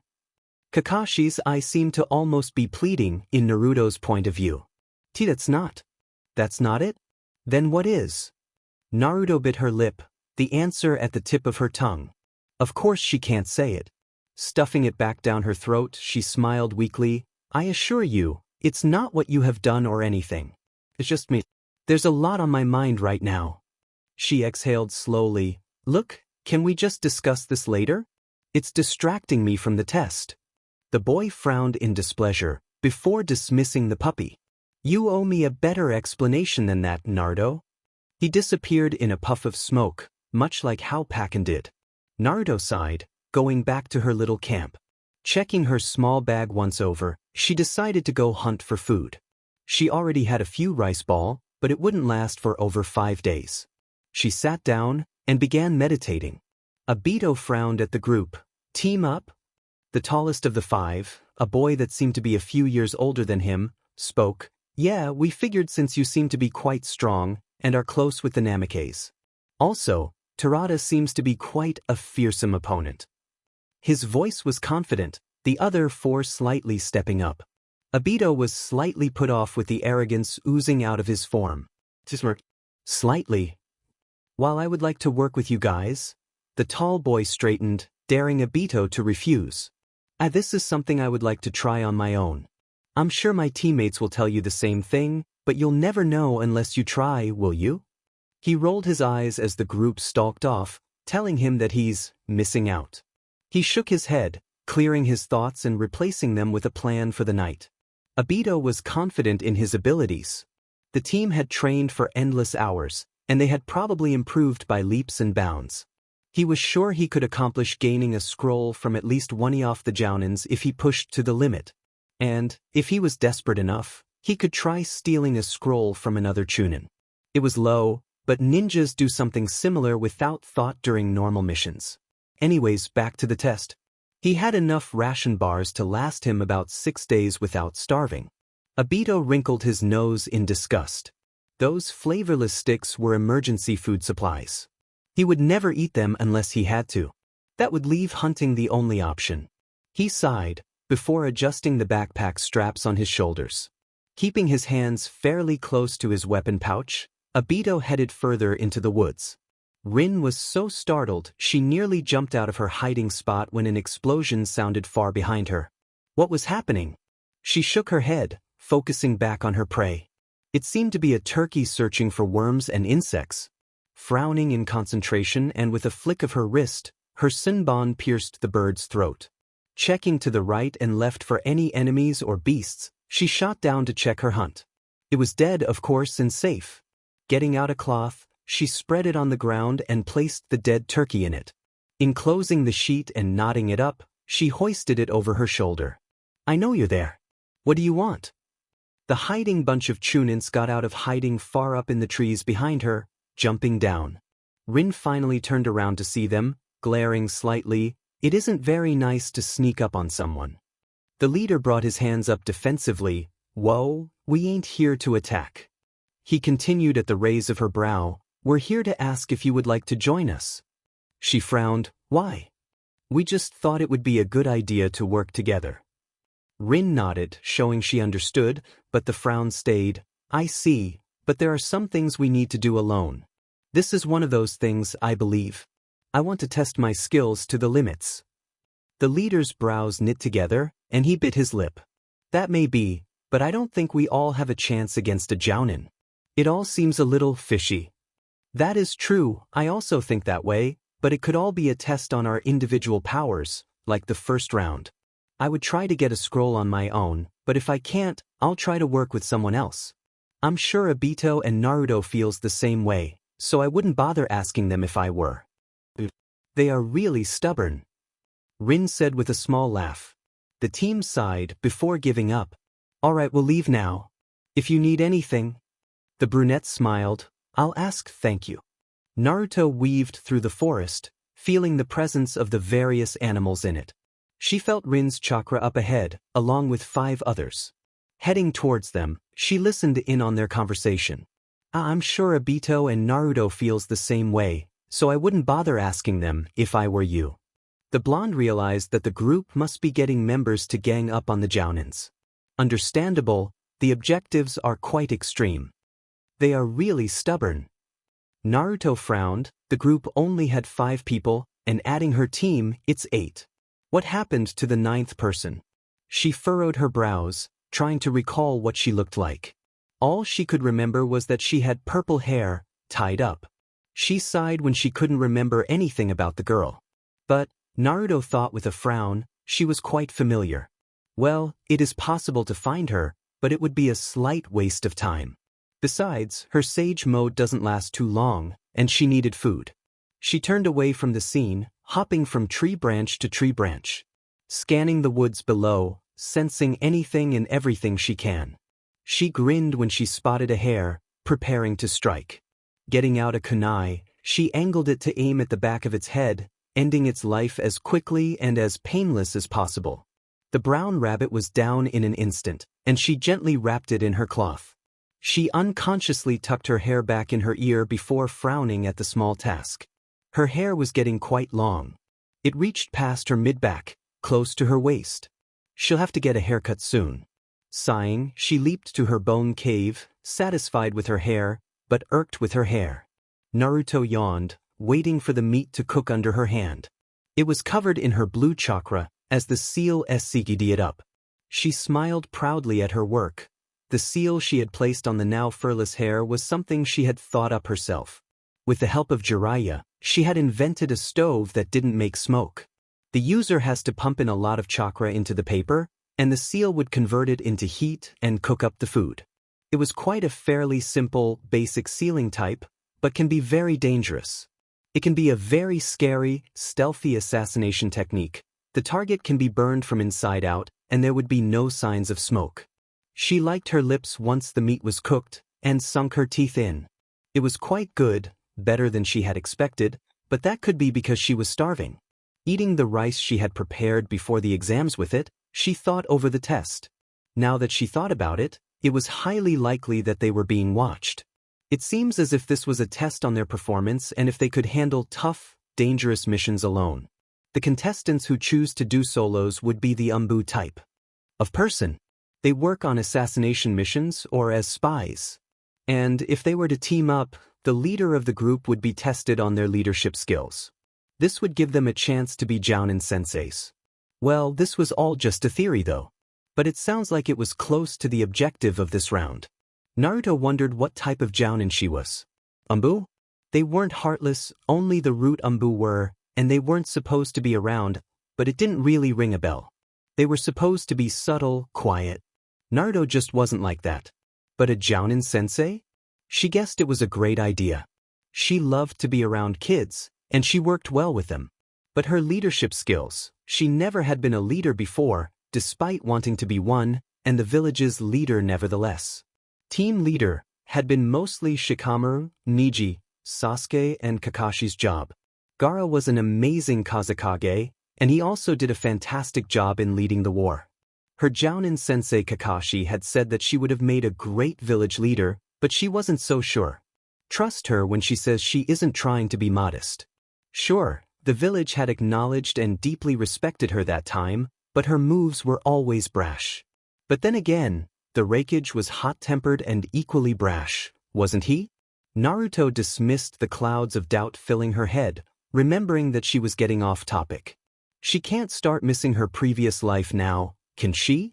There's always a chance to get the village's love with her hard work. It's just another challenge to get through. And didn't she love challenges?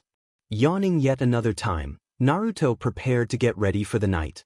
Crickets chirped quietly, giving a nice peaceful and calm effect. But it wouldn't always stay that way. She whispered her favorite technique, Kage Bunshin no Jutsu. 2 clones puffed in existence, nodding and stepping out of the cave. Assured that her clones would serve as guards, she went to her sleeping bag. Her eyes fluttered close, and she succumbed to her exhaustion.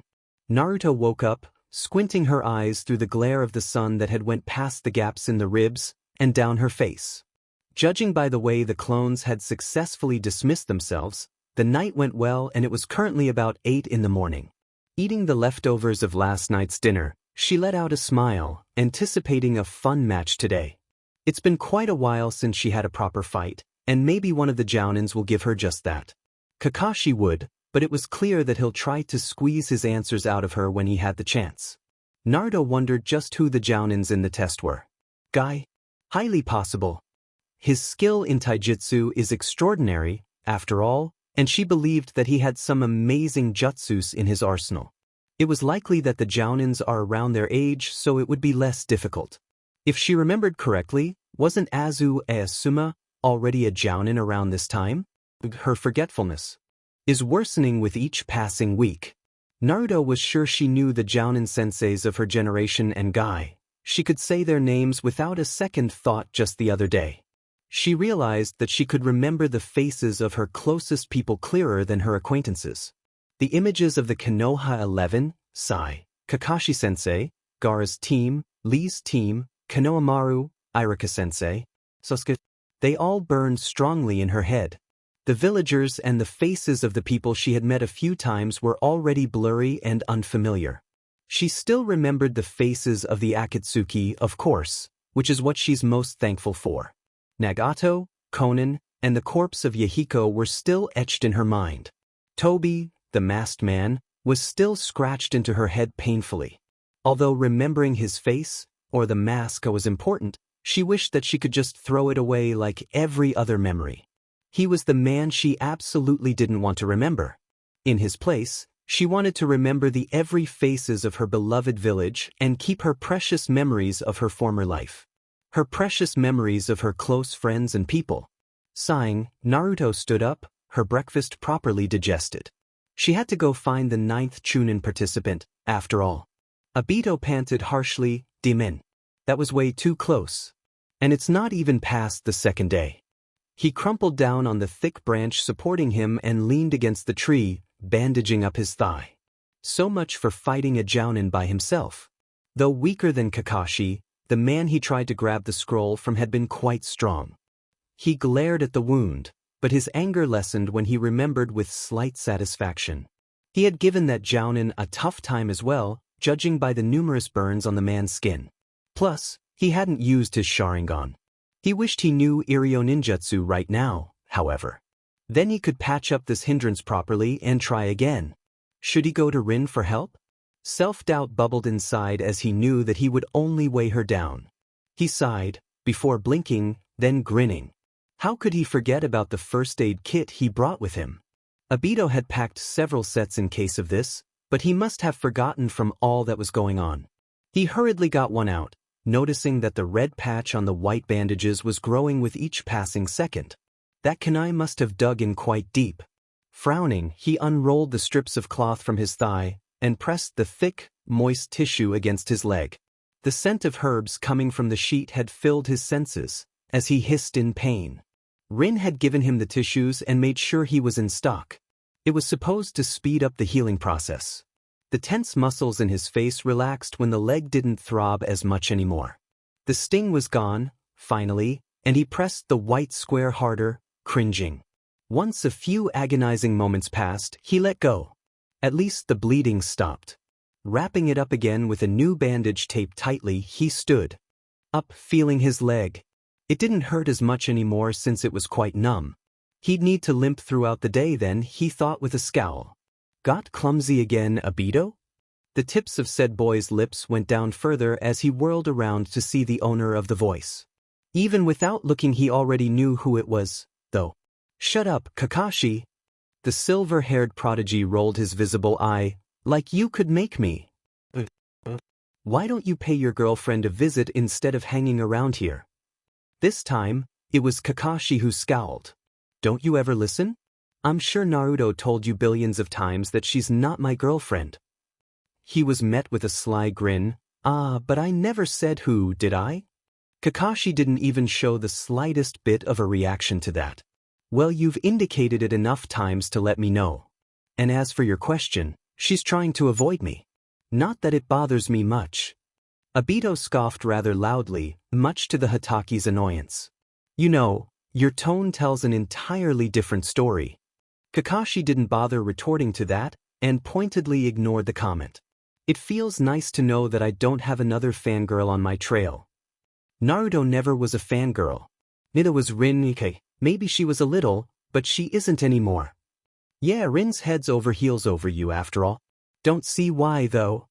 Obito blushed as red as a tomato, as if she doesn't like me that way. He seemed to sulk. "She just thinks of me as a good friend." "Yeah, a good friend." Kakashi snorted. "Well, it's the same with Naruto. I would have doubted she's even into guys, had I not known about Sasuke." The Uchiha caught onto the bitterness. "Jealous, are we?" He was nearly taken aback when Kakashi merely turned his head away. "Just admit it. You like her. This isn't something to talk about now. You should focus on the exams if you have time to make up assumptions. You should be more honest. Come on. Don't give me that look. You're loosening up your control over your emotions, Hatake Kakashi. Even I can tell you have feelings, romantic feelings, all for her.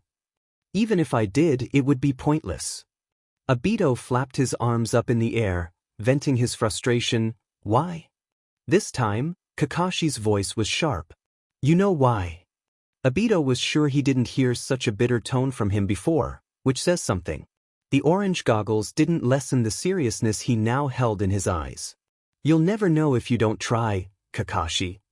His only answer was a scoff, but Obito continued anyway. "You know, someday, someone else would try and claim her. I've seen many guys looking at her already. Imagine when she gets older. We're soon 14, Kakashi, and I bet she'll start looking for a partner." Kakashi didn't say anything. "I know she'll want someone like that in her life. She's loved Sasuke ever since she was, 12? And, from what I hear, she's losing memories quick. She'll want to fill in the hole. Well then let's hope she'll find someone." Obito glared. "Is that all you can say? What about you? Why don't you try being that someone?" The Uchiha didn't care if his teammate wasn't listening at this point. There might even be the slightest chance that she likes you back. "Don't you think it's worth a try for FS sake?" Not wanting to hear any further, the Hatake flashed away. The purple-haired girl. Naruto felt that she was very familiar, which should mean that they had met a number of times in the future. Maybe a short-term sensei? Purple, spiky hair tied up at the back. Who was it?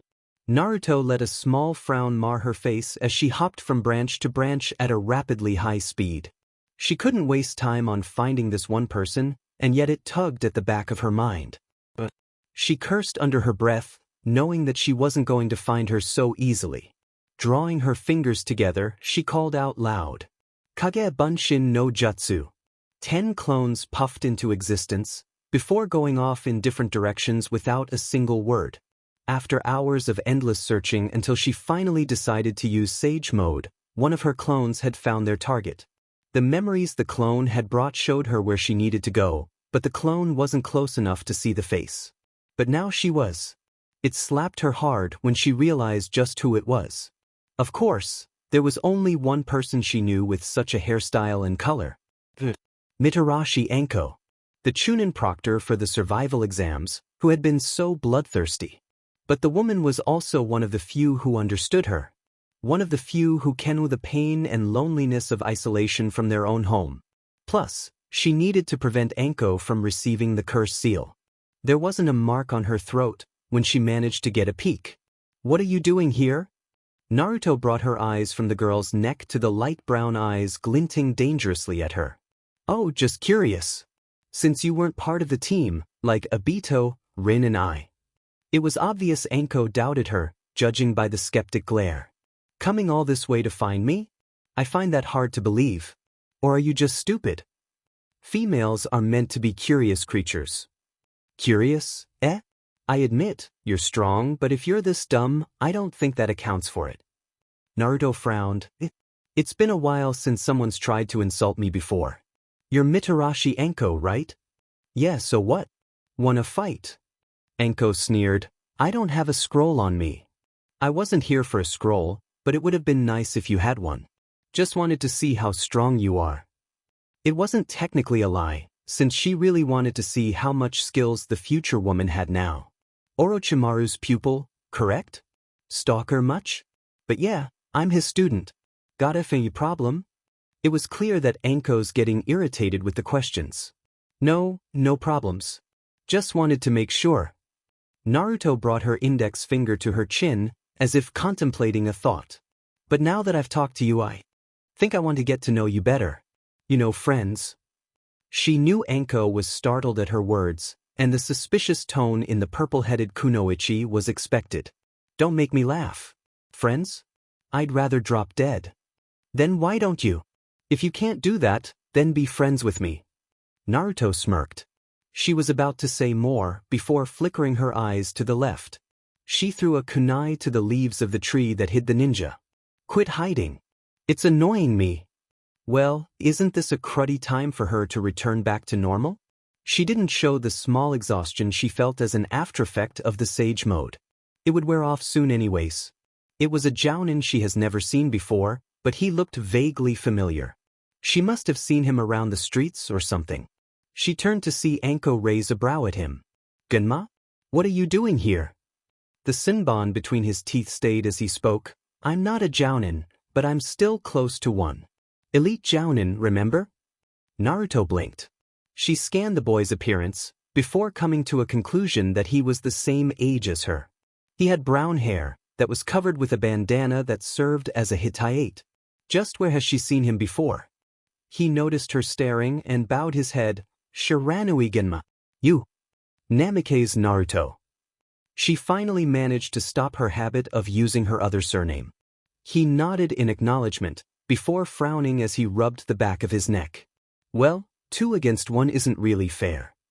Enko scoffed. Since when was life fair? And who said I was teaming with her? Naruto rolled her eyes. If life's unfair for everyone, then doesn't that make it fair? You don't have to team with me if you don't want to, but I want a scroll. I'm sure you do too.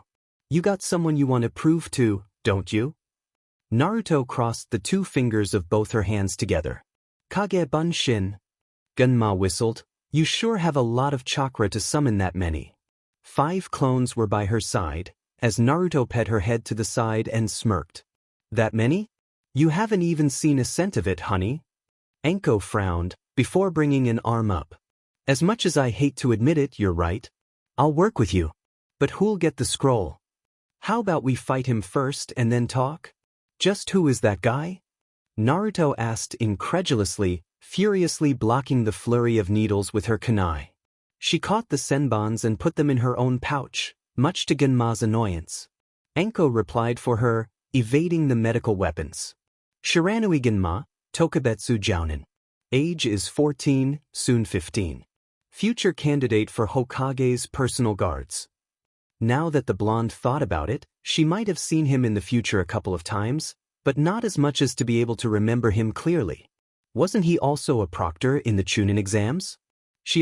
I very vaguely remember seeing him in the 4th war. Her eyebrows knit together as she tried to think harder, whilst evading the numerous amounts of senbons didn't he run out of. Stock yet? She scowled when he got out a scroll from one of the pockets in his green Konoha vest. That explains it, she thought, her scowl deepening when he had popped the batch of needles to existence. As if she'll let him have his way. Futon, Repushu. The big gale of wind caused Genma's use of the needles to backfire, and it made its way to the bandana boy. Genma cursed as he jumped out of the way from the senbons, but was knocked a few feet off the ground. Judging by the elite Jounin's performance, Naruto guessed that he was low on chakra now. Enko seems to notice as well, grinning madly as she boasted, had enough. The blonde rolled her eyes, as she was the one who did most of the work after all. Genma sighed. Yeah. He nodded once to Naruto, much to Enko's frustration, and body flickered away. The Jinchuriki turned to her new comrade when Enko's words were now pointedly directed at her. You were skilled in fighting, I guess. Well, That was as close as Anko could get in trying to be friends, Naruto figured dryly. In the end, Naruto and Anko decided to work together, Anko claiming that she only joined her because she wouldn't quit bugging her if she didn't. And since it was getting dark, the two decided to go back to Naruto's camp. Naruto was already poking her head inside the ribs before she remembered that Anko can't get in. Once she got that sorted, the blonde formed two clones and pointed to one of them, "You go get firewood, while you," this time pointed to the other, "hunt for food." Once the two clones left, Naruto sat in front of Anko, face completely serious and the shadows made by the bones above given it more effect. It was becoming quite a habit to get out of her clumsy, obviously too cheery appearance. "I believe we should plan the next 8 days a little something like this." She listed the schedule she thought was best. Starting tomorrow they will try getting scrolls for themselves. Once they had achieved 2, they would continue to get extras in case. The following days afterwards would be relaxing, but also staying on guard. Naruto was confident that the both of them would win. "I see, so that's what she was planning." Jiraiya smirked. "You sure you don't want her to stay?" The blonde man blinked in surprise, before shaking his head lightly. "Well, I do, but I know that she'll be safe under your care anyways.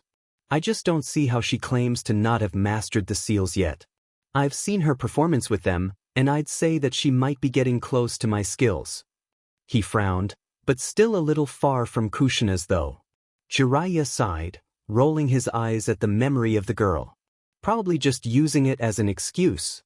"Girls, ladies, women of all ages can't stand apart from me after all," he said with a cheeky grin, before it dwindled to a calmer one.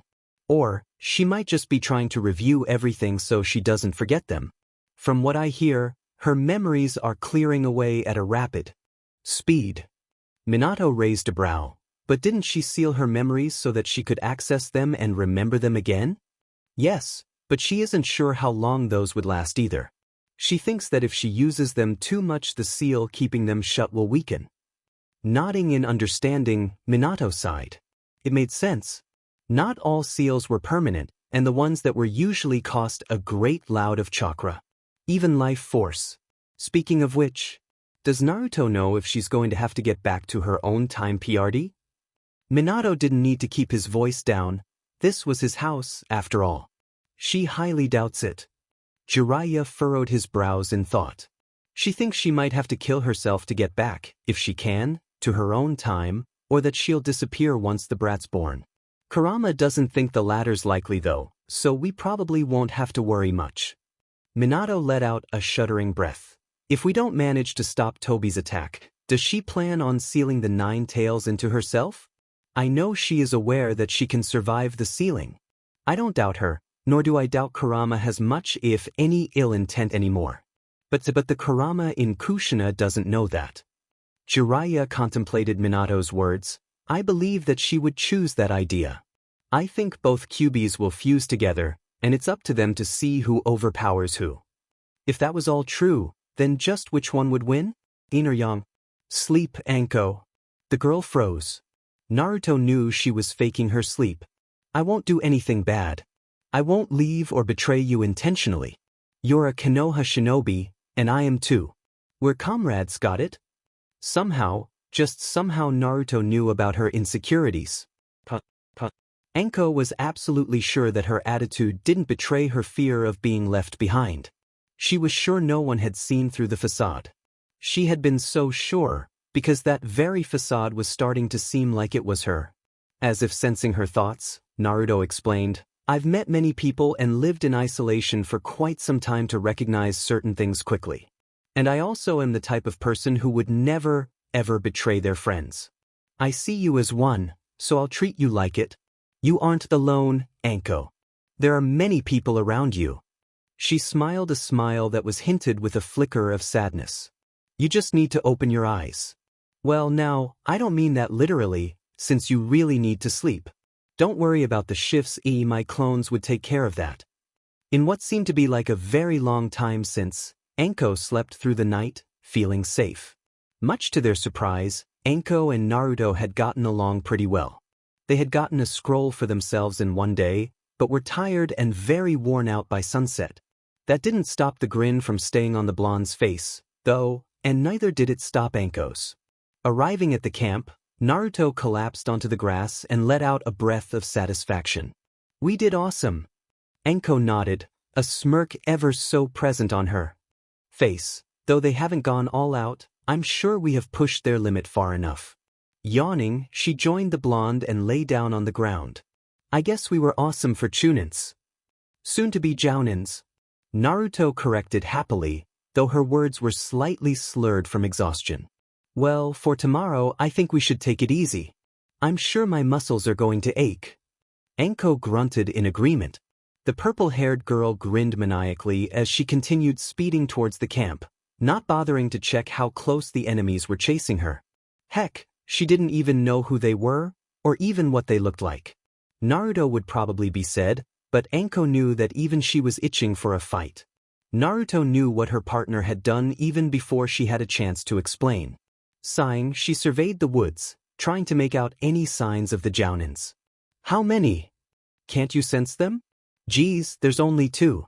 Not too much to worry about." Anko patted her shoulder off of dust. "I don't know who they are though." Naruto saw a flash of vibrant green and blanched immediately, causing the nonchalant girl to raise a brow. Turning, she had paled as well, and cursed at her stupidity. "Good morning, my beautiful, lovely maidens." Naruto had trouble suppressing a groan, but didn't bother to cover her cringe. Her small movement had gained Guy's undivided attention.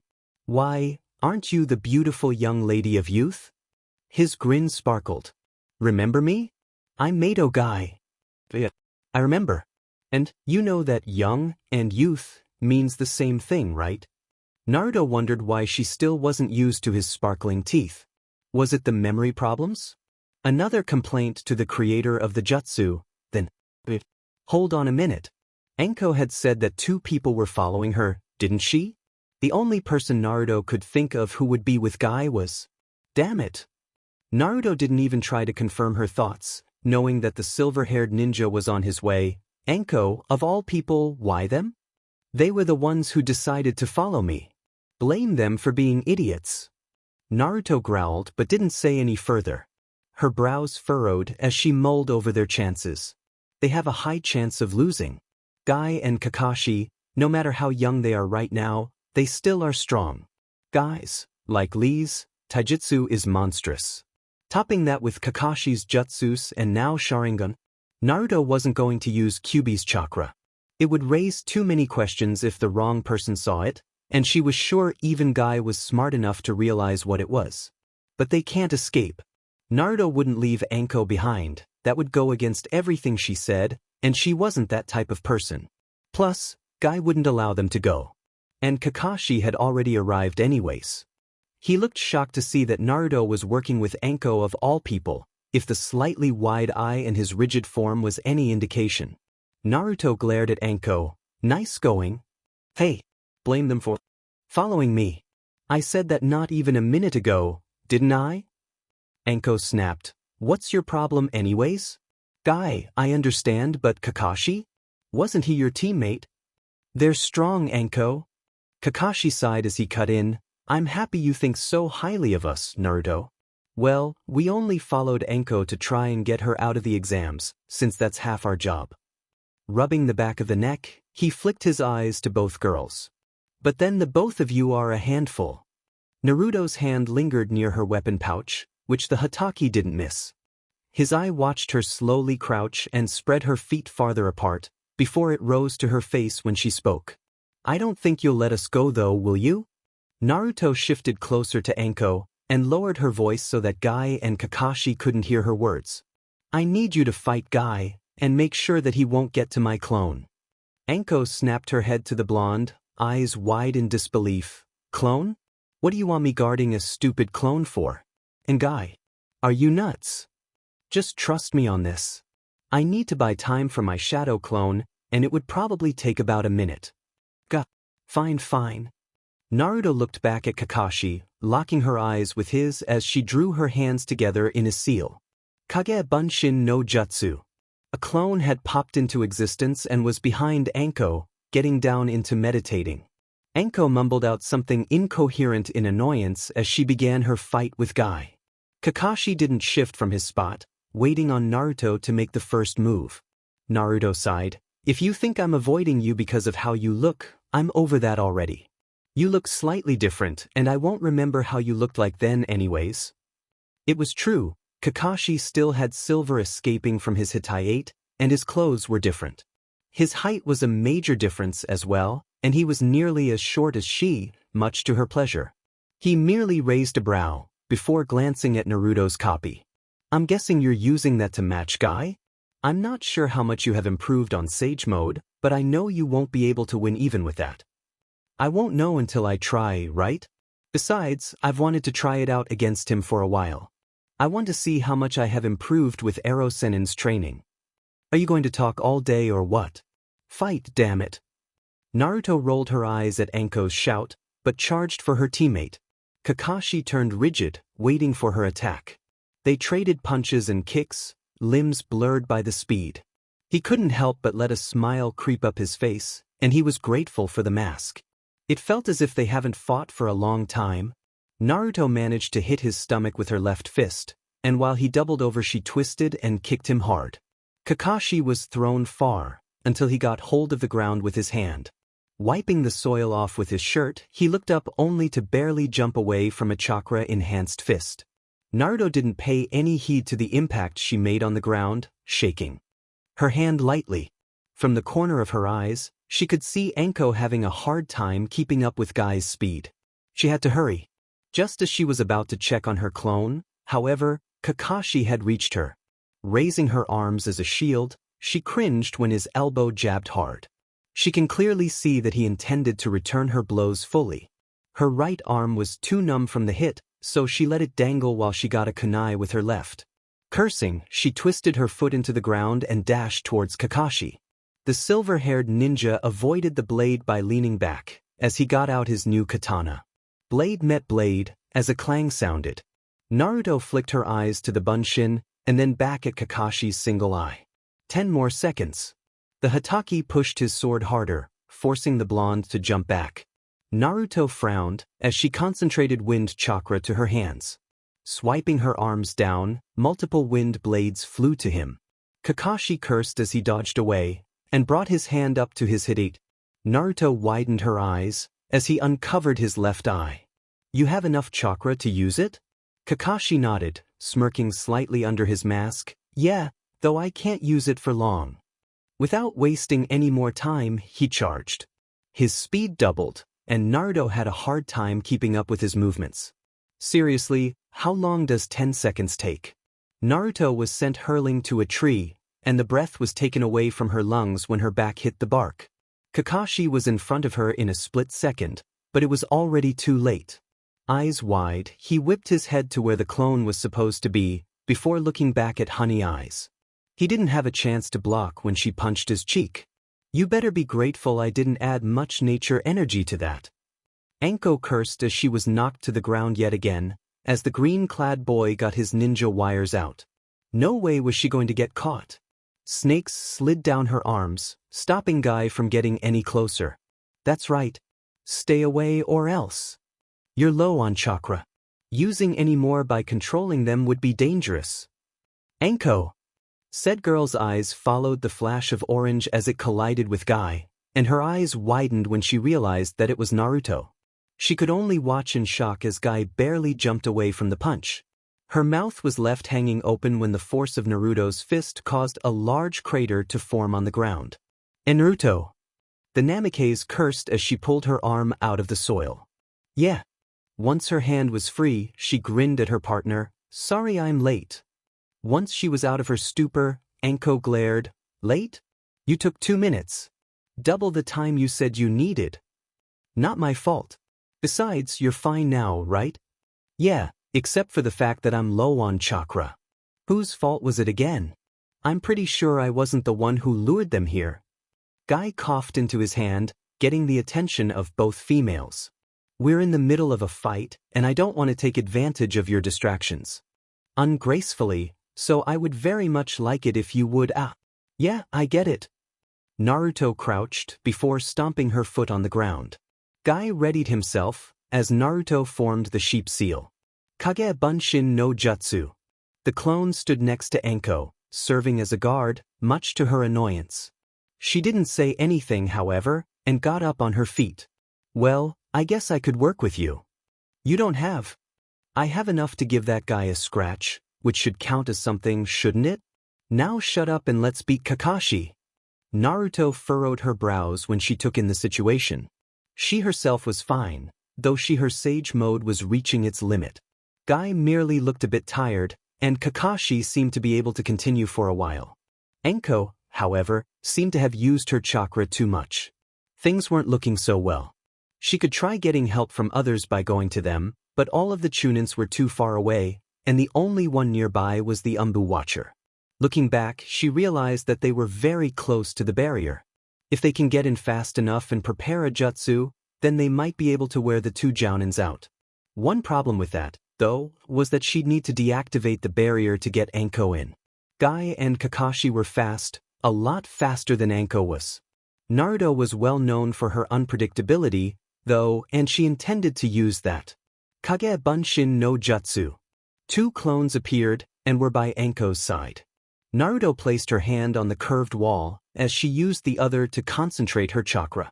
The layer rippled and colored starting from around Naruto's hand, turning into a bubblegum pink.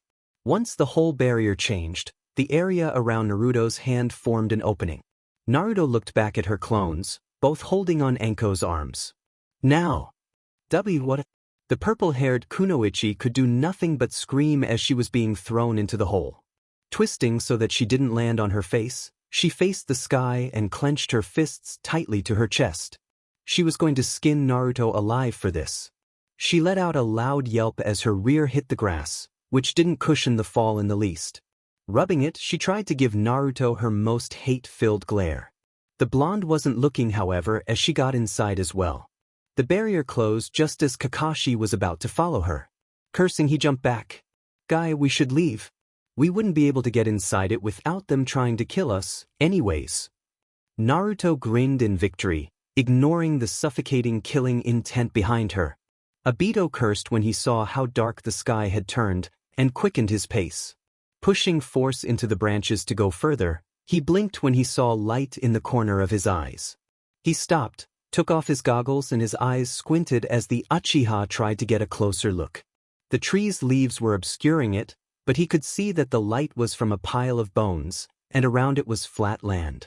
Jumping towards it, he hid behind the tree bark, and widened his eyes at what he saw. Wait, isn't that Naruto? Looking at the other person next to his teammate, his eyes expanded even more. No way. Naruto and Anko? What was the world coming to? As the fire flickered and the meat cooked, Naruto couldn't help but glance wearily at the gaps between the ribcage. Anko caught this and sighed. Just what's bothering you? You've been like that for a while now. Naruto blinked and turned to her. She furrowed her brows as she thought, before deciding to tell the girl. Keeping her voice low, she kept her eyes on the fire. I don't know. I just feel like something bad's gonna happen. Well, we're in an exam, so there's a possibility that we will fail. That's bad, right? Naruto shook her head as she looked up at Anko's eyes. Not that. It's different, somehow. The first 2 days I didn't feel it, but starting from the day before yesterday. The past 4 days were just getting to you. Probably fighting with Kakashi and Guy got you paranoid too. We have 5 more to go, so quit thinking about it. It's probably just your imagination. Naruto frowned and chewed on her bottom lip. That may be true, but my old sensei once said that ninjas have to be on alert if they think something's wrong. Shaking her head as if to clear her thoughts, she feigned a smile. I'm just overthinking things, I guess. Anko raised a brow. Old sensei? Speaking of which, where were you before coming to Konoha? Naruto spoke as if reciting something from a book. I lived in a small house at a forest, but it was torn down by ninjas. They thought we were their enemies since we were very close by Kusagakure, and they killed my teacher. I had barely escaped, and that was when Rin and Obito found me. She had rehearsed this with the Hokage, should someone ask about her history. If they hadn't, I probably would have died from my wounds. Enko's face was solemn as she tried to apologize. Naruto stopped her though, when she noticed a figure coming towards them. Isn't that Obito? Hey guys. He waved frantically. How ya doin'? Enko rolled her eyes. Great. Another idiot. Naruto and Obito in unison glared at her. Hey. Shrugging, the purple-haired girl answered, It's true. Naruto scoffed before turning back to the Uchiha. What are you doing here? It's getting dark. Shouldn't you go back to your own camp? Well, I was on my way, but then I saw your fire. He scratched the back of his head as he grinned. But who would have thought you two would pair up? Enko smirked. Aren't we an interesting pair? Jabbing a thumb at Naruto's direction, she spoke lightly. I guess she's all right. Hey, for your information, I'm awesome. The blonde grinned as she turned to Obito. So did you get a scroll? Yeah, but I got a stupid cut for it. It's healed now though, so no biggie. Enko rolled her eyes. We got it super easily. Naruto poked her ribs. No we didn't, you liar. We were hellava exhausted. Raising a brow, Obito looked between the two. I see you're both getting along fine. But then again, your attitudes are similar. Enko grinned cheekily as she replied. Yeah. Well, Naruto's a lot more like you, Obito. Perfect match, I'll say. She's Kakashi's girl. At this, Naruto was beet red. Obito. She whined, knowing that Enko would never let this down. For crying out loud, I am no one's girl. Not Obito's, and I'm not Kakashi's, got it? Judging by the glint in Enko's eyes, Naruto knew that her words had no effect. A man held the umbu by the throat and squeezed tighter. Once the umbu's pulse had ceased, he used the same hand to take off the mask and place it on his own face. The man looked towards the bone cave and set his eyes at the blonde girl. He untied the hidate around his neck before stuffing it inside his pocket. The Kumogakure emblem reflected the moonlight before it was hidden under the man's black cloth. So Obito decided to join us after all. Naruto mentally rolled her eyes, too tired to reopen them. The early chirpings of the crickets filled the silence, as well as the wind brushing the trees. The sounds soothed her as she relaxed into her sleeping bag. Judging by the different snores, one quite loud and the other soft, it was clear that Obito and Enko were sleeping like logs. Though, Naruto thought with a small smile, Obito muttered from his dreams, mumbling things that sounded like Kakashi and I won. Right as she was about to go to dreamland as well, she jerked up as alarms sounded in her head. Jumping out of her sheets, Naruto whirled around to see a masked umbu at the mouth of the skull. She relaxed slightly but still kept up her guard. What are you doing here? Umbu aren't allowed to participate in the exams, are they? Something about this guy didn't sit well with her. The mask, she noticed, was shaped like a bird. Nothing unusual there. Frowning when he didn't answer, Naruto spoke again. Is it a notice from the Hokage? All that came out of the man was silence, until he disappeared. Naruto widened her eyes when a gloved hand covered her mouth. Shunshin. But why? Her eyes drooped before all she could see was black. When she regained consciousness, Naruto realized that it must have not been very long since she was knocked out. When her vision turned clearer, she realized that they were currently in the forest surrounding Konoha. She could see the walls through the gaps between leaves from various trees. Good, you're awake. Turning her head up sharply at the man carrying her, she glared, seeing as that was all she could do with her mouth taped shut and hands bound together. She would have kicked him, too, but she was strapped to the tree and he was just out of her reach. The man turned to his other comrade. The woman's dark hair was tied up, and Naruto couldn't tell if it was black or brown. We should hurry. Someone might notice that she's gone. The woman's whole body was covered in black clothing and she wore a mask. She didn't change the direction her face was towards, which was on Naruto.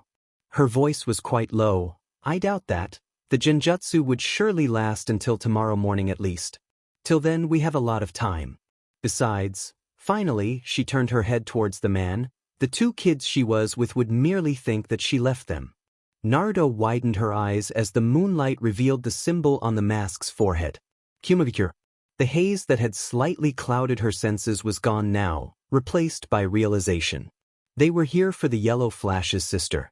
Of course. Kumo planned to get a higher advantage over Konoha and IWA. But, Naruto thought with an inward smirk, they had clearly underestimated how much she valued bonds. She had gotten that through to Anko pretty well, and Obito had learned about it long before. However, they wouldn't find out that she's missing in time. They would think she just went out to hunt early in the morning. The higher-ups will know that an intruder had entered the Konoha walls, but they wouldn't know what the enemy was after. The man spoke back to the woman, "Fine, but we have a long way to go. Make sure the girl stays quiet." Her arms itched from the tight ropes and her hair brushing against it. When she was bound free, she needed to slap herself at her stupidity. Of course, Kakashi. His hounds would know her scent, especially Pakin. She has hugged the puppy numerous times for him to recognize her. Another major bonus was that her hair was blonde, and nearly impossible to see. Plucking at her hair, she dropped the strands on the soil. The scent might become very faint by tomorrow, but it was worth a shot. This was her only chance if she couldn't get out on her own, which was highly likely. She just hoped it would work. Once the ropes tied around her was released, she stood as commanded, and let herself be pulled by the Kumo ninja. The trail of blonde hair was left on the ground, and followed all the way to the lightning country. Obito ummed as he was roughly shaken awake.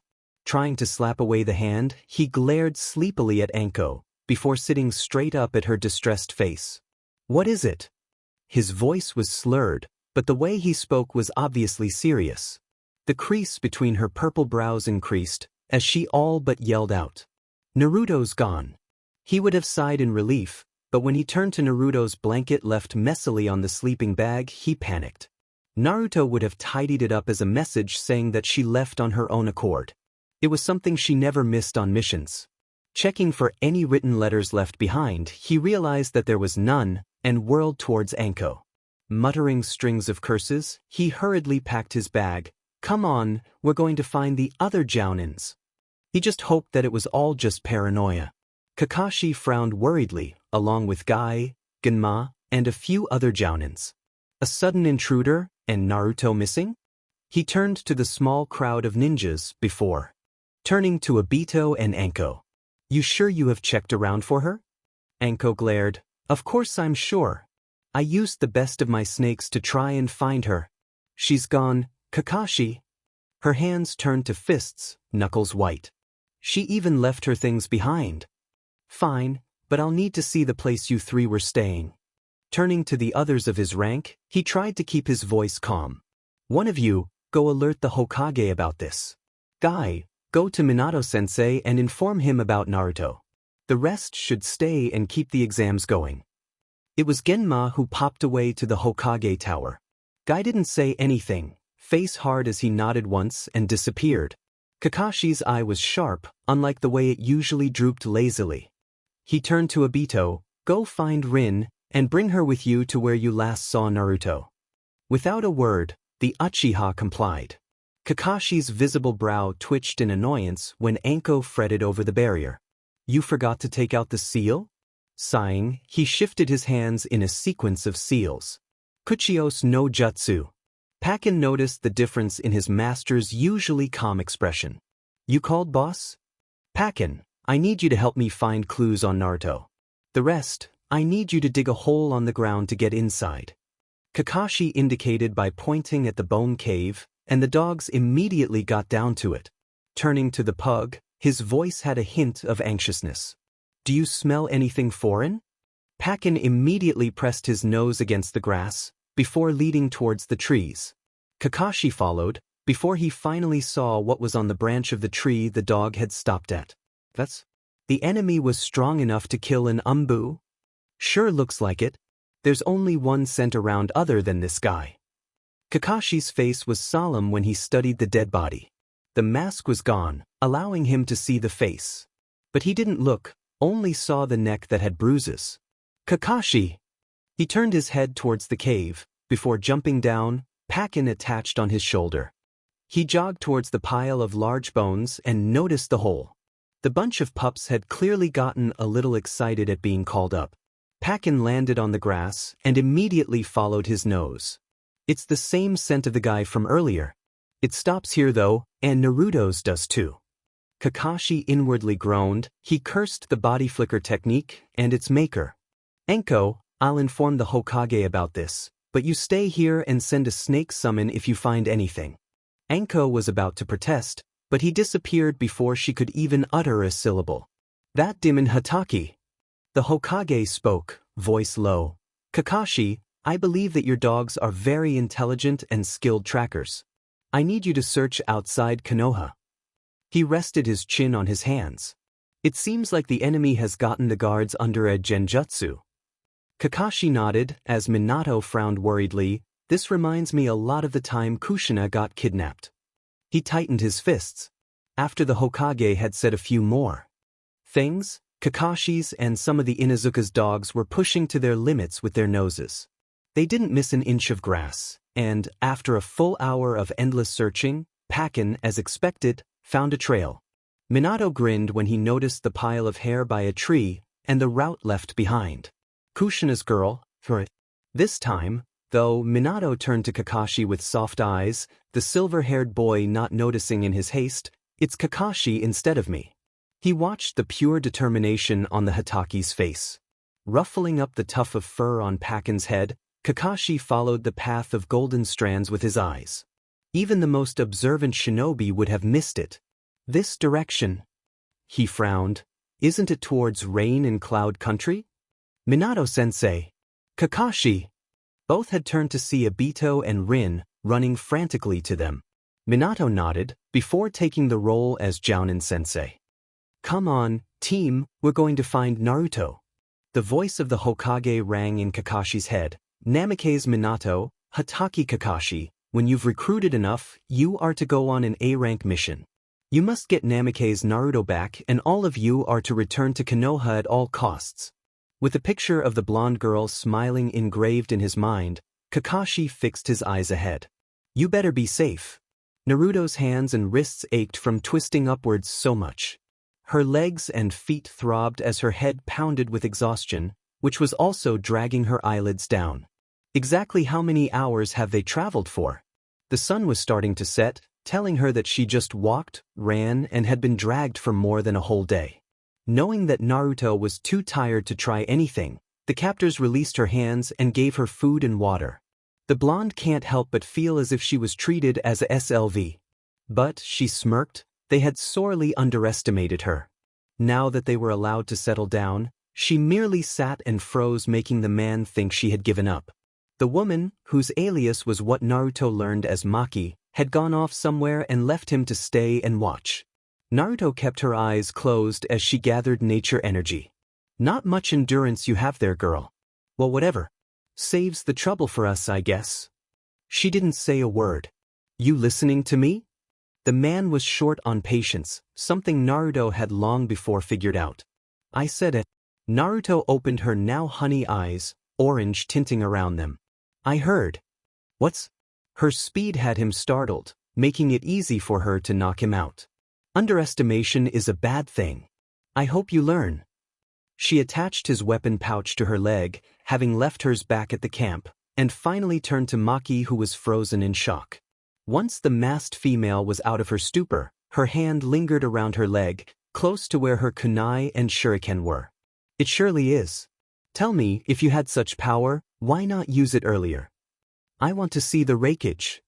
The look on the woman's face must have been an expression of incredulity, judging by her choice of words. Are you trying to kill yourself? She shook her head. Even if you were serious, why knock out Tetsuo? He wouldn't stop talking. But, even so, the rakeage? What do you need to talk about with him? Simple. Peace. Peace? Konoha and Kyumo? Mitsuki chuckled darkly. Ever heard of the Gold and Silver Brothers? Naruto nodded, much to her surprise. I know about them. During the First Great Shinobi War, they tried a coup d'état against the peace treaty between Konoha and Kyumo. Correct. The same thing would happen again if you, a measly 12-year-old girl, somehow managed to convince the rakeage. I don't know just how strong and full of yourself you are, but even you should know that. Naruto scoffed. Strong? Full of myself? Please. I don't want to fight him, nor do I want to put Konoha at risk by following something I believe in. I value my village too much to lose it. No, I want to try and talk even with him. Now, the woman seemed amused. I'm not going to change your mind, am I? Don't say I didn't warn you. Still, by something you believe in, just how large-scale is the peace you're looking for? Naruto's eyes glazed over slightly, her voice almost dreamy. Peace, as in a shinobi-free world. So long as there's a ninja system, there would always be a monster called hatred. That, she brought her blue eyes up to Maki, is something I learned long ago. The woman seemed to smile behind the mask as she said her words. You're pretty mature for someone your age, yet childish at the same time. She quoted Naruto's words, as if trying to taste it on her tongue. So long as there's a ninja system, there would always be a monster called hatred. Wise words for a kid like you. Something I learned from my brother. Namikaze Minato, was it? I admire him and think he's a great shinobi. Many from Kumo think the same, though we never utter it out loud. But here I am, speaking without a care in the world. Maki looked up at the stars. Funny. Naruto watched the sky as well. Well, regardless of what you think, I want to see your Kage. You sure are a weird kid, you know that? So I've been told. Naruto mentally rolled her eyes at the dark chuckle that rang inside her head. Shut it, furball. Minato looked back, to see the rest of the team lagging back, except for the silver-haired Jounin. Kakashi will stop here. Kakashi would have protested, but stopped when he saw Rin and Obito let out a sigh of relief. He gripped his hands, before nodding. Don't worry about it. She would be fine, since it's Naruto we're talking about here. She's strong enough to hold on her own. Besides, the people holding her captive would most likely be stopping now. Obito grinned lightly, trying to lighten up the mood. I'm sure that by the time we see her, she'll be bald. Rin whacked his arm playfully. Make sure you keep that mouth of yours shut if she is. Kakashi rolled his eyes, but was grateful.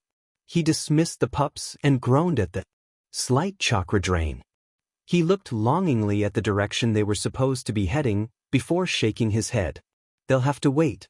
Minato smiled sadly at him, before it faded when he watched the sky turn into a dark hue.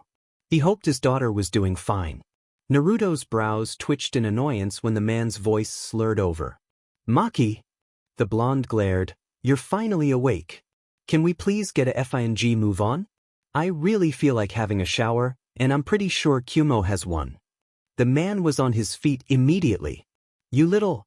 Stop it, Tetsuo Naruto. We have little to no time to stay and chat.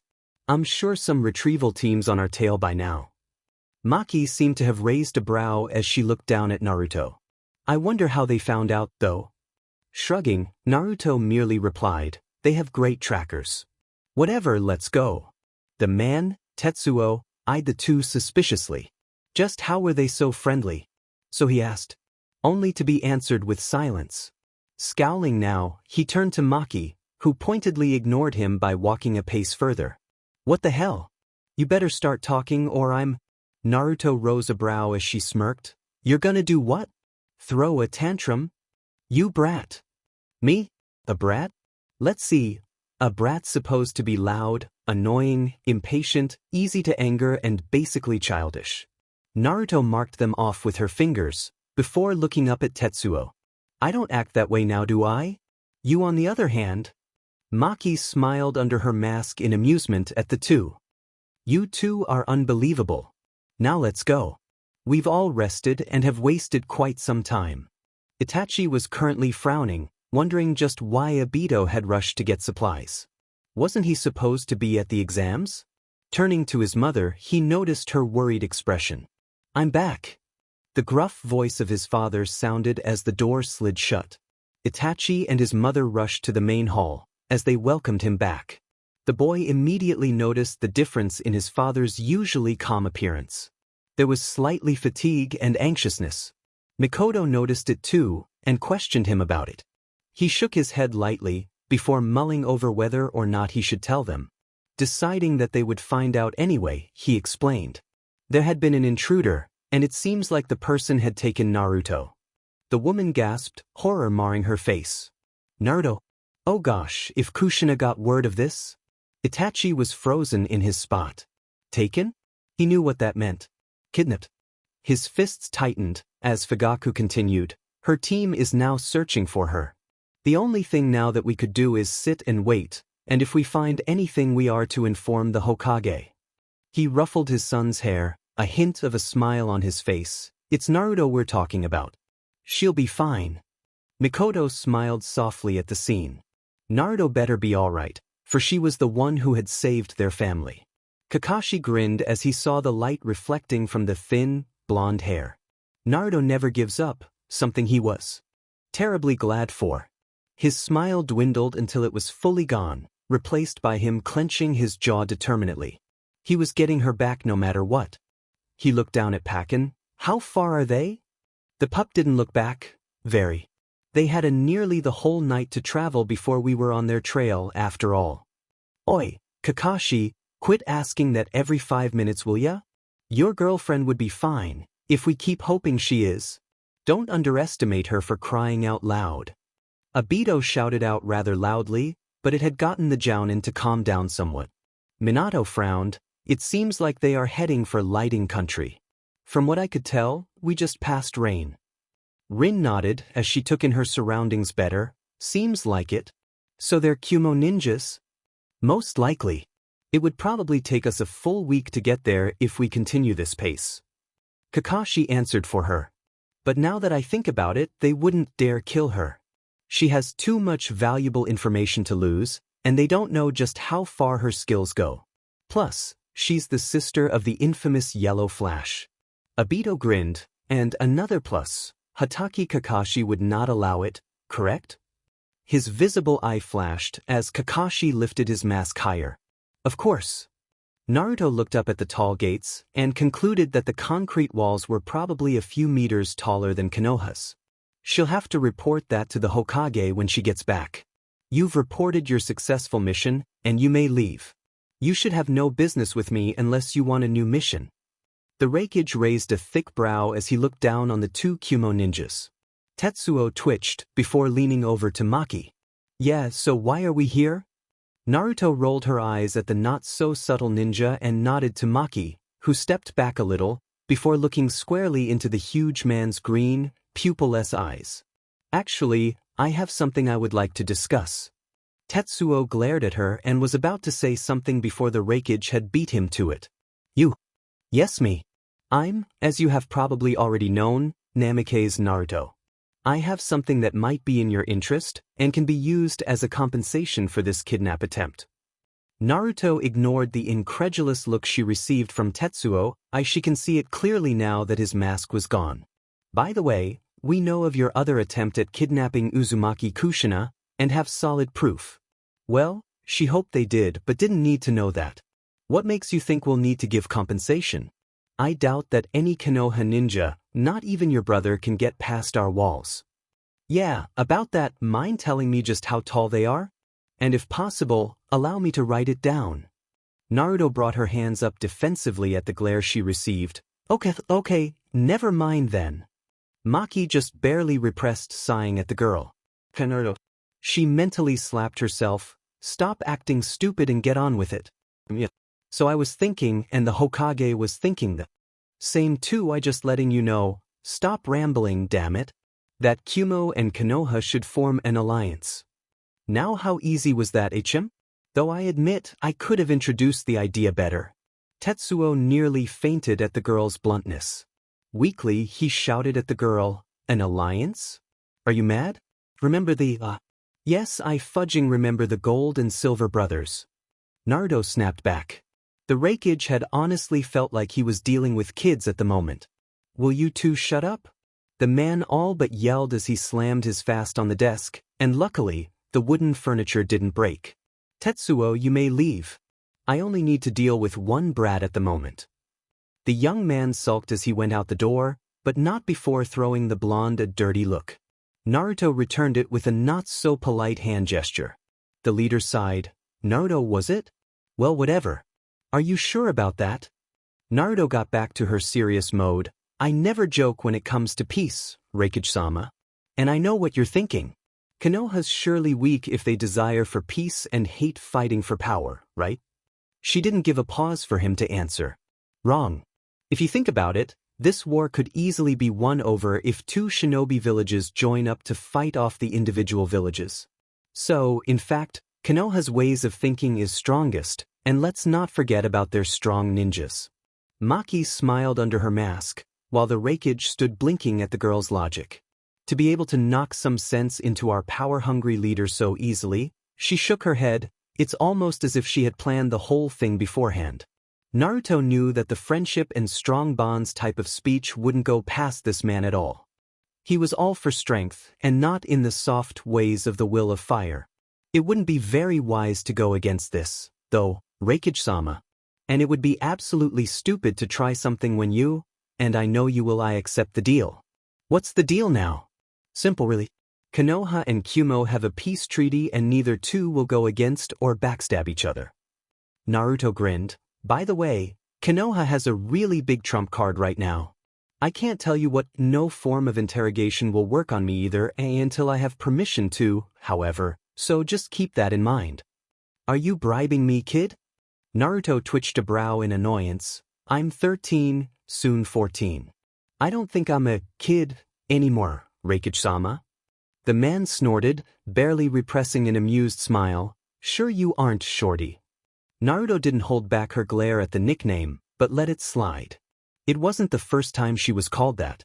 Anyways, so what do you think? Well, I don't really like being pushed into the corner by a shorty, but it looks like I have no choice. You're not going to let that slide, are you?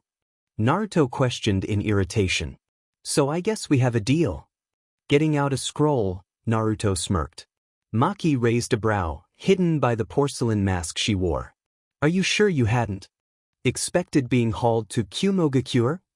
Naruto blinked at her before scratching the back of her head with a grin. I am a seal's mistress in training. I need to have something to write some fuinjutsu on, don't I? Sorry, but I'm gonna have to use your desk for a moment. The Raikage nodded, his eyes following her quick writing. Seems skilled too, judging by how fast you are. Tell me, can you do the same technique as the Yellow Flash was famous for? Naruto briefly looked up before going back to her scribbling. Oh, the Hiraition? Not in the same way my brother can, but I guess I could do something similar to it. It's kinda like a last option jutsu for me though. Before the Raikage or Maki could question her on that, however, she shot up and took a look at her work. I guess this is good enough. Naruto all but shoved the scroll to the Raikage, and watched silently as he skimmed through it. He nodded in acceptance, a little surprised. Despite your way of talking and attitude, it looks like you can write quite formally. It's kind of shocking. Grinning, she puffed up her chest in pride. I guess I would be quite the Hokage, huh? She then returned her posture back to normal, rubbing the back of her neck. Well, I can only last being uptight and boring for at the most 2 hours. And right now, after 3 to 4 days of no shower and not enough sleep, I'm at my limit. Hee hee. The corners of the Raikage lips twitched, the movement so small that Maki nearly missed it. It went unnoticed by Naruto, however. I see. Then I guess we should hurry. He took the brush from the girl's hands and signed the scroll. Naruto nodded and grinned, more than satisfied at the more than happy ending. Stuffing the wrap of paper in the hidden pocket of her jacket, she turned to the older ninjas. So, I'll be taking this to the Hokage then. To be honest, Naruto hadn't thought of what to do next. She was currently stuck in Kumo, hadn't remembered the way to get back to her village, and knew the two ninjas were silently laughing at her predicament. But it wasn't her fault, really. She hadn't expected the Raikage to be so calm and actually level-headed. The fourth had been so quick to temper and rash after all. Much to her relief, the Raikage had felt that leaving the blonde girl to swarm in a sea of thoughts would fry her brain eventually. All right, now that that's settled, I guess it's a good idea for you to wait here, since it seems like your retrieval team is going to be here in a few days. Well, we have a spare room for you to use here. Maki, go to the reception center and prepare one. The woman nodded curtly, before popping away. Naruto brought her attention to the windows, a little fascinated by the beauty of the place. She vaguely remembered loving the town back when she was sent to Kumo to control Kurama. This is why I love being the Kage of this village. You get to see it all the way up here in full view. She looked to her upper right at the man, and noticed the way he faintly smiled, eyes full of affection when he gazed down on his people. He was the perfect picture of how a Kage should look. Naruto hid a grin as she stepped forward and looked further downwards, watching the kids run through the streets.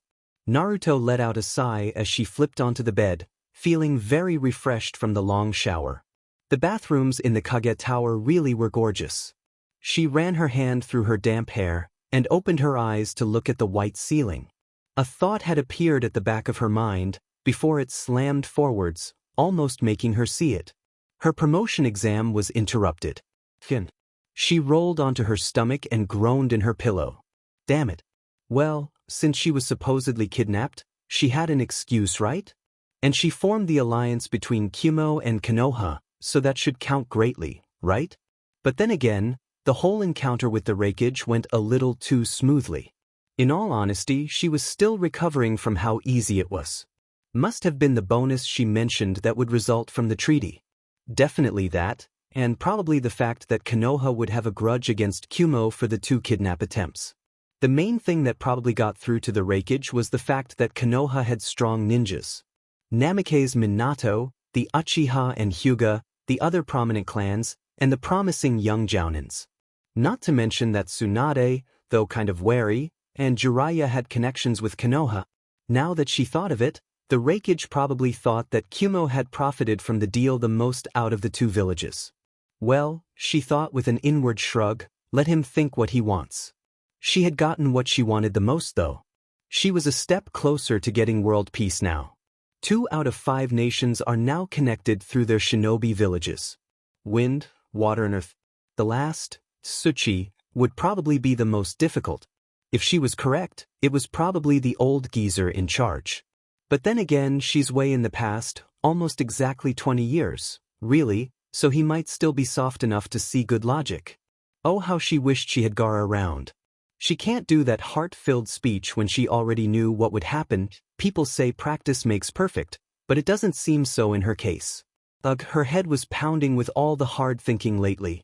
Minato ran a hand through his blonde hair as he sighed at his silver-haired student yet again. Naruto wouldn't appreciate having you worry over her so much. She would think you are underestimating her abilities. Not that I couldn't understand how you feel, but even I know she would hate us if we constantly wallow in thoughts of worst-case scenarios. He ran a hand through his yellow hair as the 2 Jounins sat by the fire. There weren't any ninjas after them, and they were quite far from the villages closest by. The fire crackled and flickered as a small pause of silence went between the 2, both entranced by the flames. It reminded them of a certain girl, and was soothing to their minds. Obito and Rin had slept, both exhausted from their worries over Naruto and the travel in general. They needed their sleep, and when it was time Kakashi and Minato would just call them to take watch. That was the normal routine during their missions. They were to stay awake as guards individually at their own shifts, but Minato had chosen to talk to one of his students. That very student was the most worried out of the 3 teens. Hatake Kakashi. The blonde man offered a small smile. You're a Jounin now, aren't you? You should control yourself, and at these types of times be calm and rational. Naruto would tease you when we find her if she found how badly her kidnap affected you. Kakashi nodded appreciatively, and knew that the already full amount of respect he had for his sensei had somehow managed to grow. The man was truly a shinobi, to be able to stay composed like this despite his daughter being possibly interrogated in the worst. No. He had to get rid of his pessimistic side now. Minato was right. Naruto was strong, and she might even be laughing right now, having tea with the Raikage. So maybe not actually tea, but she was probably having a great time. Naruto was safe, and probably managed to convince the Raikage into grouping with Konoha and have a small happily ever after moment. Quite doubtful, but it was possible. If only he knew how right he was. Naruto was literally on cloud 9. Apparently, the Raikage had told his village, both ninjas and civilians, about the treaty, despite it not fully solid yet since the Hokage hadn't signed his part. But then again, the blonde did say that he would definitely sign it, so Naruto had thought, whatever. She smiled and waved back at the wary but pleasant greetings she received. Her face split into a grin and grew when the hesitance had left the people's faces. Her face had just radiated so much warmth. She played with some of the children, much like she did back in Konoha. It was fun, and she loved to be around them. Always had been, and she remembered missing it when she went off to train with the fox. You would be a good mother, I guess. Thanks. I know I would. Naruto's face threatened to split into two as her grin widened at Kurama's compliment. It wasn't every day she got things like that from the grumpy guy. She ignored the feeling of him rolling his eyes as she high-fived a boy that was about Itachi's age. She was now in a crowd of children. They asked millions of questions about Konoha like, what was it like? Or, is it cooler than here? She had to check if her cheeks hadn't ripped at all the cute faces and energy she received from them. Laughing, she tried to calm the kids down. Hey, one at a time. I can't answer all of them at once, Tebeo. Tebeo? She turned to the boy a few meters away, and concluded that he looked to be about 3 years older than her. He checked into his notebook and she could barely see the scribbled words on the cover. The smile that had slightly fell in confusion was back full force. Nope, I already have it. It sounds pretty cool though, so I guess you are too. What's your name, girl? Naruto grinned. Namikaze Naruto. Awesome name, right? Well dude, what's yours? Even though she knew full well who he was, it's common courtesy to introduce yourself first. The teen smiled widely back at her. Nice. My name's Killer Bee, but you can call me B. You're cool already, but would be a fool to not remember my name. The blonde cringed at his lame rap, if you could even call it that, but her smile wasn't strained. Sure thing. She blinked when he raised his fist. We are pals now, so you should know how it'd start. Naruto hesitated before she smiled and bumped her fist with his, but didn't bring it back down, and neither did B. She watched silently as he opened and closed his mouth numerous times, before staring at her incredulously. Bringing her index finger to her lips, she winked. Team 7, after coming so far, hadn't expected that Kumo would have such a tall wall. They kept hidden in the trees, masking their chakra. But it seems like it wasn't enough, because one of the guards had found Obito. Ah, they're finally here. Minato had quickly acted and chopped the pressure points of the two guards. He nodded once to the 3 teens, before dashing up to the tallest tree he could find. He furrowed his brows in concentration when he was at the highest point, his teleportation kunai in hand. Spotting a secluded but close enough roof inside, he swiftly threw the weapon. Going back down, he beckoned the team to come. Once they all assembled, they vanished in a flash of mostly yellow, black, silver, and brown. Reappearing in between the rooftop and the rock of the mountain, Obito had barely managed to repress a loud yelp when he had slammed his head to it. They were unspotted.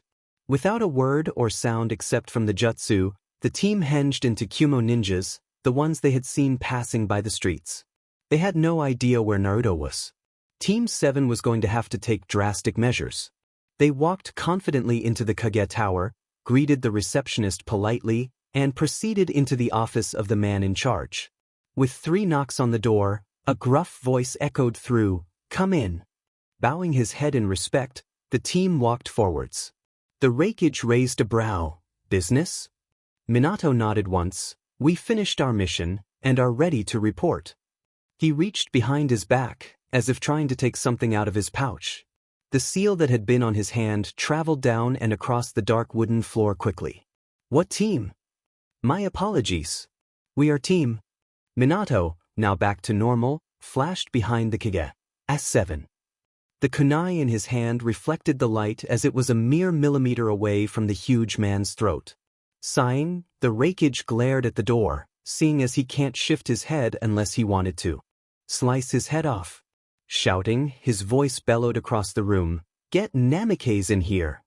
The unfortunate man who had been walking by had the luck of getting his eardrums pierced, but complied with the indirect order. In precisely 10 seconds, the door opened to reveal the blonde, perfectly safe and sound, rubbing her eyes. Leaving the team agape. Here the girl they had been worried sick for, all dressed up and sleepy with no care in the world. Minato's hand didn't lower, but it did lose a little of its previous rigidness. Naruto glanced at her father, to the wreckage, and then back to her father. Oops. Once the team had been cleaned up and were properly rested, they were filled in on what had happened at the dinner table. The wreckage had ate with them, along with A and B. He laughed good-naturedly, and the group had a great time, all in all. Kakashi was clearly sad, though. So it was no wonder that Naruto is close to shivering in fear when the boy had brought her to the roof, wanting to speak privately. And no one ever went up there, so the loss of a beautiful Konoha kunoichi would forever be a mystery. Naruto can't help but feel as if Kakashi's hand was a little too close to his holster for her comfort. But then, everything took a turn when the Hatake had squeezed her shoulders in a vice grip. Confusion clouded her mind, as bizarre questions popped up. Was she going to get pushed off the building? Surely he knew that she was able to save herself from a fall? He sighed at her troubled face. He knew that the girl would never be able to find out about how he really felt towards her if he didn't say it. But in Kumogakure? He wanted to tell her in a place both he and she were familiar with. As the girl's brows furrowed more and more in confusion, he decided. To hell with it. Naruto gasped as she gasped when she was pulled close, and took a moment to realize that the usually stoic, aloof, sometimes cold Kakashi was hugging her. Now, she had hugged guys countless times before. But that had been initiated by her, and she felt like they were more of brothers to her. Take Obito, for example. She had hugged Kakashi before, too, but it never felt like this. Naruto really did feel like butterflies were trying to flap their way out of her stomach, as her heart thumped erratically and loudly in her ears. Her face was undeniably warm, hot even, and she knew her whole face was the color of a tomato. She wondered if her hair was too, or maybe orange. Hesitantly, she brought her arms up, surprising the Hatake. They stayed like that in silence, until Kakashi finally spoke, voice as shaky as his breath. Do you even have the slightest idea of how worried I was? He looked down at her, slightly moving back to try and see the girl's face. Naruto gripped his shirt tighter, as she buried her face in his chest. I'm sorry, she whispered, and he strained his ear to hear her. I'm sorry I made you and the others worry. I didn't mean to. Sighing, he tightened his hold, resting his chin on her head. Yeah, I know you didn't. Apology accepted. Kakashi knew she was blushing further, judging by how she ducked her head even more. He smiled in satisfaction. It felt nice to know he had at least some sort of effect on her. Naruto somehow sensed his thought, and glared up at him. Luckily he had moved just in time so that he wouldn't get headbutt. His smile turned into a full-blown grin at the bright red tint on her face. No, he changed his mind. He would wait and tell her when they get back to Konoha. Minato, Rin and Obito bit the inside of their cheeks, finding the scene too amusing. Kakashi and Naruto stood in the front of the team, keeping a 2-meter distance between them. Or more like, Naruto was keeping that distance. Kakashi twitched a brow in annoyance, but didn't comment. It had been going on for the whole trip back home, and whenever they met eyes she would cast hers down immediately. But it did make him sigh in relief when he saw the very obvious blush staining her cheeks. Rin rolled her eyes before jogging up to Naruto. So? Did either of you confess to each other? A grin stretched the medic's face. Did Kakashi confess to you? The girl's head looked like it would explode judging by how red it was as she whipped her head to Rin. No. Then what? I'll tell you later when we get back. Sleep over or something? Naruto suggested tiredly, before paling when she saw the devilish expression Rin took. Sure. We'll have everything a sleepover requires. Especially girl talk. We should bring Enko over. I heard you two became great friends. Rin's face threatened to split. We should bring Kurenai over, too. You've met her a few times, right? Naruto groaned. Obito went to Kakashi then, eyeing the girls awkwardly. Hey prick. What's up? Nothing. Dark much? So what happened with Naruto? Did you kiss her or something? Obito pouted when Kakashi shook his head. Then what? Kakashi growled in irritation. You're a lot like Rin when it comes to bugging me, you know that? All he received in reply was the Cheshire grin. Sighing, he looked back on the road. Nothing, I just hugged her. Obito stopped, stupefied. The Hatake Kakashi hugged a girl? And admitted it? Who are you and what did you do to the real Kakashi? Kakashi growled and glared at him again, ensuring Obito that it was really his teammate. Okay, never mind. The Uchiha walked again at a higher pace until he reached Kakashi. So, you hugged her? That's what I said before, wasn't it? Yeah, it's just kinda hard to believe, you know? Obito's grin returned, as he looked at the girls from the corner of his eyes. Now I see why she's sorta avoiding you. Thanks for the reminder. Kakashi glared at the floor, not that I needed it. Well, you can't really blame her. She's probably wondering why you did it. So are you gonna confess? Yeah. Obito nearly stumbled, before balancing on his feet again using Kakashi's shoulder as support. You are? He asked incredulously, absently noting that the silver-haired jounin had grown taller. They were almost the same height now. That's what you were asking, wasn't it? The jounin said through gritted teeth. Well, I wasn't really expecting you to answer. HN. Kakashi rolled his eye, before perking up at the sight of the Konoha walls. We're finally here. Naruto grinned, as her eyes squinted at the two figures waiting. Anko. Gunma-sen. The team raised a brow. Gunma? Minato asked in surprise. You know him? Nodding, she didn't look away from the two teens coming to them as she waved. Yeah, I met him in the survival exams. He's pretty skilled and was kind of tough. Minato wasn't exactly subtle in keeping the amusement out of his voice as he stared at Kakashi. You don't say? He added with a grin. Well, that's rare of you to praise someone, Naruto. The silver-haired boy scowled, or it seemed like he did. Anko let out a big breath of relief at the blonde girl. Where were you? Do you have any idea of how much trouble we went through? The purple-haired Kunoichi shook Naruto's shoulders and emphasized every word. Naruto's head lolled back and forth as she tried to calm her down. Why, I'm sorry. I was at Kumo. Quit shaking me, will you? Kakashi's cold gaze settled on Gunma, and the boy nodded stiffly. The poor Shiranui had no idea what was going on. Rin, Obito, and Minato were much warmer with their greetings, whilst biting back their laughs. Naruto dropped off the scroll and after a while of discussing things with the Hokage, she started walking to the academy. Her grin never left her face as she stared down at the metallic Konoha pins sitting on her jacket proudly. As of now, Namikaze Naruto, Uchiha Obito, Terada Rin, you are proud jounins of Konohagakure. Those words rang in her head whenever her eyes fell on the shiny piece, and her cheeks started to hurt. Oops. Smiling too much. The villagers had been overjoyed to see Namikaze Naruto back, safe and sound, sending numerous greetings and sighs of relief.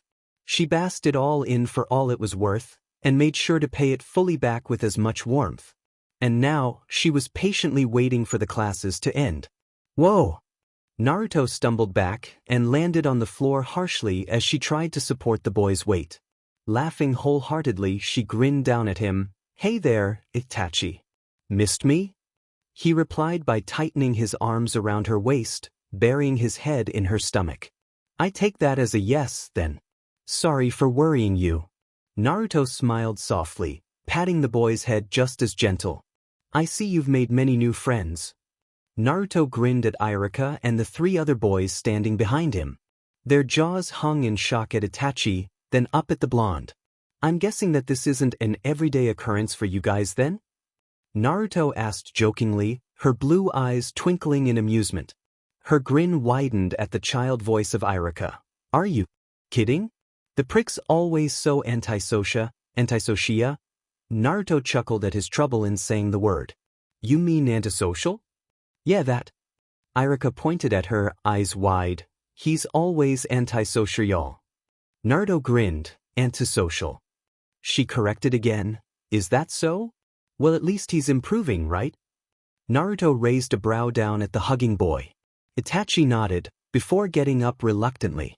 One of the other kids in the group spoke up, a little shyly.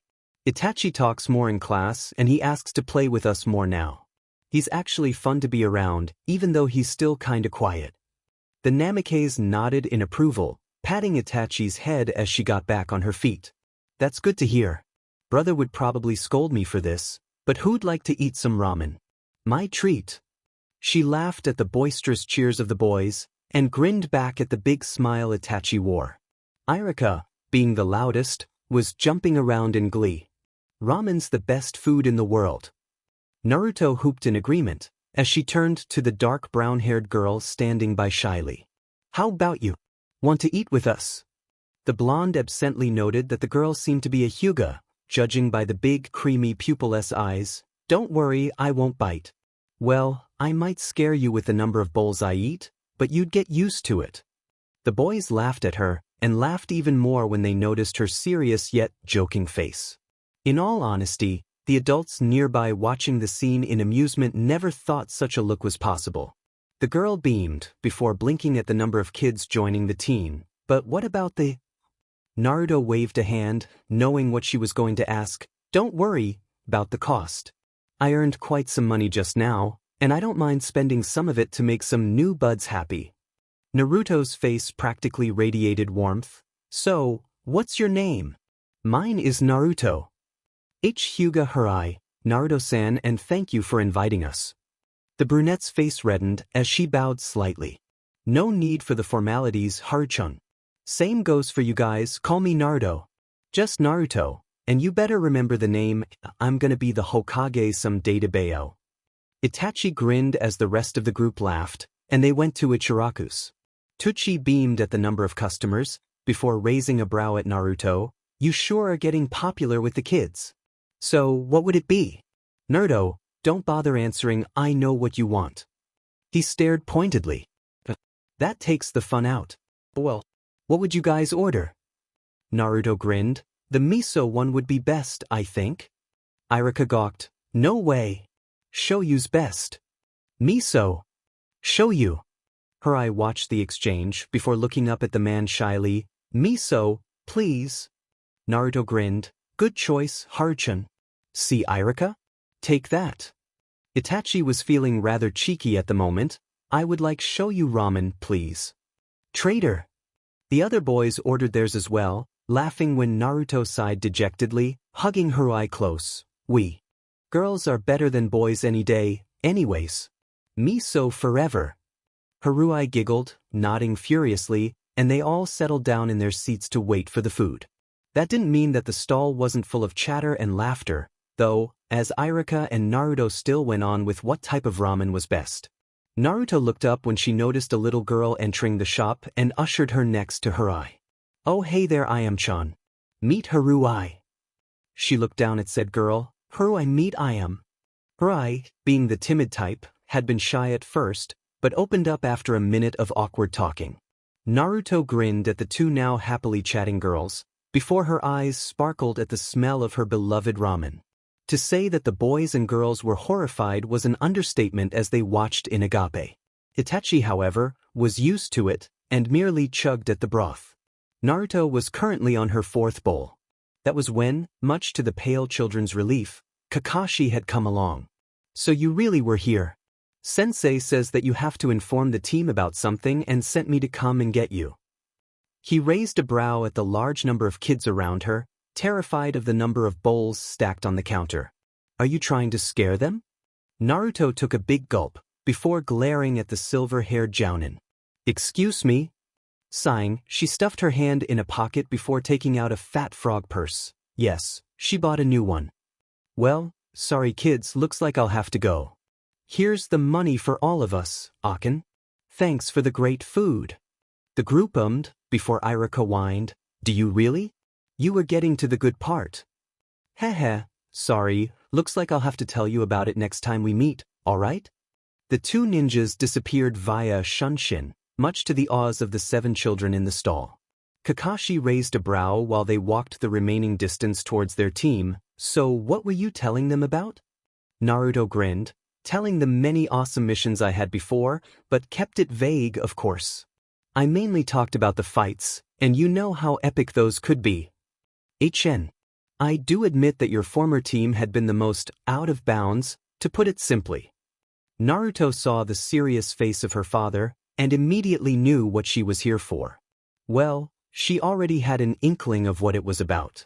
She gulped nervously at the expectant stares she received, I believe you understand what we're waiting for. So, tell us, what do you and Jiraiya-sensei plan on doing next month? Minato asked pointedly. Right? In the next month and 3 days, Naruto corrected, knowing she was desperately stalling. I would be going on a training trip with Ero Sennin. For a while, her teammates were silent. Deathly silent. Naruto knew that the glint in Rin's eye was dangerous, and barely avoided the punch that was aimed for her stomach. When were you planning to tell us this, Naruto? I believe we have the right to know. Naruto repressed the urge to sigh in relief, right after the exams. I didn't want to distract you guys, even just a little. Obito didn't speak, much to her surprise, as Rin all but yelled, "And you expect us to be okay with it? How long is this trip? Why can't you stay in Konoha and train? Do you realize how dangerous it is to travel around at the time of war?" Naruto grimaced, "Yes, I do. We plan to be out of Konoha for half a year." Half a year? You're still not telling us something. Obito ground out, hands clenching to fists. Yeah. The training trip is also a long-term mission for me and Jiraiya-sensei.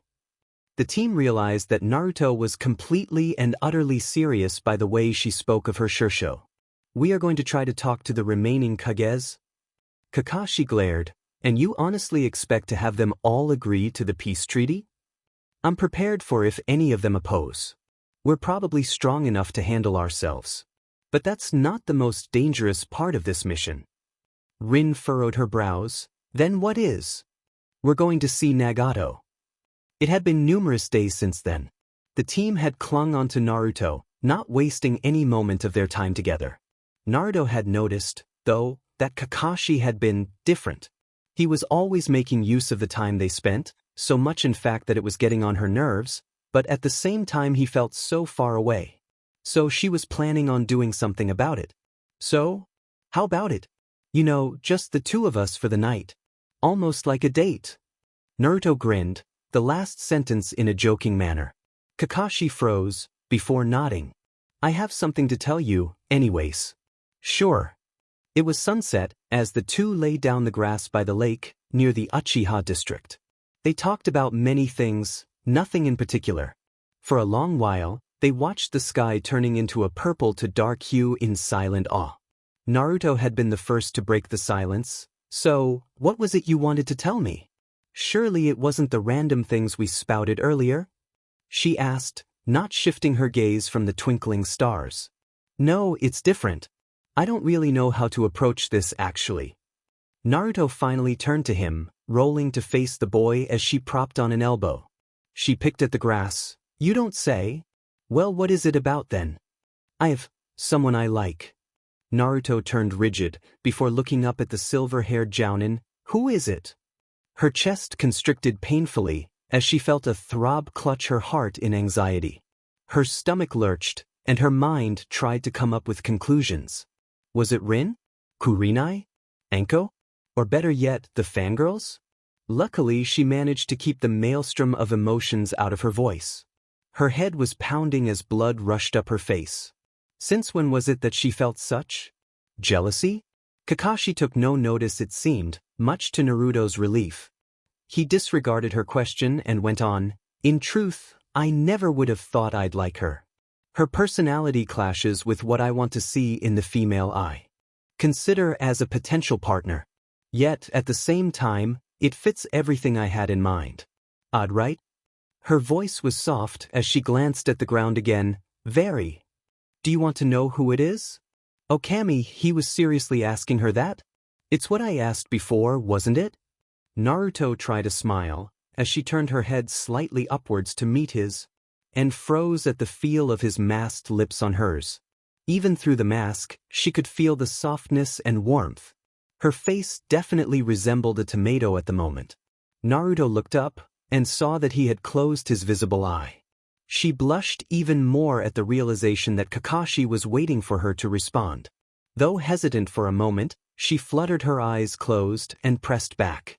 Seconds felt like an eternity before the two finally parted, panting for breath. Both rolled over on their backs again, silent except for the sounds of their breathing as they were swimming in their thoughts. Naruto turned her head slightly to take a peek while gasping for air, and giggled. His single eye was wide, staring at the blonde in surprise, as if disbelieving what just happened. You. Naruto laughed this time, trying to stifle it and failing uncontrollably. She urged, her lips spread wide in a big, amused smile. Kakashi reddened. You kissed me back. I'm pretty sure that was what I was doing. Naruto nodded, pointing a finger to her chin, as if contemplating a thought before smirking playfully. So when's the second date? I want to spend as much time as I can with you, after all. Second? What about the first? The smirk turned back to the familiar, small yet warm grin. Well, this could be considered a first date, right? It's quite romantic. Kakashi grunted in agreement, calmness returning to his features, before he was the one to smirk this time. Quite. So, Naruto, who did you think I was going to say earlier? What? I'm pretty sure you know what I mean. No, I don't. Someone's in denial. No. See. You gra. Same to you too. Where were you? Minato shrieked, and Naruto thought he seemed very much like a mother would at the moment. The lacy pink apron he wore hadn't helped either. Do you realize how late it is? Naruto checked the time. 10 minutes to 8? Exactly. You do realize that I'm mentally 16 years old, right? No. You're 13 years old. As if trying to add more effect to his words, the yellow flash crossed his arms and pouted before stubbornly turning away. And in a few months 14. Rolling her eyes, she muttered, it's not like I wasn't able to protect myself. Either he didn't hear her, or she was ignored. And worst of all, you were with Kakashi. Alone. Naruto sighed. So? I don't really see a problem in that. Naruto shook her head. Besides that, I have something I really want to discuss with you, Dad. What's worse than? I want to move out.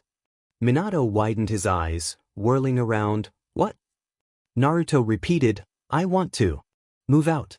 I figured. Naruto coughed in her hand, a little pink in the cheeks, that you and Mom would need some privacy when the time comes. You can't be serious. I've lived for a whole childhood and almost through my teens before, haven't I? I'm sure I can survive. Rolling her eyes, she scratched her head. I can host some dinners for Team Minato, seeing as we're going separate ways now that we're all jounin'. Minato's blonde brows were furrowed deeply, until he finally nodded in defeat. So is the room big? Grinning, the blonde nodded enthusiastically. It's practically my dream home. There's this really awesome window that's like the whole wall. It's probably the best apartment around Konoha. It has a perfect view. And Kushinanichan's been helping with the furniture and stuff, so it's gonna be amazing.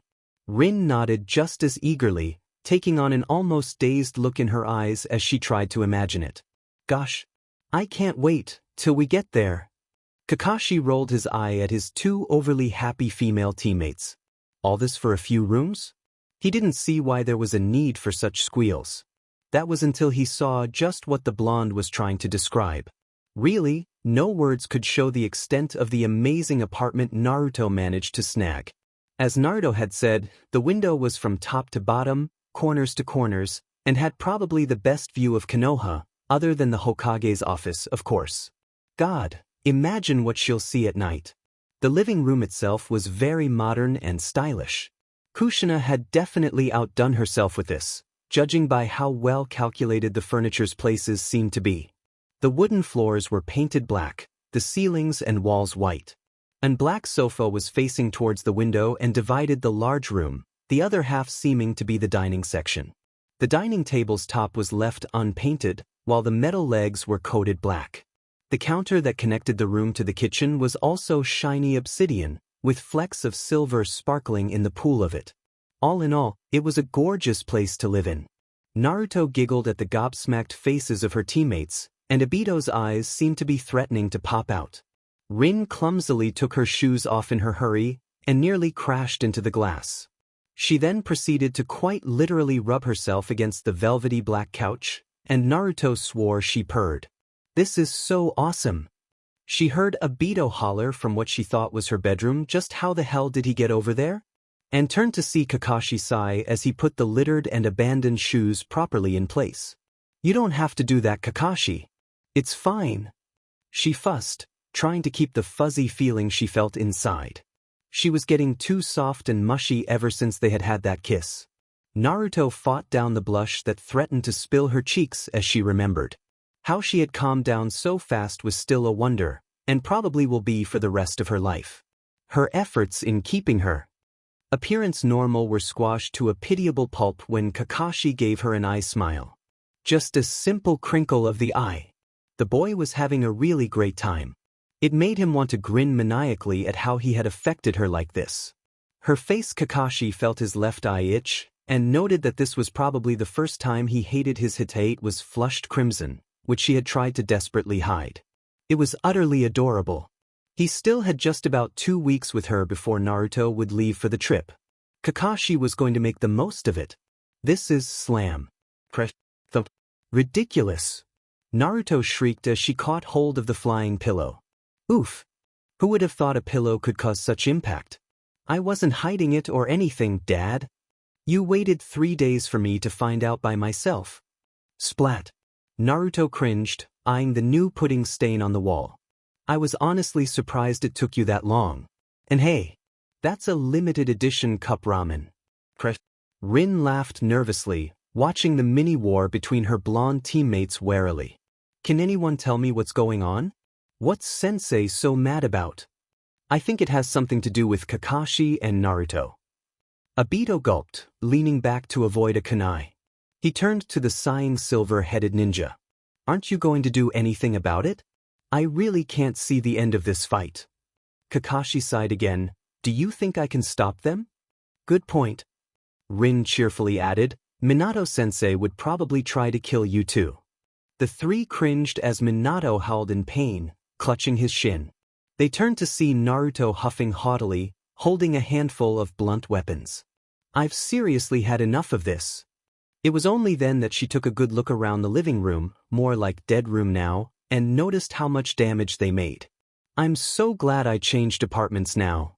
Kakashi didn't take his eye away from Minato's crumpled state. Just what did you throw? You want to turn then? No, it's fine. Gulping, he turned to his other pale team members. So, how are we supposed to train now? Rin grinned. Kushina-san? Obito turned as white as a sheep, shaking and waving his arms furiously. No, no, no, no. He took on a horrified expression, face looking hollow. Did you forget her training methods? She made us run around the village non-stop for 6 hours, through a rainfall of kunai and shuriken at us, and literally made our lives hell. So? What's your point? It was then that their teacher croaked, I'm fine, we'll continue training. Limping, he glared down at his daughter, I'll make sure to train you for harder than Kushina did, so be prepared. Even on a busy street one could hear the agony-filled screams from Training Ground 7. So are you going? Naruto blinked, swallowing the dango she was chewing on before speaking. Where? You mean the festival? Rin nodded, and Naruto tried to ignore the freakish grin on her face. Oh yeah, it's a celebration for the many. Promotions this year and a break from the war, right? It's kinda like a mandatory thing. Right. Well, who are you going with? Naruto raised a brow, before listing off with her hands, Kakashi, Obito. No. Geez, do you have a pea for a brain? You're supposed to go with Kakashi. Rin rolled her eyes, inwardly pleased with the obvious blush on her teammate's cheeks. Well, I would if you go with Obito. It was Naruto's turn to be pleased with the red tint on Rin's face as she stuttered out, Sure, you and Kakashi are together now, but Obito and I are teammates.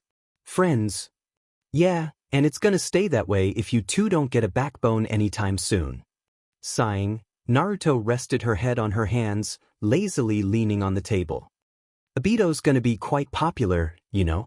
Girls are starting to think he's cool for bravely giving his former enemy closest friend his most prized possession. She smirked. And let's not forget he's an Uchiha, bound to become a handsome prince.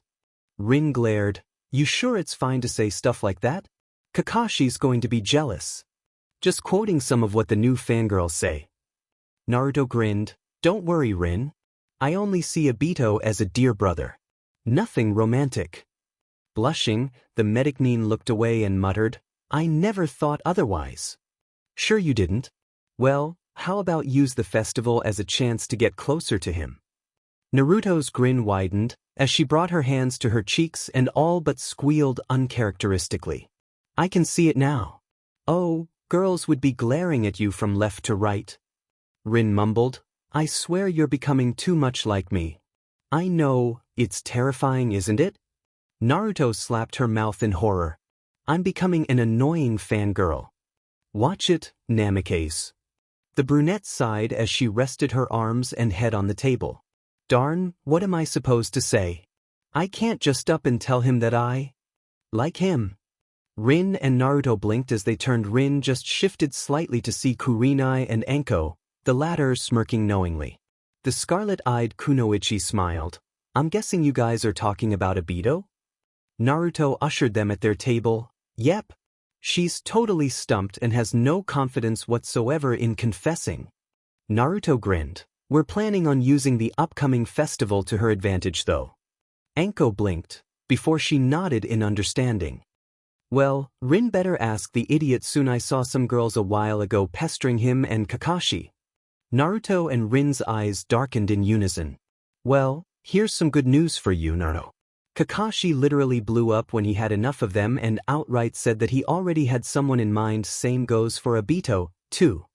Kurenai giggled, though Obito said it with a very embarrassed expression, and said it nicely.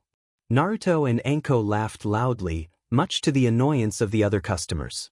It's so obvious who he wants to go with. Naruto barked out, wiping a tear from the corner of her eye. Wish I could have seen him. Hey, so just how much did Kakashi blow up? Anko abruptly stopped laughing, exchanging glances with Kurenai. About that? He wasn't really in a good mood to begin with. From what I heard, I spoke to Obito for a while before we came here. Naruto raised a brow. So? He's not really an optimistic type of person.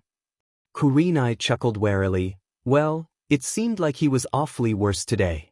He called them absent-minded, idiotic, annoying, and weak idiots that have nothing better to do than follow him around. And I'm keeping it simple, he had used much more colorful descriptions. That mad, huh? She laughed. Why? Obito never explained. He says that Kakashi will kill him. Anko winced. I feel for the guy, after seeing that he was so close to wetting his pants. Naruto raised a brow. Obito scared of Kakashi? Sharing a look with Rin, she scoffed. Well, I find that hard to believe. Anyways, I'll ask Kakashi about it later. The festival was when exactly? The day after tomorrow, Sunday. Did you tell Minato-sensei? Rin frowned worriedly. Yep, after training. He was still mad though. Anko rolled her eyes. Overprotective? Anyways, so Rin, did you ask Obito? I mean... The girl blushed, looking down at her hands. Not yet. Naruto grinned. Of course not yet. It's so obvious he wants to go with you. Kurenai and Anko nodded in unison. But... Rin tried to speak, but the stares she received stopped her and she sighed. Her eyes then regained the twinkle her blonde teammate resented. So, did you ask Kakashi? Kurenai and Anko's attention was successfully diverted. Darn. I thought you'd forget about me. Naruto groaned. Well, I'm asking him, tomorrow.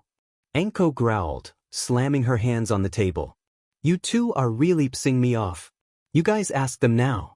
Come on, let's go. Ignoring the fellow girls' protests, Kurenai and Anko proceeded to dragging them out of the stores. Great, just great. Of all places, too. It just had to be when they were training, didn't it? Let me go. See, they're busy. If we stay any longer, we'd get fried. Naruto wailed and flapped her arms, failing to get out of Anko's iron grip. Rin had long but given up, or maybe she was under a genjutsu. Naruto? Rin? What do you want? Kakashi raised a brow as he straightened. Obito did the same, grinning and waving. The said two turned to find their captives gone and muttered strings of curses. Rin laughed awkwardly and fidgeted with her skirt flap. Well. She blushed, squeezing her hands to ball and biting her lip. I just wanted to talk to Obito for a minute, if that's all right with you guys? Obito nodded, never dropping his wide smile. Naruto sighed as she gazed at the retreating backs of her dark-haired teammates, before she noticed Kakashi's eye redirected to her. Suddenly feeling self-conscious, she brought hers down. So, nice weather we're having? She looked back up at his unwavering stare and reddened. Sure. Though unsure why, Naruto was sure he was. Smirking. Nonetheless, she couldn't stop the darkening blush. I wanted to ask if you would, I would? Oh, he was definitely smirking. You know what? I'll just say it. Naruto screwed her eyes shut and asked, more like shouted, can you come with me to the festival on Sunday? There was a long pause, making her peek with one eye before widening both in surprise. She watched in confusion as Kakashi's shoulders shook, one hand covering the bottom half of his face, the other clutching his stomach. It took her a minute to realize he was laughing. The BSRD was laughing at her. What's so funny? Naruto demanded, face flushing again in embarrassment. Kakashi didn't hold back this time, and if she wasn't so flustered she would have treasured the sound. Sorry, it's just that you... He laughed again. I'm what? I honestly don't see what's wrong with me asking you. Naruto growled. Well, if you don't want to go with me, fine. I'll go with someone else. Before she could take another step away, however, a hand held her wrist. I said sorry, didn't I? I never declined, either. I just thought you were cute. She watched with wide eyes as the boy rubbed the back of his neck, looking away stubbornly. A smile crept up her face. What did you say? A glare was sent her way. Never mind. You know full well what I said. I didn't catch it. You said it so quietly I couldn't hear. Liar. Who are you calling a liar? Oi, get back here. Hatake Kakashi, don't you dare walk away from me. So, tell me why you're all here, dressed up when it's still 4 hours away from when it starts? Naruto raised a brow at the three girls. The festival starts at 6. Rin, wearing a lavender yukata, waved a hand dismissively. Girls have to prepare longer. I doubt it takes 240 minutes. Not unless you want to look good. Anko chirped. Besides, you were the one who insisted on buying that hideous thing. Kurenai slapped her arm. It's not hideous, Anko, you're just jealous. I'd say it's the best out of all of us. Look, how about you just get inside? I don't want to disturb the neighbors with Anko's shrieking. Naruto sighed, moving slightly for them. You mean disturbed by the beautifulness of my voice? Anko tried and failed to flip her purple hair, much to Kurenai and Naruto's amusement. Shut up. You guys have long, swishy hair. It's unfair, I tell you.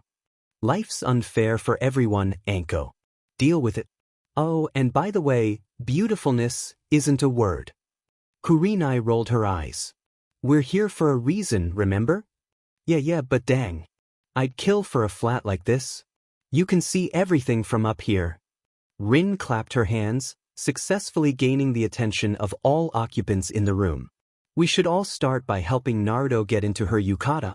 Then we'll get on with the hair, and after that is the makeup. We clear? Yes, ma'am. Came the reply of the enthusiastic two, while the blonde sighed dejectedly. Fine. A few moments later. Too tight. Finally, after several tugs, hair pulling and face clawing, the makeover was completely done.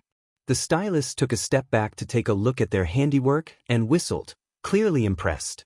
Naruto's eyes were dazed as she watched her reflection. It really did take 3 hours. She looked so different, yet the same. Of course it did. You just had to choose such a complicated yukata, didn't you? I'm surprised we managed to pull it off in such a short time, too. Anko huffed. Well, we have another hour left to kill. Naruto nodded. But hey, who are you and Kurenai going with? Asuma. The red-eyed Kunoichi blushed. Genma. Naruto, Rin, and Kurenai blinked at Anko in surprise. Yeah. We figured since we don't have anyone else to go with, we'll go as friends. Oh. The three nodded in unison. Why do you all sound so disappointed? The four chattered and laughed through a little over half the hour, until they decided it was time to go to wait at their own homes. And now, Naruto could be found at her desk, scribbling on a paper with her brows furrowed and tongue sticking out in concentration. Taking a look at her work, she scowled and crumpled up the paper before chucking it in the bin. Just what am I missing? Surely there's a seal that could work for that. She bolted at the sound of the doorbell and checked the peephole. She grinned as she glanced at the clock and opened the door. He didn't wear his forehead protector, but silver was waxed to cover his eye and he still wore his mask-attached sleeveless shirt. His black yukata and thin, navy blue obi enhanced his pale skin, reminding Naruto of the moon. "You're right on time as usual, Kakashi," she said with a faint blush lightening her cheeks, smiling cheerfully. Kakashi was at loss on words, and merely nodded. Though her style was simple, Naruto was absolutely a sight to see.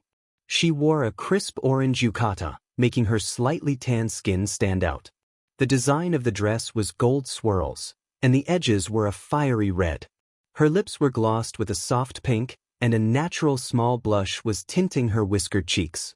Her blonde hair was tied up in a messy bun, front bangs clipped by a shiny golden pin, framing her heart-shaped face.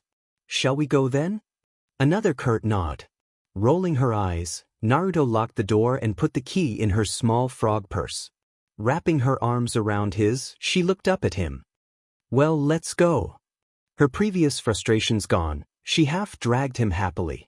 Many fangirls eyed the Naruto with envy, some more than others less discreet. The majority sighed as they watched Kakashi in longing, then again in dejection when they saw the blonde.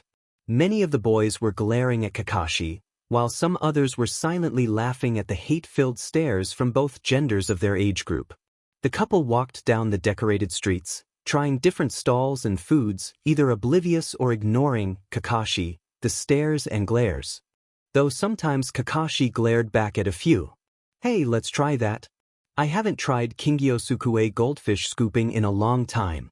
Kakashi looked at the old man sitting behind a plastic tank of goldfishes, then at sparkling blue eyes. "Okay, I'll pay." He let himself be pulled towards the game, amused by her enthusiasm. "Don't throw a fit when I win, all right?" Naruto's eyes were filled with mirth and a challenge. "What makes you think that I'll lose?" "For your information, lack of practice never dampened my awesome skills." "We'll see." Kakashi paid, and with mild concentration, he scooped a red goldfish with ease. He smirked triumphantly at Naruto's glare as he plopped it in the bowl. "Just saying, but this is my first time playing this game."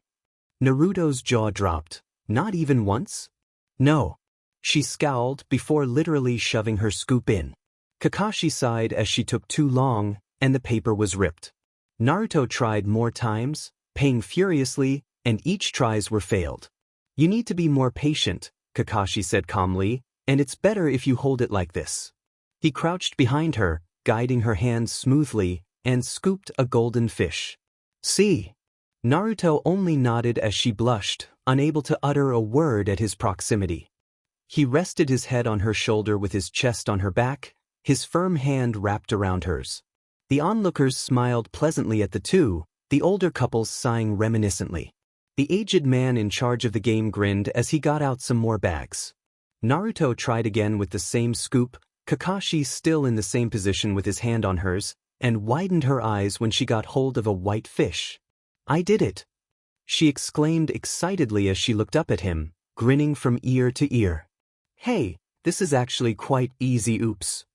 The fish had rolled off the paper screen and plopped back into the water, waggling its tail as it sped away from them.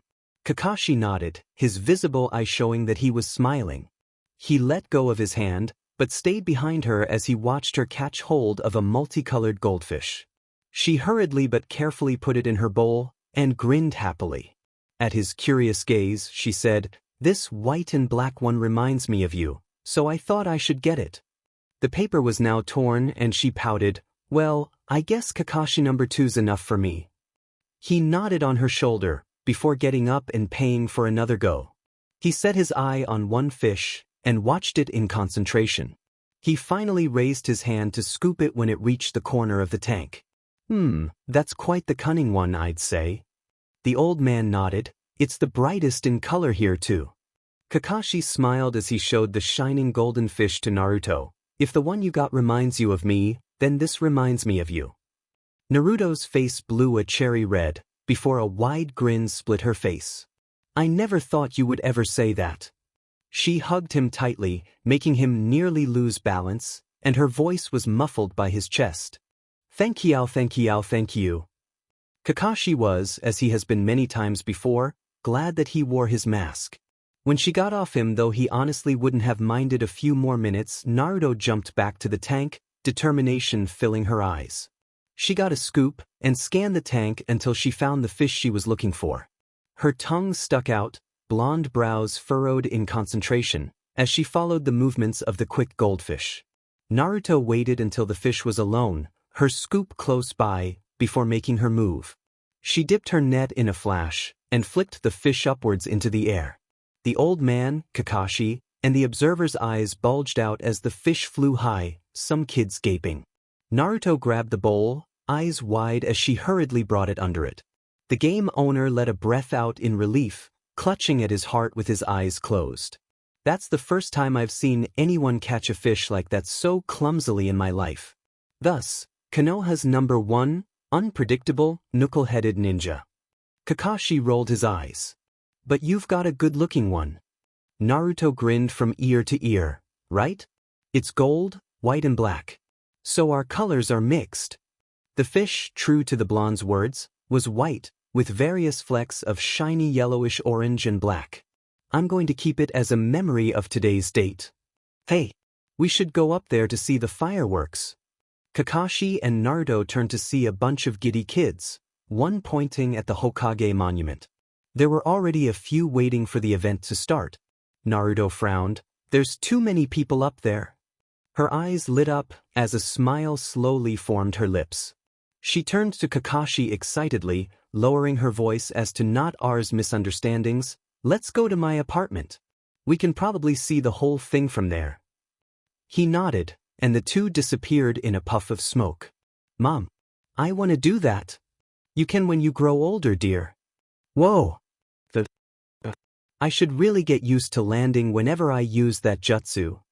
Naruto breathed a breath out of relief when she looked down at her fish. Glad I moved just in time.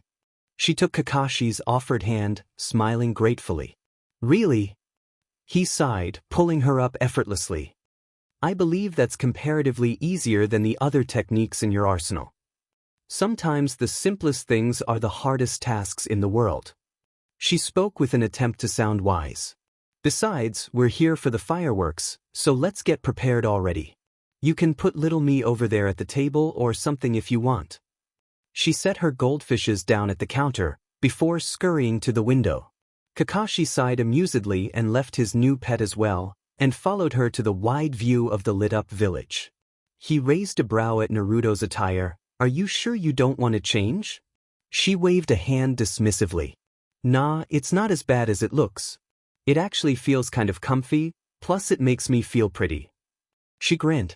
And I definitely don't want to miss even a single millisecond of the fireworks. At that moment, a loud whistling sounded, and the two turned with wide eyes of awe at the bright lights in front of them. The two leaned in, captivated by the way the translucent fireworks slowly disappeared, leaving behind glitters of rainbows. Kakashi watched Naruto from the corner of his mismatched eyes, before looking at her completely. He brushed the strands of his hair away, silently observing wide, fascinated eyes and slightly parted lips. He took her chin to make her face him, and pulled down his mask right before his mouth made contact with hers. Silver shadowed his eyes again, but Naruto could still see obsidian and the burning red, her cerulean eyes widening further. His lips are... She smiled into the kiss and closed her eyes. Soft. The many explosions of the fireworks gave bright light to the room, forming shadows of the two adolescent teens. So, why exactly did Kakashi lose his cool with his admirers? This is a top-secret Rin. You are to never mention it around him. Or anywhere else for that matter. Ever. Got it? Sure, Obito? Fine. Kakashi went mad because... He paused for effect and glanced around him, before facing her again. He saw a fanboy holding a Naruto plushie. That's it? Oh. He stole it afterward, so I guess all's well that ends well. What else did you expect?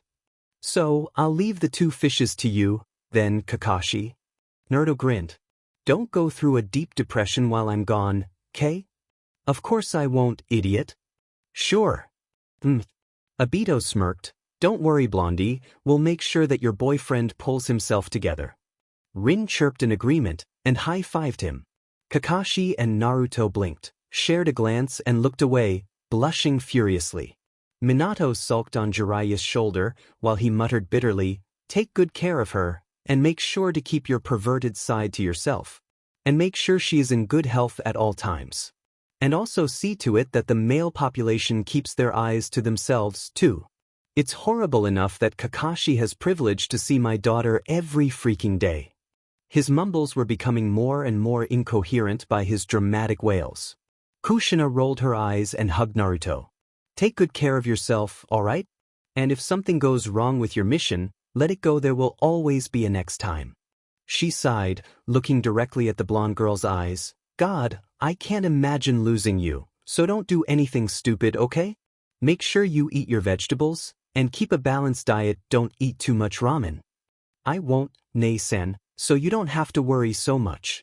I've survived this long, so I'll be fine.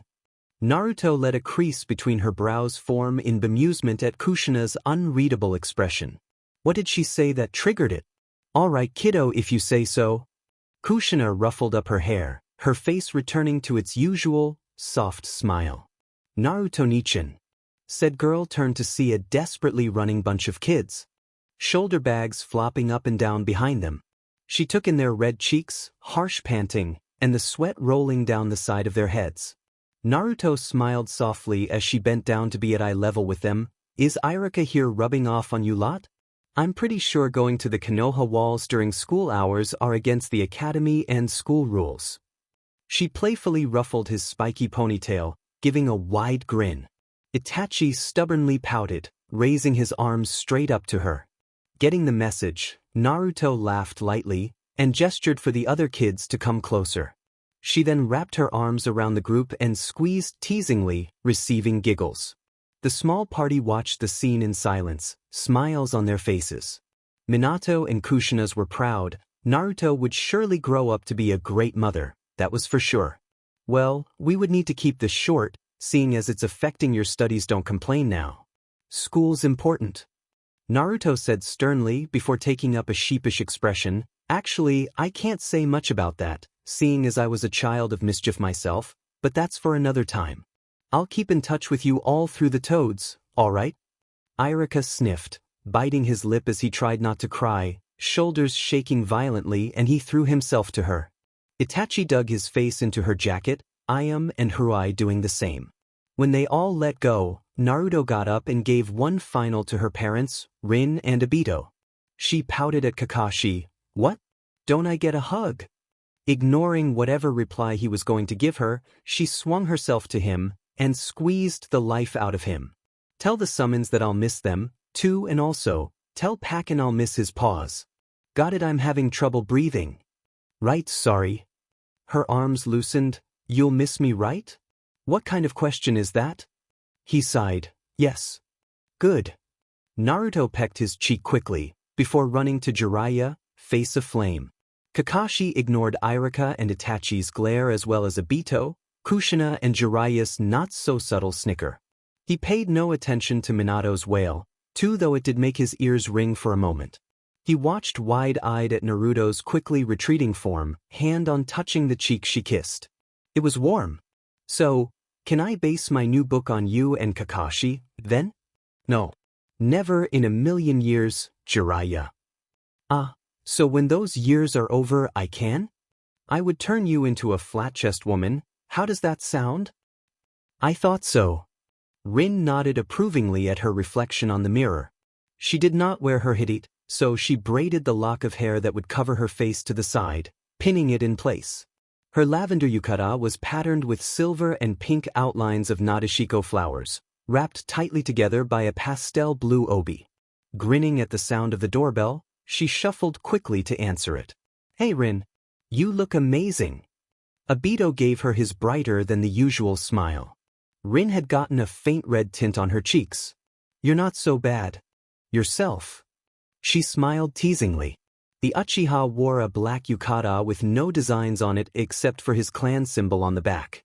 Wrapped loosely around his waist was a thin, white obi, and Obito didn't wear his goggles or hitayate. Thanks. He rubbed the back of his neck, scratching his cheek as he grinned. So, wanna go? Rin grinned, holding Obito's hand as they looked through the different, brightly colored stalls around them. The Uchiha then blinked, stopping as he tried to stifle his laughter with his free hand. Rin raised a brow, and followed his gaze. Nair had just flipped a fish in the air. Rin gaped, barely noticing that the other viewers had done the same, as the goldfish twisted and turned in slow motion. She snapped her mouth shut at Obito's boisterous laugh. Obito! It isn't funny. Look at that poor fish. Nah, that's not what I'm laughing at. Look at Kakashi's face. Obito continued to laugh loudly, catching the attention of many people. Rin frowned, before doing as he said. She had thrown herself in a fit of laughter as well.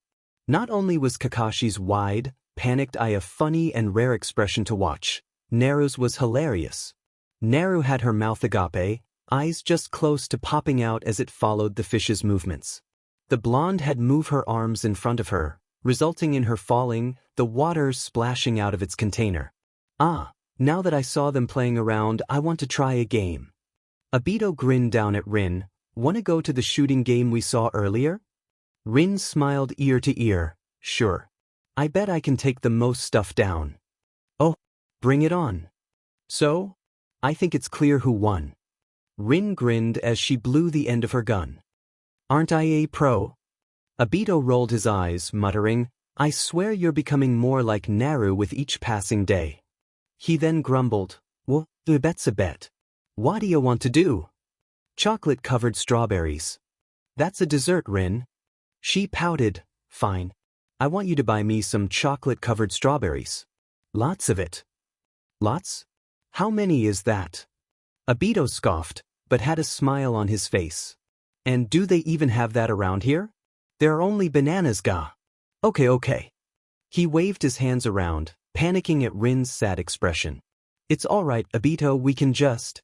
No, it's not all right. I'm sure we'll find some soon if we try hard enough. I think the crepe stall would have some. Rin had on a bright, blinding grin. Boys were so easy to manipulate. Somewhere, Namikaze Minato sneezed as he let himself be dragged by a cackling redhead. Obito flopped on the grass, absolutely tired as he essayed in large gulps of air. Rin smiled happily, biting onto her chocolate-covered strawberries next to him. Once she was sure he had regained a normal pace of breathing, Rin popped one of the fruits in his mouth, inwardly pumping a fist when she saw Obito's blush. She looked back at the lake. The surface of the glass-like liquid had been draped with moonlight, sparkling softly. Obito watched the water slowly move. Up and down, almost like it was breathing. I never get enough of this place. Obito had a small smile on his face. Whenever I feel upset about something, I come here at night. He blinked when Rin linked her hands with his, and the smile almost succeeded in splitting his face.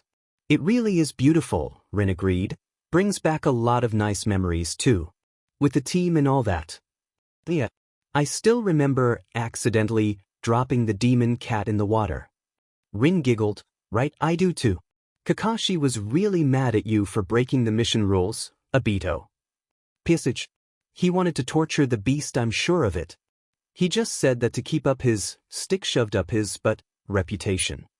Ha, you really love that line, don't you? Well, I'm sorry for Kakashi, but it suited him perfectly. Obito grinned, it still sorta does. Although, he's a whole lot better now that he's with Naru and all. I think we did a good job. Rin smiled widely, they seem pretty happy. Yeah. He stared ahead at the flowing dark water. How about us? Rin didn't blink. I think it would work quite well. She tightened her fingers around his. I like you, Obito. She looked up at him, to see his wide eyes staring back at her. Rin leaned forwards, and Obito only just realized he had done the same. Faces mere centimeters apart, they both jumped at the sound of an explosion, followed by another. They looked at the colorful reflections blasting on the glass surface, and realized that the fireworks had started. The two found themselves blushing, knowing what would have happened had it began even just a second later. Drawing back, Obito and Rin kept their eyes on the bursting rainbows. Rin snuck a glance at Obito's odd expression, and smiled to herself as she looked back at the fireworks. Obito did the same, but he didn't drift his eyes back to the display. Instead, he called her name. Rin hummed in question, shifting her head slightly to face him, and was taken aback at the pair of lips on hers. Widening her eyes, she stared back at coal orbs, full of warmth and love, all directed at her. She blinked a few times out of her stupor as Obito closed his eyes. Rin hesitantly brought her hands to his shoulders, and kissed him back. They barely heard the loud fireworks setting off in the night sky.